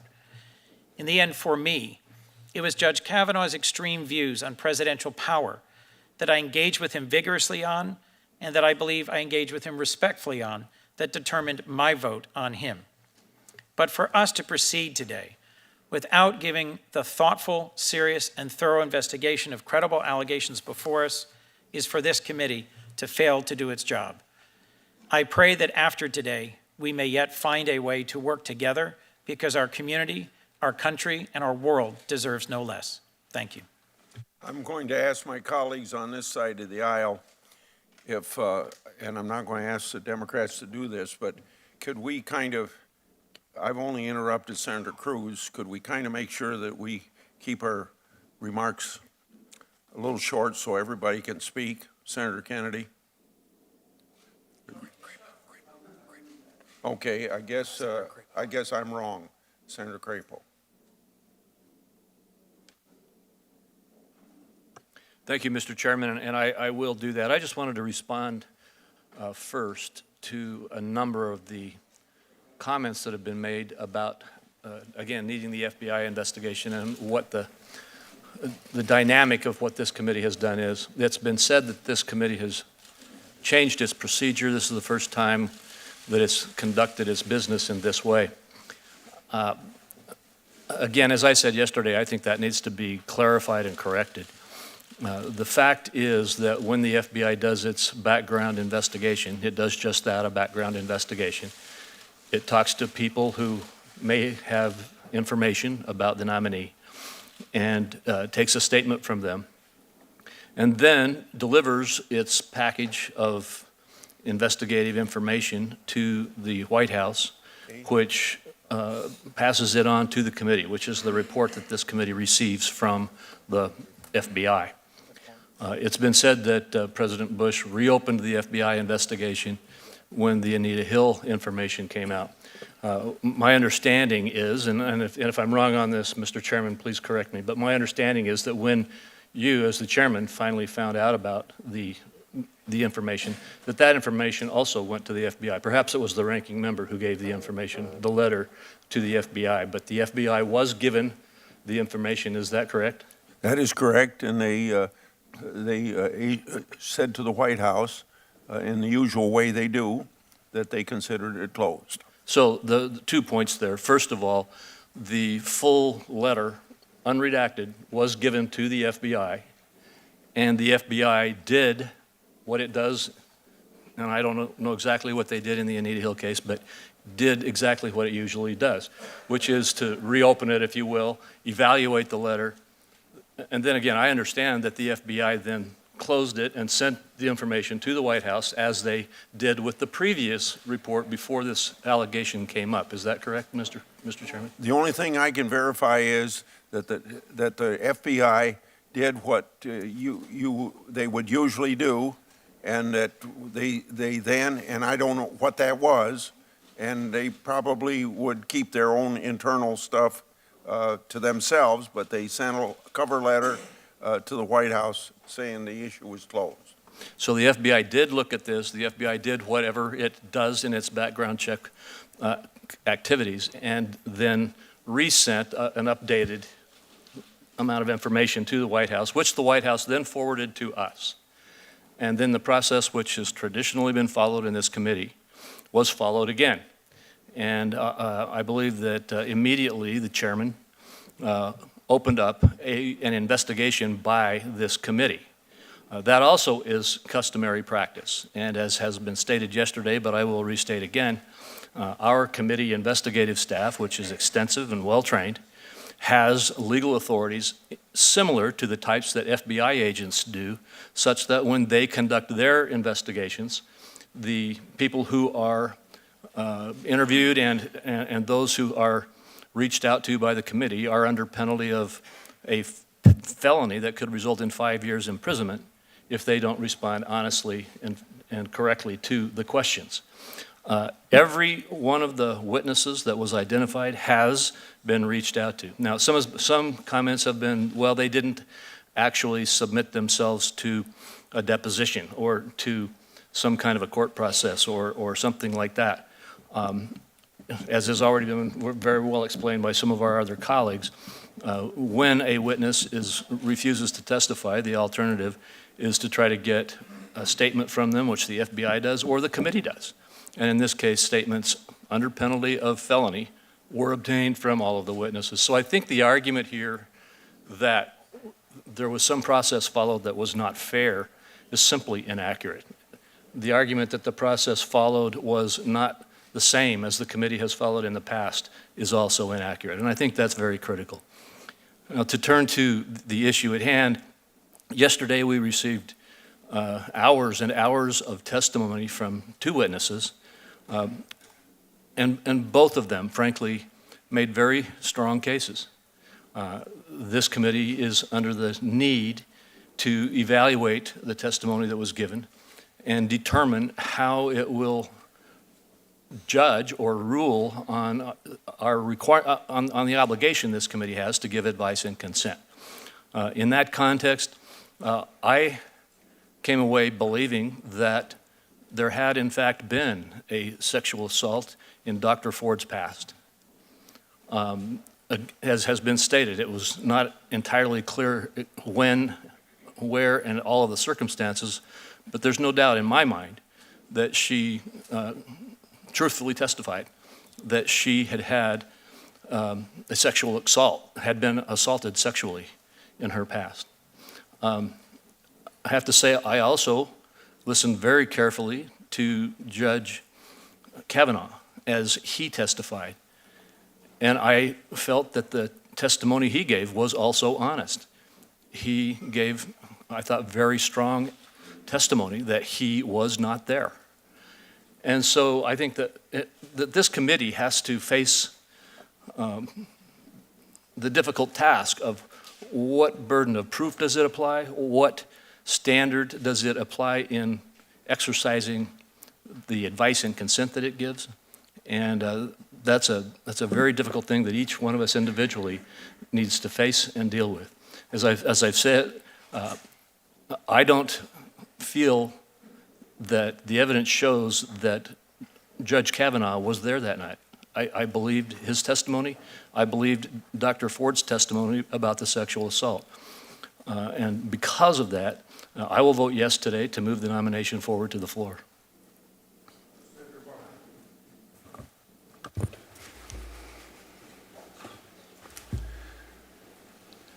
Mr. Chairman, this has been obviously my first process, my first time through a Supreme Court nomination process. I fought for years to be on this committee. It's the one I wanted to be on as soon as I got to the United States Senate in 2013. I made you aware of that, sir, and the ranking member. And it has been an incredible experience, a lifetime dream to be a part of this committee. And sir, I have a lot of respect for you. Some people have even, on my side of the aisle, have even criticized me for the affection with which I have for you, sir. You have been a partner. And there's something about the four most senior members of this committee, you all, Senator Hatch, yourself, Senator Grassley, Senator Leahy, Senator Feinstein. In many ways, you all have been anchors in this entire institution to a time where the comedy was deeper and greater, and have resisted in many ways that I find admirable the drift towards tribalism within our country and within this vaunted institution. When a Supreme Court vacancy happened, I was one of those individuals that did not wait long before I announced my intentions to vote against Judge Kavanaugh. And sir, I did it for sincerely and deeply held beliefs. I did it because I felt that this was a person that had made it clear in that entire list of people prepared by the Federalist Society and the Heritage Foundation that this was a guy that spoke directly towards a view of presidential power, presidential immunities, that in this perilous time where a president is a subject of a criminal investigation, that he was going to protect that president, and said as much. Make sure that the president was above the law and accountability. And sir, I've learned a lot. I'm one of the guys that on this side of the aisle, when my colleagues speak on the other side of the aisle, I listen. I try to give them my full attention. And I don't always agree, but I've learned a lot from my colleagues. And my friendships on the other side of the aisle, my sincere friendships. There's been times during these hearings I've texted back and forth with people on the other side of the aisle. I respect them. And I fought hard during this process. I've given it everything I've got. I've learned that, heck, going back to being a football player, that between the whistles, you fight as hard as you can for what you believe. And if you want to call that partisanship, fine. I've been exuberant in my beliefs, and I've learned a lot through this process. Some of my comments have been referenced numerous times, and I know that I have not been as precise and allowed my comments to be mischaracterized, and I don't blame those people who've mischaracterized some of my comments. I take responsibility and have learned to be more precise. And I talk to these issues and I talk to my values as much as I can. I travel around this country calling for more comedy, calling for us respecting, seeing the dignity of Republicans and Democrats and recognizing as much as I can. And I say it, patriotism is love of country, and you cannot love your country unless you love all your countrymen and women. The goodness and the decency of Republicans and Democrats in this country is self-evident. And we demonize each other in ways that I will be and continue to be an exemplar of trying to get our dialogue to rise to something different, to be a country that sees that we need each other, that there's no Democratic or Republican way to success, there's only an American way. And sir, you know, and I hope, and I've said this to you personally, and I think I've said enough publicly, that in the hardness with which I fight, I mean you no personal insult, but I did say before, and I say now, before Dr. Ford's charges came up, I say very sincerely that I think that the way this process was run was a sham. I used that word, sir. And it was because we were evaluating someone for the highest court in the land with seeing such a small part of his relevant work product. I didn't understand how so much of his writing, approximately 90% of his relevant work product, was not even being seen by this committee and controlled by a process that was so broken, so partisan. And then, sir, I violated the rules that you put forward in this committee, willfully and knowingly, and accepting the consequences of that. And I did so because the documents that were being withheld from the public, I felt the public had a right to know, and they weren't classified. There was no national security issues. And gosh, we disagreed on that, sir, and I locked horns with people across the aisle. And even after all that, I was grateful for the comedy. The gentleman I knocked horns with most said to me, you know what? I was taught to hate the sin, but love the sinner. I really love being on this committee. I love it. From living in Newark, New Jersey, this is where I wanted to be, sir. I wanted to be on a committee that dealt with issues of justice in this country, because I feel that when we swear an oath to liberty and justice for all, I don't think we're there yet as a country. And I have to say now, as I'm sitting here, that I deeply resent this idea that somehow, when Dr. Ford came forward, that this dealt with partisanship. This is shifted this debate in this committee and in this country from raw partisanship to something much deeper. I have such respect for the ranking member. And I was in the room when we discussed, literally hours after I was made aware that the letter existed, about what her motivations were. It was a private room, and forgive me for speaking out of turn if the ranking member believes I am, but her entire sense of decency and honor had nothing to do with politics. Politics was not mentioned. Her entire concerns were about the dignity and the humanity and the respect for Dr. Ford. The conversation we had was about the best way to handle the information that was just presented to all of us. I've now been in numerous caucus meetings where politics has not been discussed, where what has been done was some of the most eloquent speeches I've heard in our caucus meetings from my colleagues about issues of sexual assault, issues of rape. I've heard colleagues read letters that had been written not by a Democrat or Republicans, but by Americans who are concerned about this issue. This is not a partisan moment for our country. Back in the early 1990s, I was a student during the Anita Hill, Clarence Thomas, during those hearings. And I think there's people on both sides of the aisle that agree that that was dealt with wrong, that the process then did not merit the dignity and decency of the folks involved or of the issue of sexual harassment. But yet that involved multiple hearings. That involved multiple witnesses. That involved the FBI investigation. And yet we still criticize that process. But now we're here today, And we have fallen even far short of what I believed was an inadequate process. Sir, this is not about partisanship. And a lot of folks are trying to make this about whether she was flying to California or not, whether the letter was authorized or released or not, whether the process served her or not. That seems to be stripping away the heroism of Ms. Ford, of Dr. Ford, to come before this committee willingly, even under circumstances that she said herself were not her wishes. She asked for an FBI investigation. She asked for more witnesses. She wasn't given what she asked for, and she still came here and sat before this committee. And what did she say, sir? When someone has the courage to speak to one of the most powerful bodies in the land, what did she say? She shared a raw and visceral and credible, a profoundly powerful testimony with this committee and the world, and she was believable. I believe her. She told us of her indelible memory, using words like seared into her memory, speaking to brain chemistry in a way.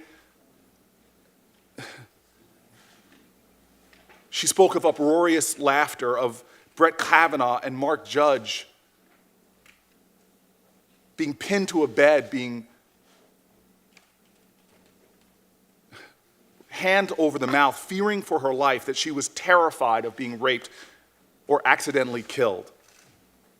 When asked by this committee what level of certainty, this wasn't, I don't know, I'm not 100% sure. She said, I am 100% certain that it was Judge Kavanaugh, consistent with other folks who experience sexual violence. It was seared into her memory. She knows 100%. And that's credible because she knew him. She had interacted with him socially before he attacked her. She didn't need to pick him out of a lineup of teenagers and some random attack. She knew him.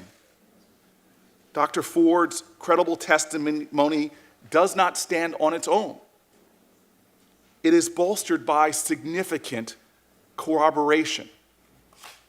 In 2012, 2013, 2014, 2016, she spoke of it. She told it to 5 people. Long before Judge Kavanaugh was nominated to the Supreme Court, she told multiple people that she had been sexually assaulted as a teenager. In some instances, she identified him specifically by name. In others, she described her attacker as a federal judge. Each of these individuals have provided this committee with their sworn statements attesting to these facts. We could have called those individuals to testify that this was not what I've heard, part of a coordinated attack, something to do with the Clintons and all the other allegations. This is somebody in the early years had talked about Brett Kavanaugh assaulting her. This is not some kind of political attack. This is consistent not only with her statements that have been corroborated, it's consistent what we know about other people who have undergone sexual attacks. And beyond the corroboration of outside witnesses, Dr. Ford's account is also corroborated by independent facts. Facts, not opinions. The fact that Dr. Ford identified Mark Judge and P.J. Smith as others who were friends of Kavanaugh and present at the gathering is corroborated. It's also corroborated in Judge Kavanaugh's own calendar, as we've seen. Judge Kavanaugh documented a gathering on July 1st, 1982, that included Mark Judge, P.J. Smith, and a reference to alcohol. Dr. Ford testified that shortly after the assault, around 6 to 8 weeks later, in her estimation, she ran into Mark Judge at a local grocery store, and that he seemed very uncomfortable to see her.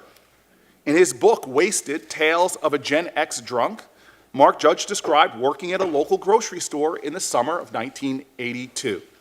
It's all consistent. The circumstances surrounding her coming forward to this committee also support her. First, she made contact. The circumstances surrounding her coming forward to this committee also support her. First, she made contact with elected representatives before Judge Kavanaugh was even nominated. This isn't some political hit job. Before he was even nominated, she came forward with this testimony. Second, she submitted to a lengthy, intrusive, emotional, as she said, polygraph record. We didn't call for the polygraph tester to sit before her so we could question them. The report concluded that she was truthful and now a part of the committee's record. Third, number three, she reportedly called for an FBI investigation into her claims, fully understanding that a false statement to the FBI could subject her to criminal penalties. We all know what it means when you get a call from a committee staffer, or partisan in this case, versus when you get a call from the FBI. Where lying to them is a felony. That is a powerful difference between a committee investigation and an FBI agent interviewing people, chasing after facts, pulling on the loose threads that have been evident in Judge Kavanaugh's record.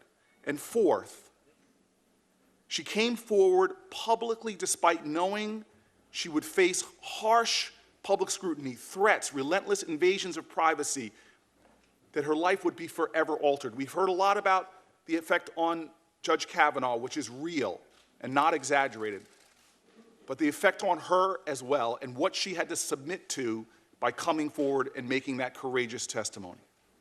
Now, Judge Kavanaugh's testimony, regardless of these allegations, it stands in sharp contrast to Dr. Ford's testimony. First, Judge Kavanaugh has everything to lose should these allegations be fully investigated and proven true. Everything to lose. And that's why I don't think he wants a full investigation. Second, he has given numerous opportunities, time and time again, to call for an FBI investigation, call for an independent investigation to clear his name. But he's refused to do so. If I was in the balance and was being accused of things that I knew were lies, I would be demanding every bit of evidentiary investigation possible. Not just the FBI, I'd be calling for independent investigators. I'd be calling on every loose thread, but he hasn't. He's refused to call for this committee to hear even live testimony from witnesses that could corroborate his story or the doctor's. Third, his testimony and claims regarding his drinking habits and behavior in high school and college beyond have been contradicted by so many people. His statements have just proven to be not true. Judge Kavanaugh's freshman college roommate, James Roach, has said that he was frequently incoherently drunk and that he became aggressive and belligerent when he was drunk. But that's not the only one that said this. Liz Swisher, Judge Kavanaugh's friend from Yale College, to whom he referred to numerous times, said it's not credible for Judge Kavanaugh to say that he has no memory lapses in the nights that he drank to excess. And I'll tell you this, Mr. Chairman, Lynn Brooks, who said she did not want to come forward, another friend from Yale, and showing that this is not partisan, she is a Republican, Mr. Chairman.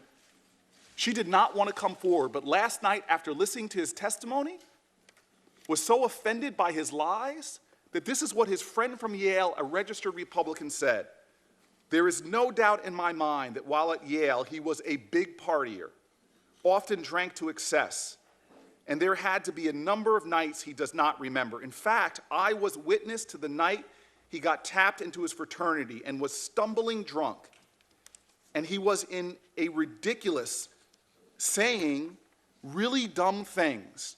And I can almost guarantee that there is no way that he remembers that night. This is a registered Republican who did not want to come forward until he heard the lies of Judge Kavanaugh. Brooks said last night in an interview that there were multiple emails and texts circling amongst her classmates about how Kavanaugh was, quote, lying to the Senate Judiciary Committee in his testimony. That's from a Republican who did not want to come forward until she witnessed those lies. Judge Kavanaugh's testimony yesterday also mischaracterizes what three other people Dr. Ford indicated were present last night. He told us, as his exonerating evidence, kept mentioning three names over and over again. Judge Kavanaugh repeatedly said that four people who knew Dr. Ford, who Dr. Ford said were present at the gathering where she was sexually assaulted, said it didn't happen. That's just patently untrue.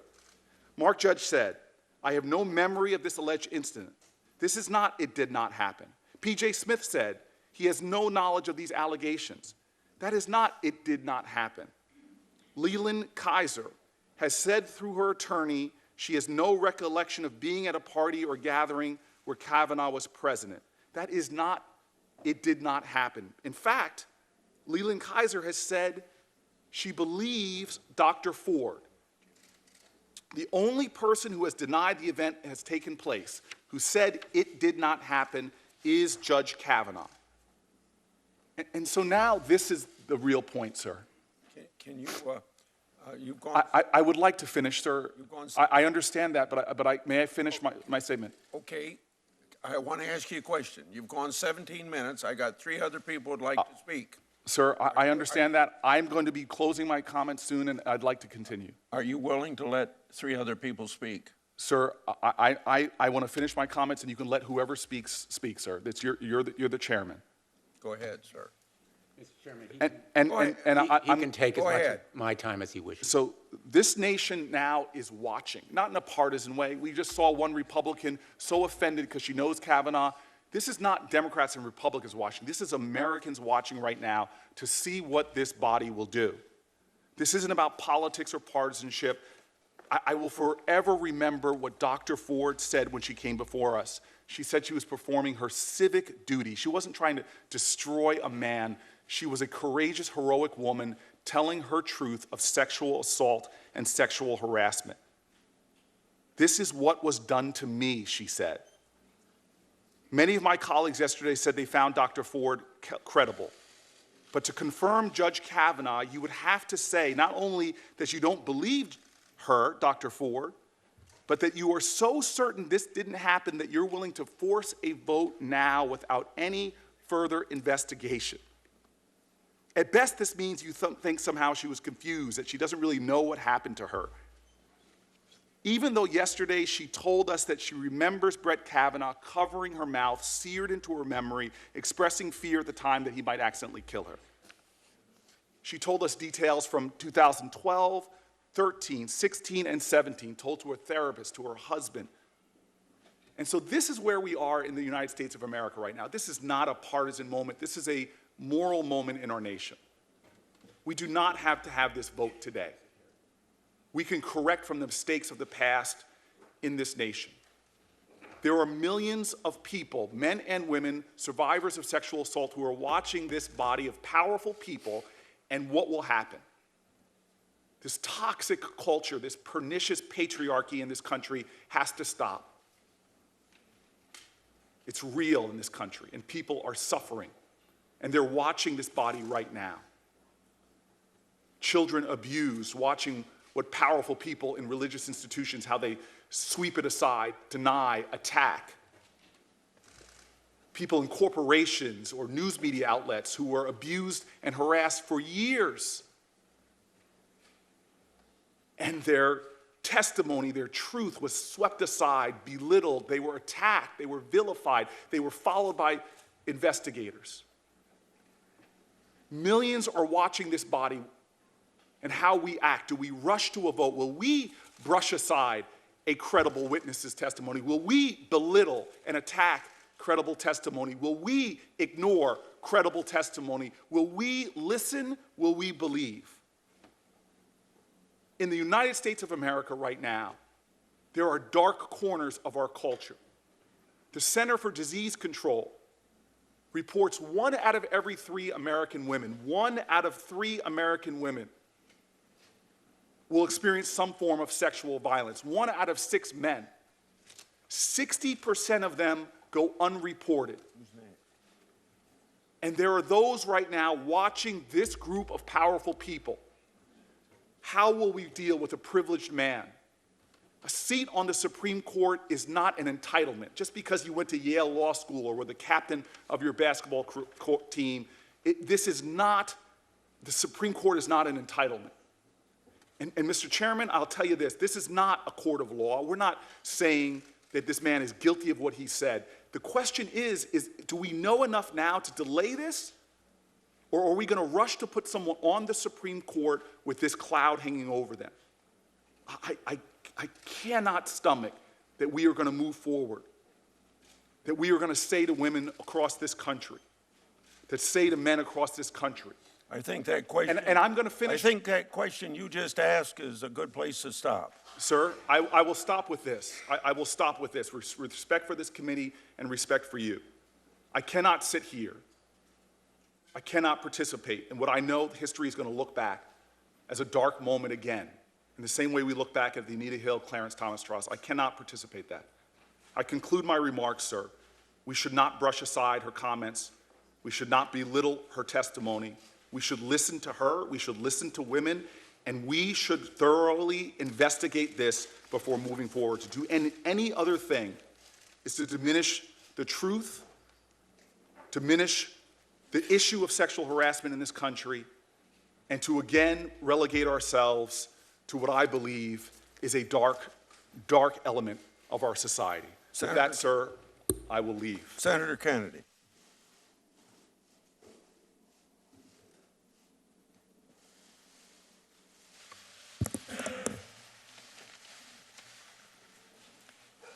Thank you, Mr. Chairman. In my judgment, there were no winners in this room yesterday. None. All I saw were two people, two human beings in pain. All of us, in my opinion, including Dr. Kavanaugh, or Dr. Ford rather, and Judge Kavanaugh, have a blinkered perspective. Whatever happened, happened 40 years ago. And that's just a fact. I don't know what happened to Dr. Ford. I don't know if we'll ever know what happened to Dr. Ford. I do believe that something very, very, very bad happened to Dr. Ford, and I am very sorry. But I do not believe that Judge Brett Kavanaugh was involved. And that's why I will support his nomination. Now, let me talk about something that I'm a little more certain of. And I will be brief, Mr. Chairman. This has been, as someone put it in an article this morning, a grotesque carnival. In my opinion, this has been an intergalactic freak show. As far as I'm concerned, Congress has hit rock bottom and started to dig.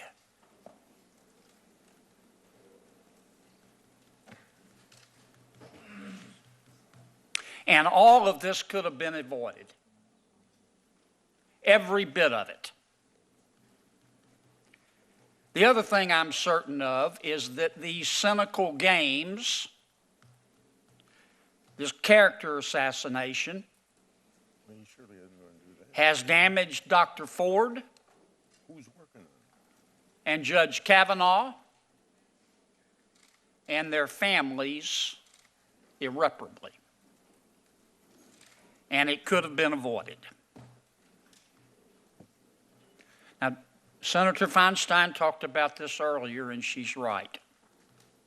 How we treat women in America does matter. This is no country for creepy old men or young men or middle-aged men. But this is no country at all, in my opinion, at least not the kind of country I want to live in, without due process. Both the accuser and the accused are entitled to respect and fairness and yes to due process. To the person who leaked Dr. Ford's letter, to the person who breached Dr. Ford's anonymity, and to the person who did not tell her she could have avoided this by testifying privately in her home in California. You know who you are. You should bow your head in shame, in my opinion, and you should hide your head in a bag every day for the rest of your natural life. And you also ought to read something. I don't know if you believe in God or if you read the Bible, but there's wisdom in a passage, whether you read the Bible or believe in God or not.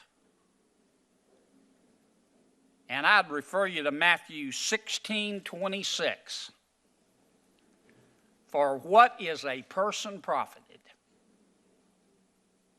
For what is a person profited if he gains the whole world and he loses his soul? Thank you, Mr. Chairman. These till the fall of the gavel.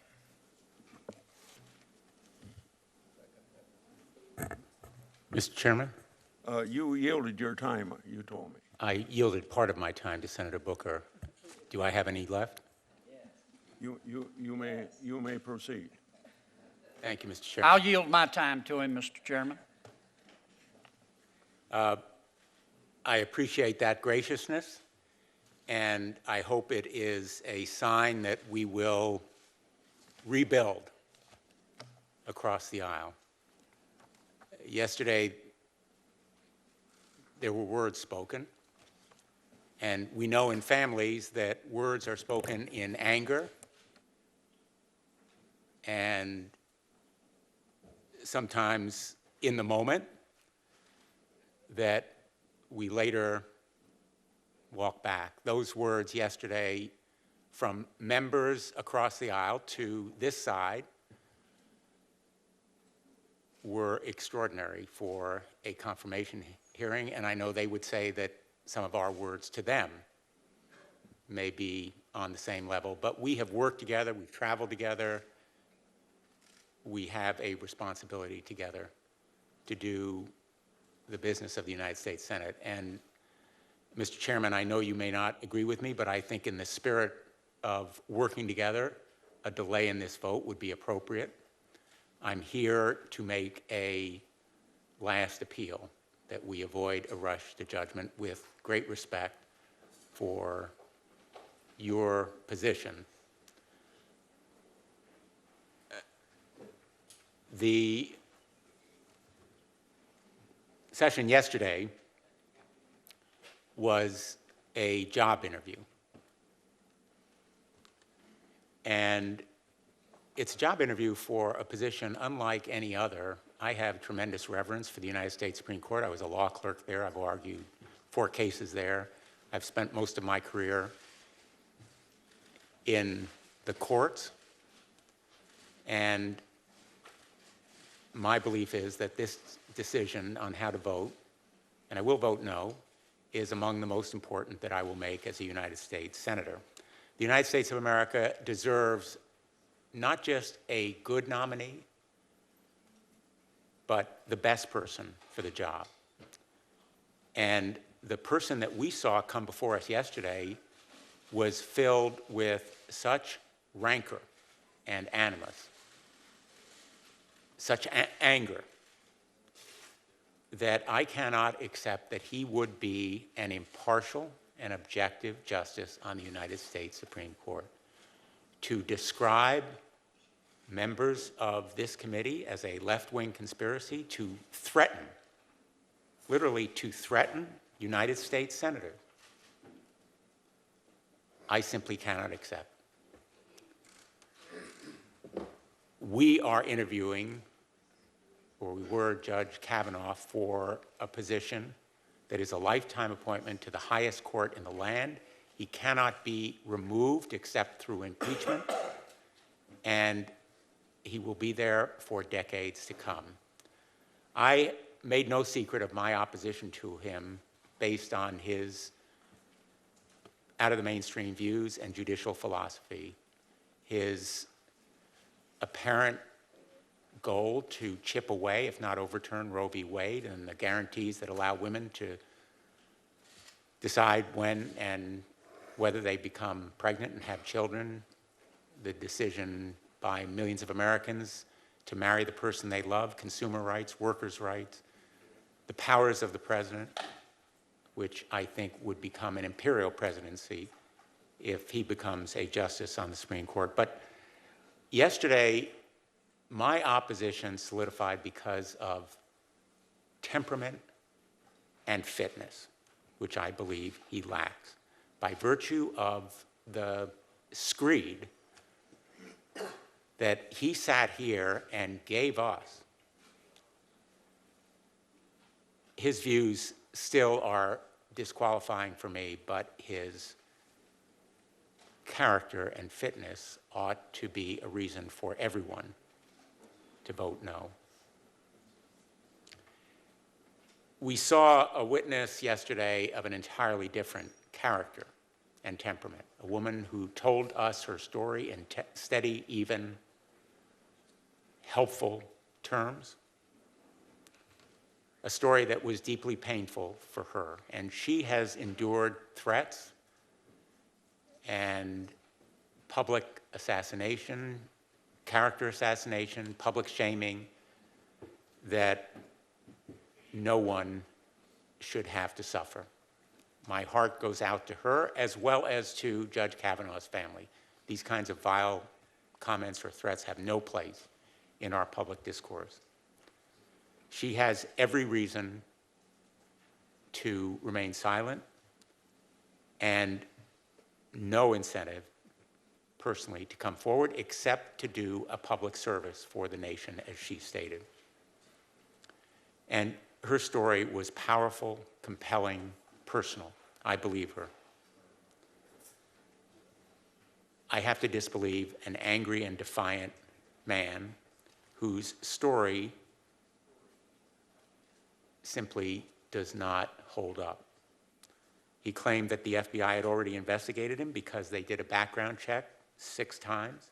The FBI never investigated Dr. Blasey Ford's allegations. It never investigated Deborah Ramirez's allegations. It never investigated Julie Swetnick's allegations. Those are gaps in our work that remain to be done. In fact, the ABA issued a statement this morning supporting an FBI investigation into Judge Kavanaugh. According to one of our colleagues, the ABA's rating is the gold standard. The committee investigators may be conscientious and dedicated, but they are simply no substitute for the trained professionals with the expertise and experience of FBI agents. A person who is innocent would want the FBI to investigate their claims and clear their name. Judge Kavanaugh refused to make that request. Dr. Blasey Ford did so. The question is, what is he hiding? What is the administration concealing? Why have we not received those millions of pages of documents that remain hidden? Why has Judge Kavanaugh not taken a polygraph? He says they're not reliable, and that the polygraph Dr. Ford subjected herself to was meaningless. She passed it. As a judge on the DC Circuit, Judge Kavanaugh ruled that they are, in fact, meaningful. He wrote, quote, law enforcement agencies use polygraphs to test the credibility of witnesses and criminal defendants. Refusing to take a polygraph, Judge Kavanaugh has failed that test. Judge Kavanaugh claimed that all 4 witnesses Dr. Blasey Ford identified as being present at the party have said that the sexual assault, quote, didn't happen. Only one person has said the sexual assault didn't happen, Brett Kavanaugh. The other 3 partygoers Dr. Blasey Ford identified said they do not remember the incident. That is a big difference. Do not recall is a different statement than it didn't happen. And the other woman Dr. Blasey Ford named, who was there, has since publicly stated that she believes Dr. Blasey Ford's account. Judge Kavanaugh tried to give himself an alibi, making it sound like he didn't drink on weeknights. His own high school calendar, which he provided the committee as evidence, contradicts that statement. During the hearing, in an exchange with my colleague, Senator Booker, Judge Kavanaugh admitted that one of the entries on his calendar from a Thursday signified that he went to a friend's house to drink. He said repeatedly that he never in his life drank so much that he couldn't remember. Numerous people who spent considerable time with him during the hearing in high school, during his high school, college, and law school years confirmed that he frequently drank to excess and sometimes became belligerent. Finally, Judge Kavanaugh claimed that he has always treated women with dignity and respect. His words. Yet he and his high school friends named one of my constituents, Renata Dolphin, in their yearbook pages, saying they were her alumnus, reducing her to a sexual conquest. That is no way to treat women with dignity and respect. In fact, she attested to the pain that it has caused her. He would have us believe that these brave, courageous sexual assault survivors have come forward as part of a vast right-wing conspiracy. How insulting to them to say that they are pawns or puppets of us or anyone else. In fact, they are brave, courageous, independent women who have stepped forward. And so I want to say in conclusion to the men of America, for you, I hope this will be a teaching moment, not to denigrate anyone who has been a survivor of sexual assault, but to lift them up. I want to enter into the record the stories of a number of constituents of mine whose pain, sadness, shame, self-doubt, guilt, fear are powerfully attested to in these statements, Mr. Chairman. Without objection, so ordered. They are the heroes here. Dr. Blasey Ford is a profile in courage. And I want to say to her sons, you should be proud of your mother. You should be proud of your mom.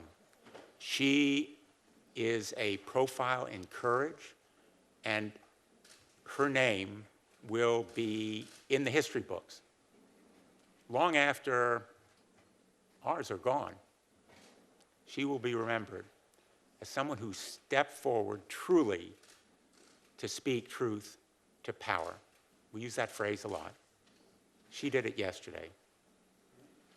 And I am proud to say that I believe Dr. Blasey Ford, and I hope that her 2 sons and her husband are as proud of her as we should be.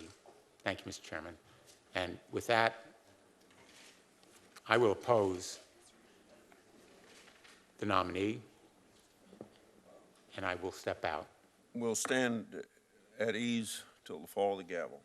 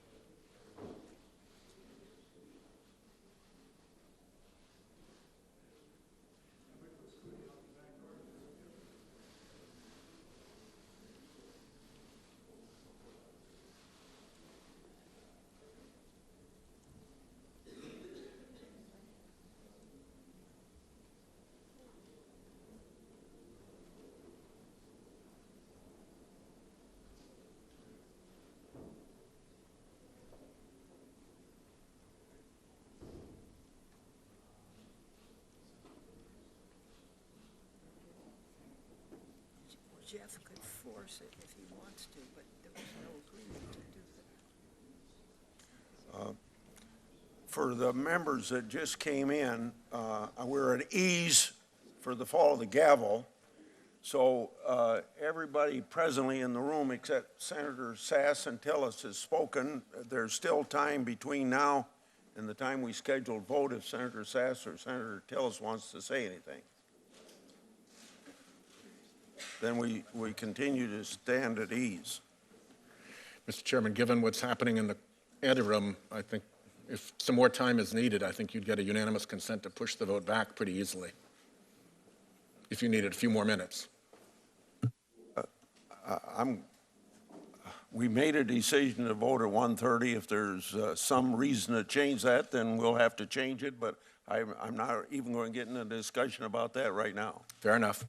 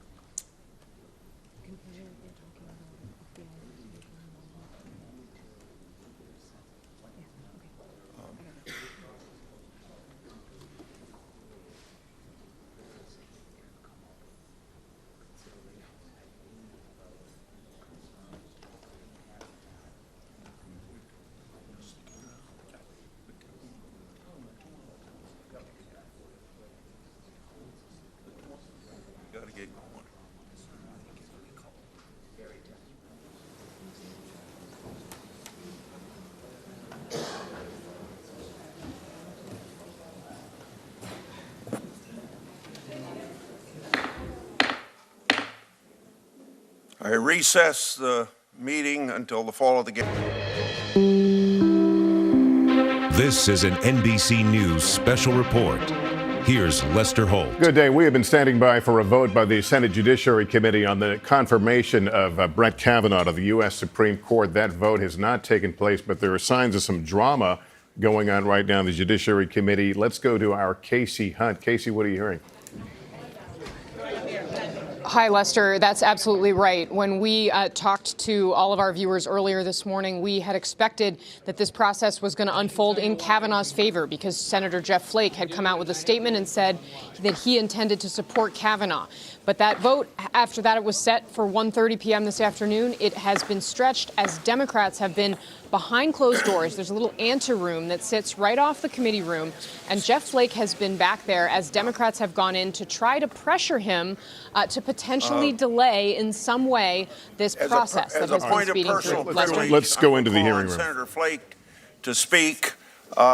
Normally, we would start the vote right now, but as a point of personal privilege, I would call on Senator Flake. Oh, thank you.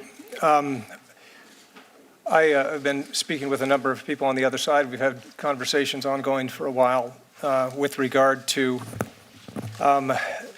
making sure that we do due diligence here.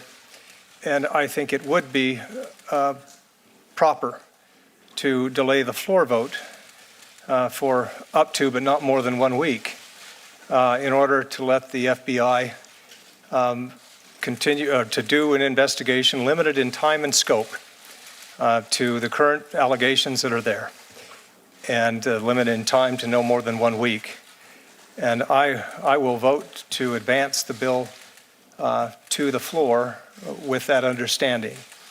And I've spoken to a few other members who, on my side of the aisle, that may be supportive as well. But that's my position. I think that that we ought to do what we can to make sure that we do all due diligence with a nomination this important. And I want to say that this committee has acted properly, and the chairman has bent over backwards to do investigations from this committee and to delay this vote in this committee for a week so that that Ms. Ford, Dr. Ford, could be heard, and she was yesterday. So that's with that agreement, I will vote to advance the bill to the floor. Clerk will call the roll. Just wait, just 1 second. Can Diane speak? Could we have a description of... Yeah, what are we voting on? Let's see. We are voting on the motion to report the nomination to the floor. The clerk will call the roll. Wait, that's not my understanding of what, Mr. Chairman, let the senator explain it.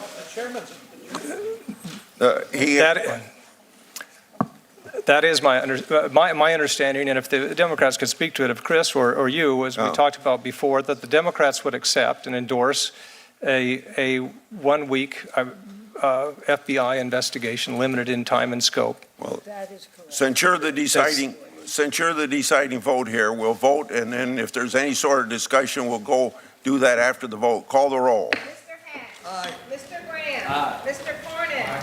Mr. Lee. Aye. Mr. Cruz. Aye. Mr. Sass. Aye. Mr. Flake. Aye. Mr. Crapo. Mr. Tillis. Aye. Mr. Kennedy. This is on the nominee. Mrs. Feinstein. On the nominee, no. Mr. Leahy. On the nominee, no. Mr. Durbin. No. Mr. Whitehouse. No. Ms. Klobuchar. No. Mr. Coons. On the nominee, no. Mr. Blumenthal. No. Ms. Hirono. No. Mr. Booker. No. Ms. Harris. No. Mr. Chairman. Aye. Mr. Chairman, the votes are 11 days, 10 days. The nominee will be reported to the floor. Mr. Chairman, may I be recognized? Yes. Thank you, Mr. Chairman. I just want to thank my friend and colleague, Senator Flake, and thank you for giving us the time today to have a conversation. A number of my colleagues have asked for a 1 week delay in order that there might be an FBI investigation of what allegations are currently before this committee. I respect Senator Flake's view that in his opinion it was best to respect your having given Dr. Ford the time to be heard yesterday and advance the nominee to the floor. But it is my hope that we could work together on a bipartisan basis to diligently pursue an FBI investigation within the next week, not for the purpose of delay, but for the purpose of investigating further either allegations made by Dr. Ford or others, with a goal towards demonstrating a bipartisan commitment to diligently investigating these allegations. Thank you, Mr. Chairman. Thank you, Senator Flake. Senator Feinstein. Thank you. I would support that motion. I think we do need this investigation. As a matter of fact, I sort of misunderstood, Senator Flake, what you were doing. I thought it included a one-week investigation. So I would like to support the motion for that investigation. Mr. Chairman. Mr. Chairman. We'll take turns here. Senator. I love this committee, but we're not the majority leader. Senator Flake has made clear what it would take him to be comfortable on a final passage vote. But it doesn't matter what we say here. This will be up to Senator Schumer and Senator McConnell. So it is completely up to them. Yeah, and I think Jeff has made himself very clear, and no, Senator, let's move. Senator Leahy. Senator Leahy. Well, Mr. Chairman, I want to make sure, because this is somewhat unprecedented. When I do agree with the senator from Arizona that we should have this further investigation. So my understanding is that during the week that is taking place, there will be no action on the floor of the United States Senate on this nomination. Is that correct? I cannot say that. Let me say again, I can't make that commitment for the leadership. I can only say that I would be only comfortable moving forward on the floor. I'll move it out of committee, but I will only be comfortable moving on the floor until the FBI has done more investigation than they have already. It may not take them a week. I understand that some of these witnesses may not want to discuss anything further, but I think we owe them due diligence. Mr. Chairman. Just a minute. All I have said to Senator Flake is that I would advocate for the position he took, but I don't control that. Senator. Mr. Chairman. Yes, Senator Klobuchar. Mr. Chairman, there are other senators as well who may be interested in this negotiation on the Republican side, and there's not really a set agreement here. All of us had already said we were voting no. It is simply Senator Flake working with all of us to say, for the good of the Senate and the good of the court, the American people deserve to have the facts followed up on. And I really appreciate his willingness to do that. And that is what this is about. This is simply about, and by the way, if Senator McConnell wants to go forward in light of that, and we still have several senators that haven't said how they're voting on this nominee, I actually think this is very important what just happened right now. So it doesn't have to have an agreement. It is one senator who's standing up. Senator Cornett. Mr. Chairman, I just want to express my appreciation to Senator Flake for allowing this process to move forward. There's some difference of opinion among us as to what exactly the FBI investigation would consist of. Some of us think it has been concluded and supplemented by this committee's investigation. Others disagree with that. But I respect the fact that not only Senator Flake advocated to give Dr. Ford a chance to appear in front of the committee, which was the right thing to do, but also that he's allowed this process to move forward, subject to further discussions about what the FBI may or may not be able to come up with. But certainly he maintains his right to cast his vote yea or nay as he sees fit, and maintains significant leverage that way. But I appreciate his support for a full and fair hearing for Dr. Ford and Judge Kavanaugh, as well as his willingness to allow this to go forward subject to his request. Mr. Chairman? Mr. Chairman. Senator Blumenthal, I think I ought to call on Senator Feinstein. And then, if I, through the chair, could ask a question of Senator Flake, does your amendment include continuing the investigation during this period of time? If I can respond, there is no amendment. I'm simply stating, and the discussion that we had between us all is that I would hope, and I think we had some agreement before, that the Democrats who have been, I think, justifiably uncomfortable moving ahead, could publicly, in an effort to bring this country together, say that we would feel better. I'm not expecting them to vote yes, but not to complain that an FBI investigation has not occurred. And this is what I'm trying to do. This country is being ripped apart here, and we've got to make sure that we do due diligence. I think this committee has done a good job, but I do think that we can have a short pause and make sure that the FBI can investigate. My understanding is that some of us would have to, and I'm prepared to do it, make a request to the White House to ask the FBI to do that investigation. It would be short and limited in scope to the current allegations that have been made. Mr. Chairman. But I would just encourage the Democrats who we talked to before to endorse that kind of thing, that we can then move on. Mr. Chairman. Because of the 2-hour rule, we're adjourned. What? The 2-hour rule. No vote. When did we come in? All right, a lot just took place there and a lot of confusion. If you're confused, it's okay because it appears some of the people in that room are a little bit concerned. You can hear the Chairman Grassley speaking with Dianne Feinstein, the ranking member. Let's walk you through what happened. Let's listen for a second here. Or did you cut off a vote? No, we didn't have a motion in front of us. This is all a gentleman and women's agreement. But I would assume. Gentlemen and women's agreement. I would assume. But I'm committed to. Just let him say what he's committed to. No. Hey, John. All right, sounds like the mics have been cut here, but you're hearing a little behind the scenes of what goes on in the Senate. Here's what essentially happened. The Senate Judiciary Committee just voted to move on the confirmation, their recommendation of the confirmation of Judge Kavanaugh to the full Senate. Jeff Flake, a Republican, put the pause sign out, agreed with Democrats he'd like to see a week pause for an FBI investigation into the allegations made against Judge Kavanaugh. Well, actually, let me bring in Casey Hunt here right now. Casey, he seems to be implying he won't vote for this with the full Senate unless this investigation occurs. Do I get that right? That's a significant development, Lester. And yes, what Senator Flake is saying is that he would vote yes in committee, which you just saw him do, on the condition that they delay the final vote on the floor long enough for the FBI to do a 1-week investigation into the allegations around Judge Kavanaugh. Now, you heard them arguing a little bit right there about how this might all play out. It was called a gentleman's agreement.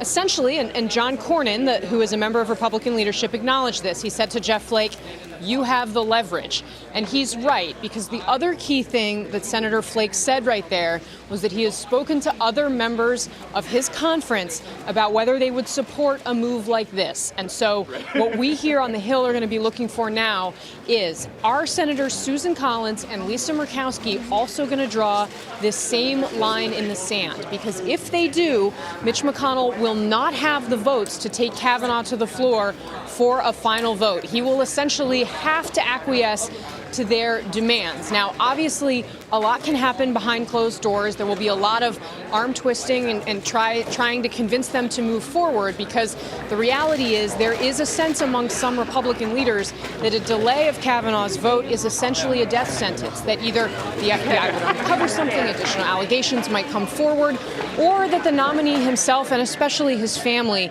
might simply lose their taste for the process, and that ultimately it could all fall apart. So just to take everybody back through what we have watched unfold here, Senator Flake put out a statement, a definitive statement this morning, saying that I am going to vote yes on Kavanaugh.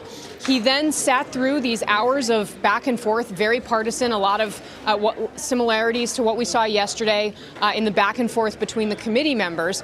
But as we got closer to the scheduled 1:30 vote, the Democrats started to disappear into this little antechamber that's off the Senate Judiciary Committee room here. And back there was Senator Flake, and he has a very close, longstanding relationship with Senator Chris Coons. And I'm sorry, Lester, I'm going to give it back to you. All right. So let me. Do we have Pete Williams? Pete, are you there? You do. All right, Pete, help me understand now. For an FBI investigation to occur, that still has to be called for by the president, does it not? Right. So this is Jeff Flake saying to the leadership, you don't have my vote unless you delay it a week. So Mitch McConnell, the majority leader, will have to go to the president and say, Mr. President, you don't have the votes here unless you agree to have the FBI reopen this. All right, Senator Leahy is talking to reporters. In fact, we just, not sure if he's still with us. What do you mean by muddy the waters on motion to proceed? Okay. What you'd be saying is, okay, so we have the vote on Monday and then have the FBI investigation on Tuesday. That wouldn't make much sense. Senator Klobuchar? You see Senator Klobuchar now approaching the microphones. Well, Senator Coons and Senator Flake have been working together on this for quite a while, and a number of us have been urging them along. But this was kind of a surprise to all of us. Senator Flake has expressed, including in his speech yesterday, his concern about the divide in this country that is being exacerbated by what's happening here. And of course, we have been asking over and over again for follow-ups on the evidence. And so Senator Flake is basically saying to his leadership, I want to see this additional investigation before I vote for this nominee. And if he is joined by one or two other Republicans in that request, then they wouldn't have the votes unless the investigation occurred. And it's that simple. Anybody else committed? I don't know. You'll have to ask them. Is 1 week enough time? It is 1 week, given 1 week is what Senator Flake was interested in, and you can do a lot if you have the whole FBI looking at things in 1 week. Did Senator Flake bring this idea to the Democrats? The Democrats reached out to him? You should talk to Senator Flake about that, but I think you've seen him But I to do be believe you're asking for a quite reaction an from the White independent- House, and in the last... We had different sound up. We'll let you start. Is there any reaction from the White House? There is, and it's just in the last 10 seconds, and it is from the president himself. He is now saying that he will defer to GOP senators on this, and when asked about a delay, he said, whatever they think is necessary. Now, let me put this into some context here. The president right now is inside the Oval Office as we speak. He is there with the Chilean president, and a small group of reporters is also in the room. They are shouting questions to him about Brett Kavanaugh. The president is responding. We have cameras in there. We can't show you that video until the president finishes speaking and that video can come out. We'll roll it back for you, and we will do that so you can hear from the president yourself. But here's the bottom line.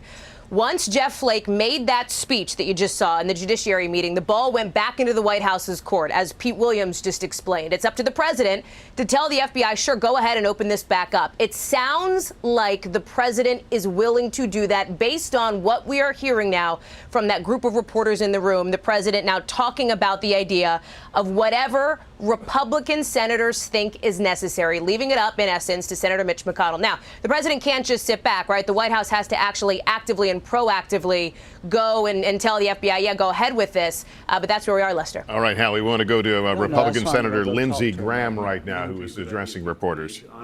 Last time I looked, you need 50 votes. So, right now we don't know if anybody else can join us. Well, all I can say is that right now, what Jeff is saying is makes sense to me. If that again, do you think that Murkowski? I don't know. I'm not speaking for Mitch. I'm going to talk with Jeff, and somebody's got to explain this to Trump. So, I guess that'll be my job. If it's going to take 50 votes, are you going to back this move? Huh? If it's going to take... If I'm nothing, I'm practical.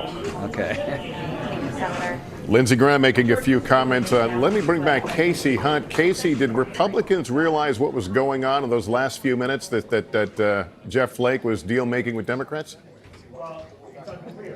I do think that they did. They started to also go back into that same antechamber, and once they realized what was going on and that suddenly this might be in jeopardy. And you heard, I mean, frankly, what Lindsey Graham just said there was the truth in a very straightforward way, that he acknowledged if this is true, that what Jeff Flake says, that not only is he not going to vote without this, but also that he has other Republican colleagues who are in the same boat. They don't have the 50 votes to do it. And as Lindsey Graham also said, he's going to have to explain that to President Trump. It does sound like, based on Hallie's reporting, that perhaps the president has received some of this message. But they simply can't. I mean, at the end of the day, Mitch McConnell is very realistic, and he knows his conference, and he knows whether or not he has the votes to push forward. And if it's not going to pass, it's simply simply not going to pass. Right now, Judge Kavanaugh, we're back to the status quo when we started this day, that he doesn't have the votes as things stand right now without this additional week-long delay. And here, I'm going to kind of walk back over here and see what else. Oop. Do you support this one? So I'm trying to find out what is. So I just talked to Jeff. I'm going to meet with him and Senator McConnell. Jeff believes that on the process side, the committee has been very fair and that we've been over backwards. I think he's been upset about the committee information being withheld and some of the games being played. But he believes if the FBI had a few more days, some Democrats have told him that would alleviate their process concerns, even though they're not going to vote for him. So I think what Jeff is trying to do is end this the best he possibly can to accommodate some people on the other side and to, bring the committee together if possible. So this is democracy. Am I mad at Jeff? No. Am I in a different place? Yes. But what happens if the FBI is not done with this background check or investigation? I think what Jeff is saying, well, one, you can have the FBI, the CIA, and the Foreign Legion, and they're not going to tell you any more than you know now.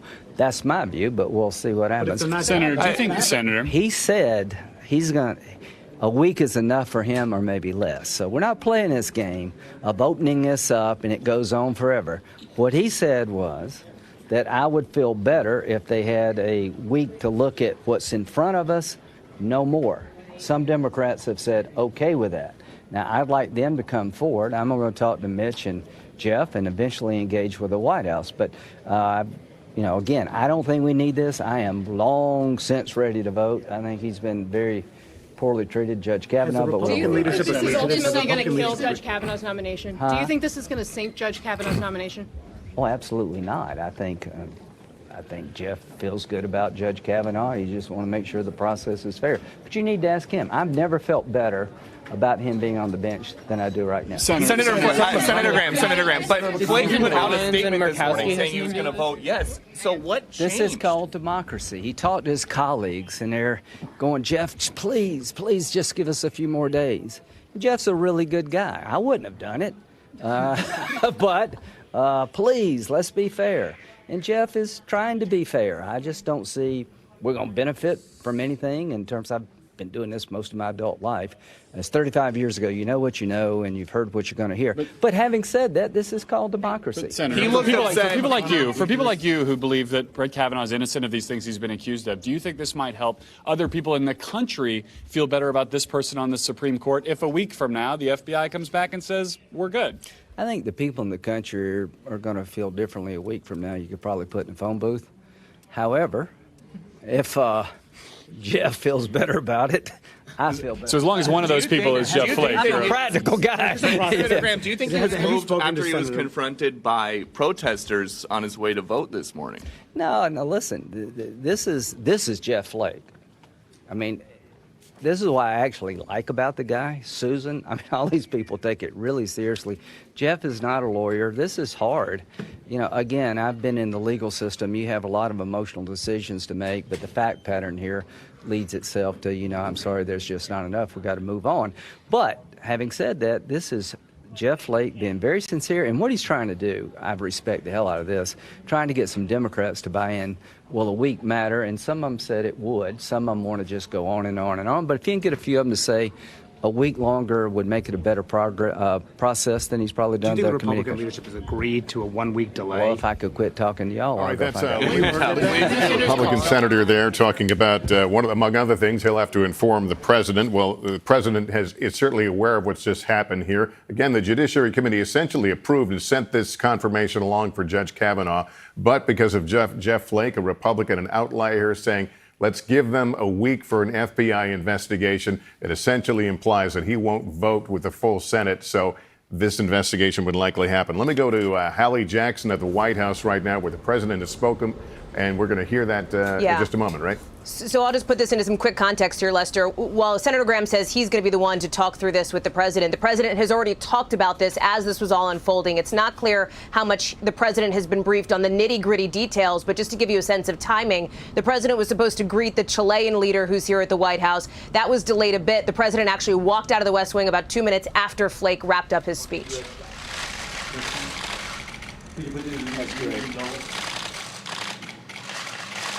Mr. President, any comment on the request for a delay from Senator Flake? He wants a one-week delay so the FBI can investigate further. Well, I'm going to let the Senate handle that. They'll make their decisions, and they've been doing a good job and very professional. I'm just hearing a little bit about it because I've been with the president of Chile, and we're talking about some very important subjects. But I'm sure it will all be very good. I guess the vote was a positive vote, but there seems to be a delay.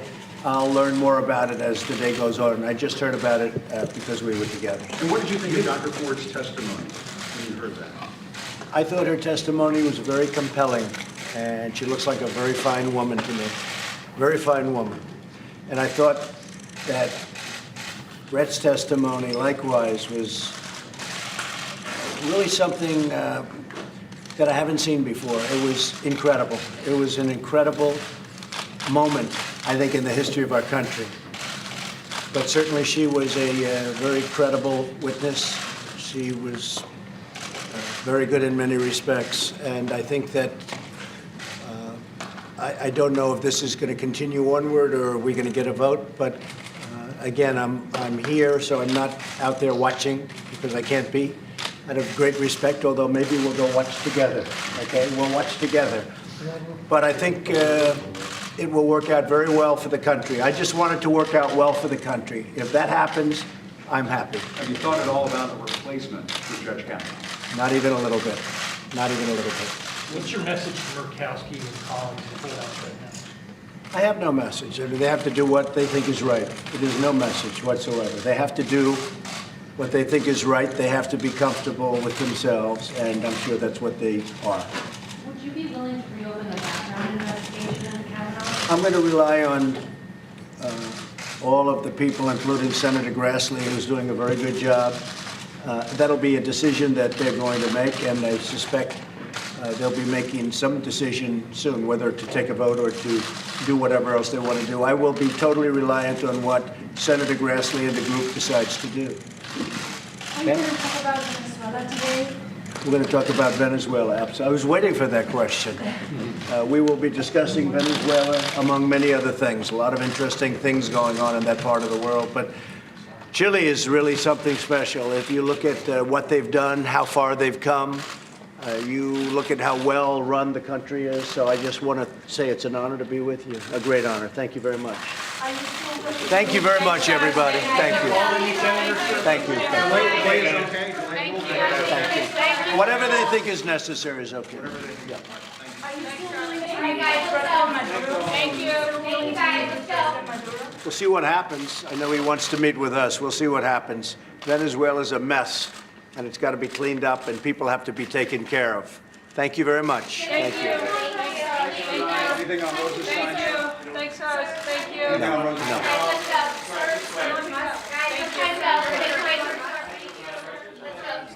President Trump, who days ago was calling it a Democratic con over and over again, taking a much more measured tone now that the possibility exists that the final confirmation vote of the full Senate of Brett Kavanaugh's confirmation to the Supreme Court may be delayed for a week by a one-week FBI investigation. It was something Republicans rejected. The nominee himself rejected in questioning yesterday, but Jeff Flake, the Republican who had been seen as an outlier here, throwing the caution flag here and agreeing to Democrats that there is a one-week delay for this investigation needs to happen. Let me go to Hallie Jackson again at the White House. The president saying he'll do whatever the Senate wants, but he has to be the one to actually start this investigation, correct?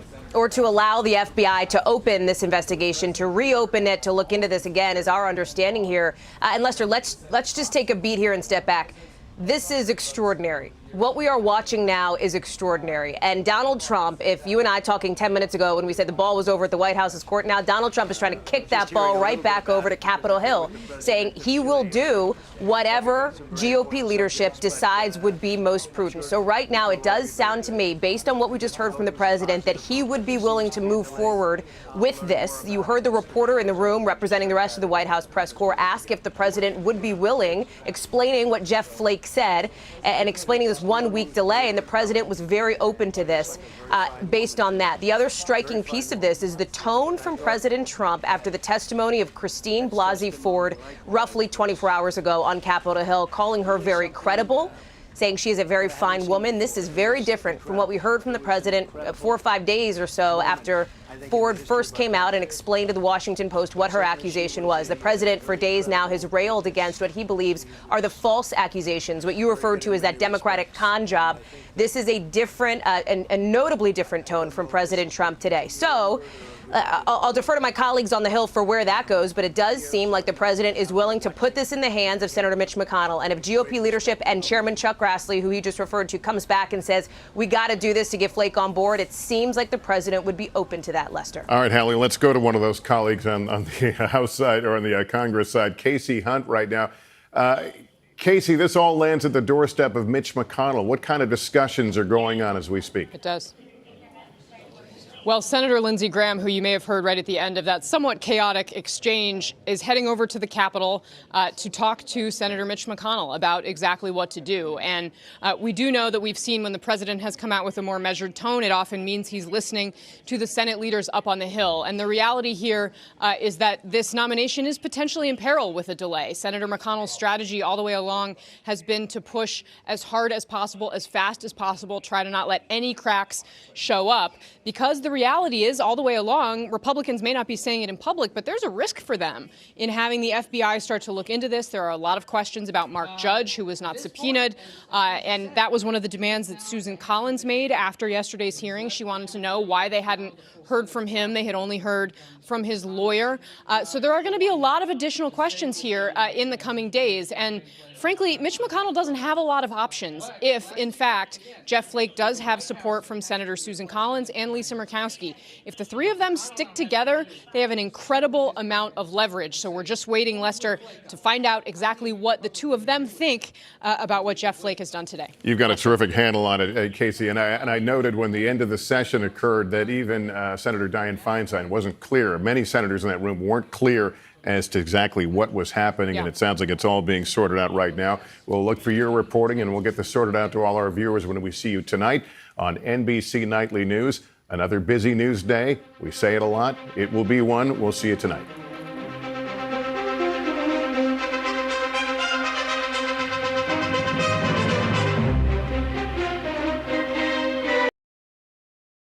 You write these things as they happen. This is not how we thought. Stephanie certainly thought it might go this way. This is not what we thought would happen. But this does, to Kelly O'Donnell's point, it changes everything now. Everything that happened until this point, half an hour ago, going forward is different. One senator is very powerful. One senator has asked for something. It could give cover to other senators to do something, and we could come out of this whole Supreme Court nomination with a slightly different view than what you called the cloud that was over it until this point. Well, we still don't know, right? This was an attempt. It's sort of frustrating because it is, Stephanie was calling it rightly, the other lane. The lane here, instead of yes or no, was let's find out more. And that's the lane that Flake has now opened up. And I think used his leverage quite effectively. I think it's a sensible thing to do. And he may get to the end of this and decide that his initial vote from this morning, what he was going to say is that, yes, he wants Judge Kavanaugh to go on the court. He may well end up there. So if the thing about tribalism is, and what we have to fight so hard against, and we can do it right now in real time, is leaping to convenient conclusions as opposed to letting the facts actually dictate and shape what we think. And that third I lane? think if you are dispirited, about American politics, this is a better afternoon than you could have expected. That's a good context. That third I'll take lane that. is not a no or a yes. That is correct. It's Let's be simply very clear. leaving Right. the door open. That is And we correct. have to remember, when we watched Lindsey Graham speak yesterday and some other Republicans say this is extreme partisanship, this is dirty politics, and Brett Kavanaugh has been bamboozled, this is a chance for that not to happen, because we also learned and across the board, people said they found Dr. Ford credible. She was not part of extreme politics. No. She came forward months ago, before this happened, before she knew he was going to And be. everything about her testimony suggested she was not wishing to be a part of this. Absolutely Right. not. And again, Brett Kavanaugh did go forward and tell a series of small lies yesterday. And he was under oath. A lie is a lie, leaving at very least questions. So we're focused very closely on Jeff Flake right now, but there are two other senators on whom we also need to focus, because we don't know. As Garrett said, they've kept their cards very close to their chest. They're not on the Judiciary Committee, Senator Susan Collins and Senator Lisa Murkowski. I want to bring Casey Hunt in, our NBC News Capitol Hill correspondent, about what we know about what those two senators are thinking about what has just happened. Well, Ali, the short answer to your question is, as of right now, we don't know very much. We are waiting for them to give statements. We haven't seen Lisa Murkowski on Capitol Hill all day. We do know that Senator Collins has been at least engaged somehow with her colleagues. I don't want to go too far in characterizing what we know about where she is in all of this. She has been really the most reluctant of anyone to step in front of the cameras over the course of recent days. I can tell you that Senator Jeff Flake, and you would have heard it in this hearing, he said that he is aware that he has support from his other or some of his other Republican colleagues. And if I, have any experience covering politics around here, you don't walk a plank the way Jeff Flake just walked a plank if you don't know that there's a couple people that are going to stick behind you or at least jump in the water after you and pull you out. And the reality is that the three of them together, and again, we want to underscore we're still asking for comment, the three of them together have incredible leverage, because it means that Mitch McConnell simply doesn't have the 50 votes to confirm Judge Kavanaugh. So quite frankly, they're going to get whatever they demand. And if the White House doesn't give in to their demands, then, well, perhaps they are essentially sinking the nomination of this man. There are a couple interesting backstories here. One is that Senator Chris Coons was a central player in this drama. He and Jeff Flake have long had a personal friendship. And when Coons showed up to the hearing today, he was visibly emotional. He's a very polite guy. He used some inappropriate language in a very emotional, sort of more sad than angry way, very unlike Senator Coons. And then you saw all of them go behind closed doors, and this unfolded. And Coons himself is something of an institutionalist. He cares a lot about the Senate itself, as a body, and that's not always, of course, the focus of everyone who's here. There's a lot of people who are here but have higher ambitions. Senator Coons loves being a senator, and I think you saw in the back and forth between him and Jeff Flake a reflection that the two of them have on how broken this process has been and how this is perhaps an attempt to fix this. And that 1 week time frame, I think, is very important. Now, why is that? Because a lot of the Republicans who are really dug in on the right have sort of seen what Democrats have been doing and thought all they're trying to do is delay as long as possible till after the midterm elections just to sink this guy entirely. And what Coons has been saying before today, I've talked to him about it over the course of the last week, is that this 1 week brief investigation would actually benefit the country. He has been saying, in good faith, I think a 1 week investigation is absolutely warranted. We should be willing to say that that's what we're going to do, that this investigation shouldn't drag out forever. And it seems like he managed to convince Jeff Flake that that was true. Now, that said, I will say, a week-long FBI investigation is a very fraught period of time for Judge Kavanaugh. There is a lot that could happen. There are more allegations that could come out.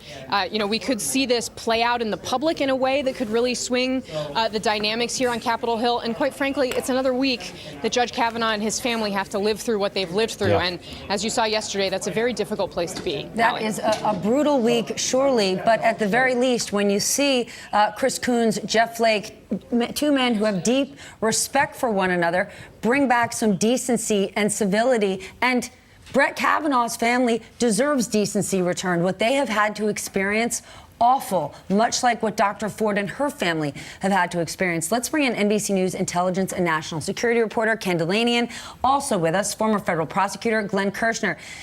Okay, Ken, walk us through the logistics here. Can the Senate force the FBI to investigate this? When the president spoke just a moment ago, he says, I leave it to the Senate, but the Senate is not in charge. That's right, Steph. The answer to that question is no. And obviously, Donald Trump doesn't understand how this works. Only the White House can ask the FBI to reopen the background check. The Justice Department has a memorandum of understanding with the White House for the FBI to conduct background checks on Supreme Court nominees. The FBI has said that this background check is closed, so only the president and the White House. Ken, hang on one second. Casey's got Senator Chris Coons. Let's go back to Casey. Him to do. I believe he has the support of several colleagues in holding off a final vote until that happens, and I'm hopeful he'll hold firm until that happens. And I'm going to insist that this be viewed as an opportunity for us to work together across the aisle. Did he tell you that he has the support of Senators Collins and Murkowski to get the leverage he needs with Senator McConnell? I'd encourage you to ask him that, but I know I've actively been in conversation with other colleagues, both Democrat and Republican, about this idea of a one-week pause for a limited in scope FBI investigation, and I think that's an admirable thing for a number of my colleagues to be also advocating for. And do you think there's any chance you could vote yes after this one-week period? Is that part of the negotiation or no? What I'm intending to do, what I'm doing now, is celebrating and recognizing the fact that Senator Flake is holding a door open for a further investigation in the interests of the American people, seeing that Dr. Judge came forward with some concerning allegations and they're being heard, and that Judge Kavanaugh and his family are genuinely tormented by some of the more extreme allegations that have been made, and that in both cases, a further investigation is warranted. Thank you very much. Thanks very much, Senator. So, Ali and Steph, you just heard a little bit of Coons' own description of what happened. I think, one thing he obviously said, we need to go ask the other offices and ask Senator Flake, which of course we're doing. But he seems confident that Senator Flake has the support from his other colleagues that he'll need to make this one-week delay a reality. And the support means that there are at least one, maybe, or two other senators who will say, put a hold on this till it gets done. But let's bring, go ahead. But do you remember earlier in the hour, John Meacham said to us, John, one thing that was unprecedented, even if the vote went through, Democrats were intent to still dig, still work on this. If that were the case, then those Republicans who voted him through, they would have to own that. So the fact that now they're saying, let's open this up and see, that takes some of the onus off of them. Because if they weren't willing to ask the questions, and the questions had been asked without the FBI or through investigative journalism, and things came out, those senators would have that over their head. Absolutely. And I think it's a recognition not just of that political reality, but I think it's this again is a good development, because it's not that the Kavanaugh nomination has now been stopped. It's not that the country or the committee has decided she's right, he's wrong, or vice versa. It's what a lot of folks in the middle of the spectrum, who there are about 6 people left who are not either hard left or hard right.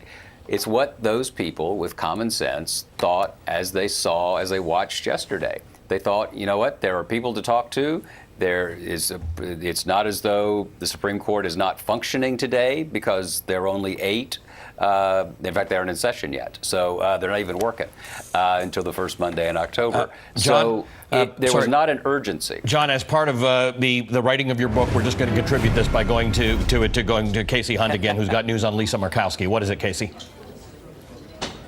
Hi, Ali. Yeah, we have breaking news here. My colleague Leanne Caldwell, who's over at the Capitol where we can't bring our cameras, she spoke with Senator Lisa Murkowski of Alaska, and Senator Lisa Murkowski says that she will support Jeff Flake. She thinks that it's right to take this one-week delay, process pause, to move forward. So this is incredibly significant, Ali. We do want to still talk to Susan Collins, but together, Jeff Flake and Lisa Murkowski are 2 Republicans. Mitch McConnell has 51 Republicans in the United States Senate. That means that there are, if you subtract them, only 49 senators left, which means that the leverage does exist here for this delay to proceed. And this is a major blow for Senator Mitch McConnell, who had been trying to force this through. We were expecting to have a full vote in the Senate, the initial procedural vote anyway, as soon as noon tomorrow. So again, we don't have an update quite yet from Senator Mitch McConnell. Lindsey Graham, we know, went over there to talk to him, and we're going to be heading over to stake out that office here in a few minutes. But again, just to underscore, Senator Lisa Murkowski telling NBC News she supports Jeff Flake in his call for a one-week delay and a one-week FBI investigation, which means that they do have the leverage to delay this vote. Allie. Okay, this is important news now, because one thing that Casey just said that we have to concentrate on is that the president needs to open up the FBI investigation, but Mitch McConnell and to some degree Chuck Schumer have got to agree to the delay on the vote. So there's two parts to the thing. Jeff Flake said several times he's asking for something over which he doesn't have control and over which Chuck Grassley doesn't have control. The idea that the Senate would delay this and the FBI would be brought in to investigate is not up to Jeff Flake.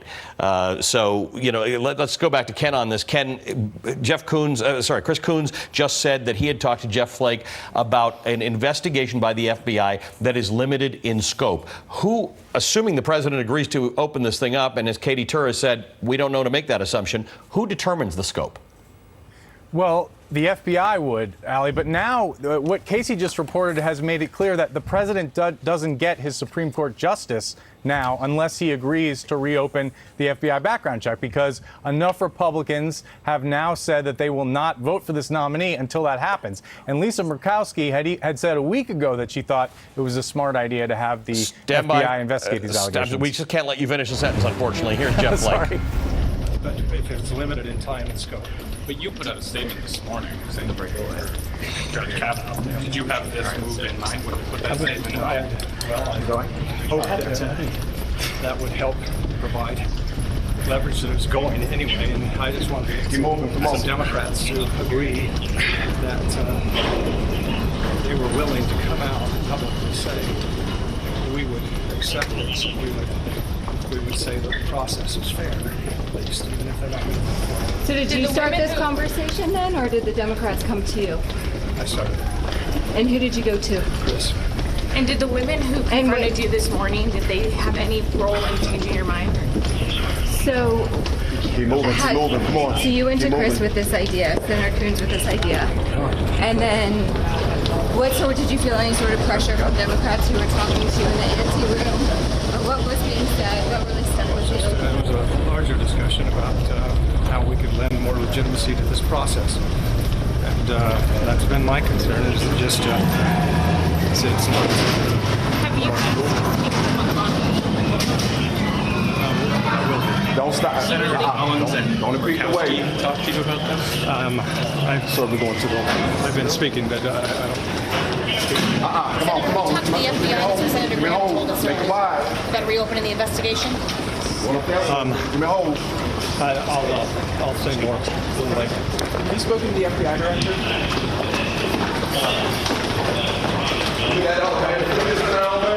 Sorry,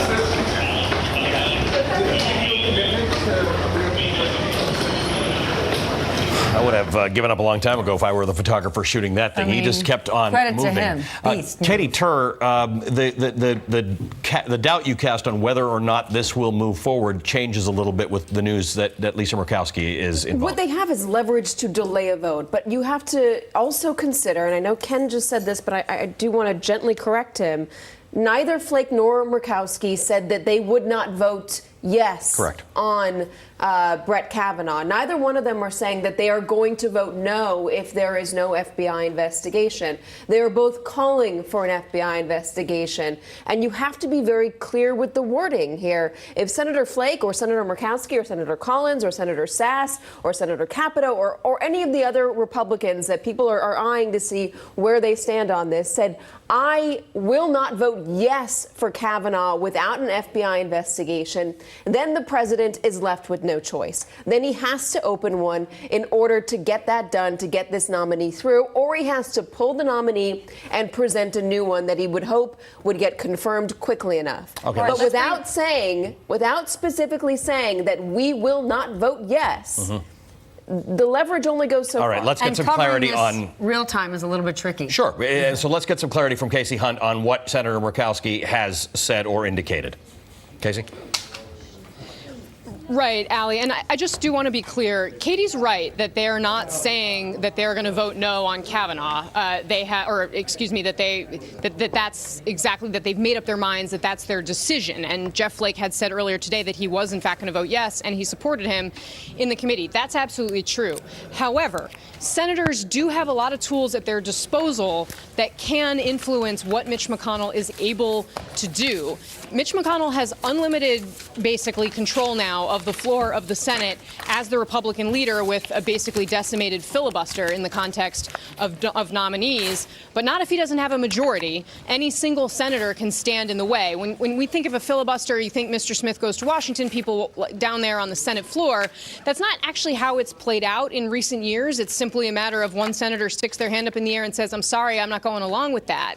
And so Flake and Murkowski together, by removing those 50 votes and that universal support in the conference for what McConnell wants to do with the floor, is actually a pretty significant roadblock. So even if the president comes back and says, I'm not doing it, they could still dig in and prevent him from holding this vote on Saturday.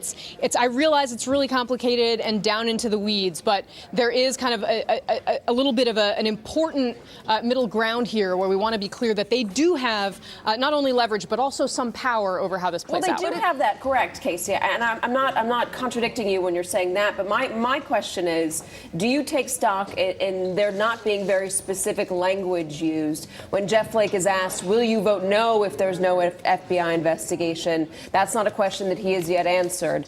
So I'm just looking at the words here. Right. I think we're back to where we were this morning before he put out that statement, where now he has a condition on his vote, which means that we haven't satisfied the condition. He won't answer the question. We don't know where he stands. And we should also just remind everybody that Murkowski and Collins, who are still our key holdouts, have not said how they're going to vote in any event. And we should also underscore, we're still waiting to hear from Collins on whether or not she supports Flake and this demand for a delay. But of course, it was strongly suggested in the hearing that she was. So, yeah, we have no guarantees on how they might vote, but we are, still in this undecided area. Casey, thank you for your reporting on this. We are sure to get a lot more of it over the course of the next little while. We're going to take a quick break, and our special coverage of this continues on MSNBC. Yes, we are twins. When I went on to Ancestry, I just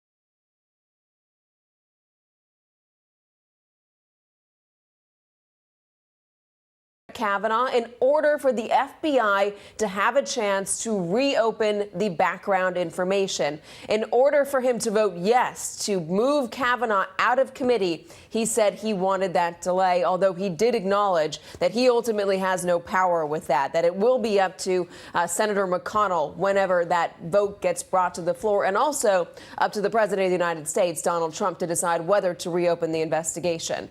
Joining me from Capitol Hill, NBC correspondent Casey Hunt. Casey, if you get any news whatsoever, flag us immediately. From the White House, NBC's Kelly O'Donnell. I've been jumping up and down behind the camera over here. Oh, do you have something? Because we'll go right to you right now. Not at the moment. But I will. No. Okay, please good. continue. I'm sorry. Kelly O'Donnell's at the White House. Daily Beast politics reporter Betsy Woodruff is with us. New York Times political reporter Nick Confessori, former assistant U.S. attorney for the Southern District of New York Daniel Goldman, former U.S. attorney in Michigan Barbara McQuaid, and presidential historian, author, and MSNBC contributor John Meacham. Nick, I do want to start with you. I've been a bit cynical here. I think that the wording Flake is using is very important. He's asking for a delay, but he is not saying specifically that he will withhold his vote if there is not that week-long delay. Mitch McConnell is obviously a political mastermind and a political maneuverer, and if he doesn't think he has Flake, he's not going to call that vote. But ultimately, this has to go to the President of the United States. He's got to be the one that says to the FBI,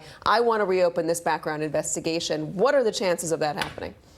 Well, look, I think what's happening here is that there are several senators on the GOP side who want more cover. And they don't want to vote for this nominee unless they can say that there's been more probing of the claims against him. That's what this is all about. I think Jeff Flake is acting as the heat shield for the other members who are staying in the Senate.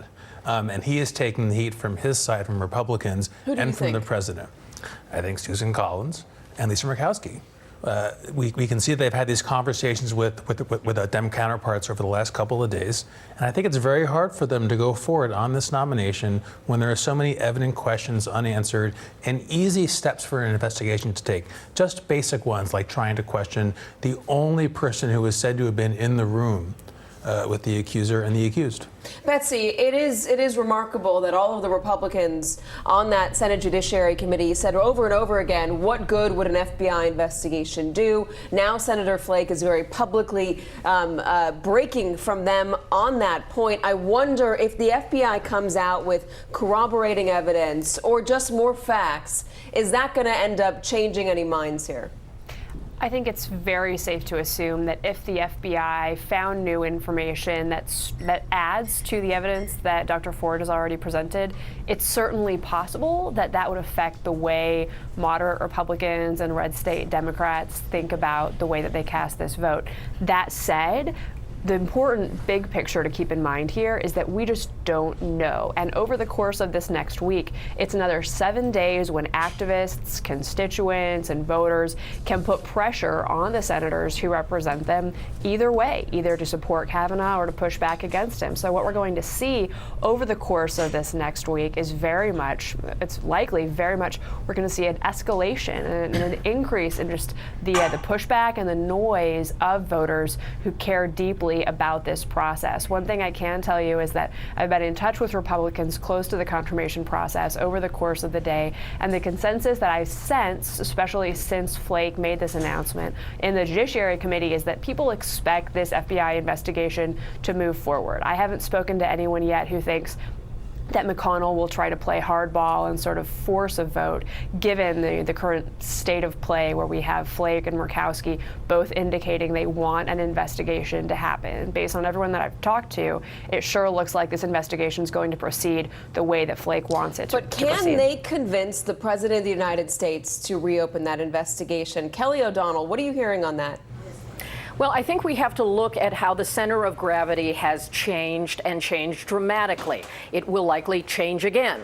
But in this moment, what you have is a president who wants to see his nominee move forward, a president who very notably today spoke in favorable, positive, complimentary terms about Dr. Christine Blasey Ford. That in and of itself, if these other developments hadn't happened, might be dominating our conversation right now. And you've got the tactical sort of planning of Mitch McConnell. Kelly, hold on. Casey Hunt is jumping up and down. We promised we go to her. Casey? That was I hope you're not actually showing me jumping up and down on TV, but I was We're a second not, ago with the don't control worry. room because we do have some additional breaking news. Joe Manchin is supporting Flake's call for an FBI investigation. Why is this important? Senator Manchin is a Democrat, obviously. He has not been the focus of a lot of our reporting in the last week, but he has emerged as a potential swing vote in the final days leading up to this, as this has really become something that the nation can't look away from. It's quite frankly increased pressure on him back home in West Virginia. He has a really tough race coming up. It's a deeply Trump state. This is something that a lot of people are paying attention to. He's actually back in West Virginia today listening to his constituents. So he says here that he applauds Senator Flake's decision to, and these are Manchin's words, rise above the partisan circus on display during this entire process. It took courage to take a stand and call for a one-week FBI investigation to get to the bottom of the allegations against Judge Kavanaugh. This has been a partisan and divisive process. So again, this puts them all together in a block, and you should think of this block of undecided voters as, on one side, Manchin, a Democrat, then it's Collins, Murkowski, Senator Jeff Flake, 4 in total. We had talked about some of the other red state Democrats as well. They took themselves mostly out of the game today. We heard from Joe Donnelly saying that he is going to be a no. We are still waiting on Heidi Heitkamp. That would be another critical piece of this. But this shows you that there is a consensus among this critical group for this. It lends strength to where Jeff Flake We stands. have the polling for Jeff Flake as of now. Right now, for Joe Manchin as of now. He's got a 9-point about lead over Patrick Morrisey. I wonder if that might change if Joe Manchin decides to vote no on this Supreme Court nominee, and I imagine that is why he is talking to his constituents today. Kelly, I'm told you have something as well. I think it's important to know the president is going to West Virginia tomorrow, and I will be on that trip, and so we'll have a chance to really get a sense of what Joe Manchin is hearing from people on the ground. In knowing both Flake and Manchin over the years, I can tell you that they were both taking heat from their party because they would have lunch together on a routine basis as a way of trying to bridge the partisan divide. That seems quite innocuous in the secular world, but inside the Capitol, that was considered something unexpected and unusual for them to do for a long time. So the fact that even not in Washington, while he's in his home state, this alliance that Casey outlined is important. Also, it is Joe Manchin who is up against the current Attorney General of a state the president won by 42 points. Yeah. Manchin himself had previously been governor. Never an easy race for a Democrat in West Virginia. He's a popular person, but this is important. Of course, Manchin voted for Neil Gorsuch. Heidi Heitkamp in North Dakota, the other red state Democrat who voted for Gorsuch and is up on the ballot herself, Very is someone to important watch. points. And of course, Collins and Murkowski are not on the ballot in November. But this is the strength of this new bloc. They are always important, influential votes when there are issues that cross party line.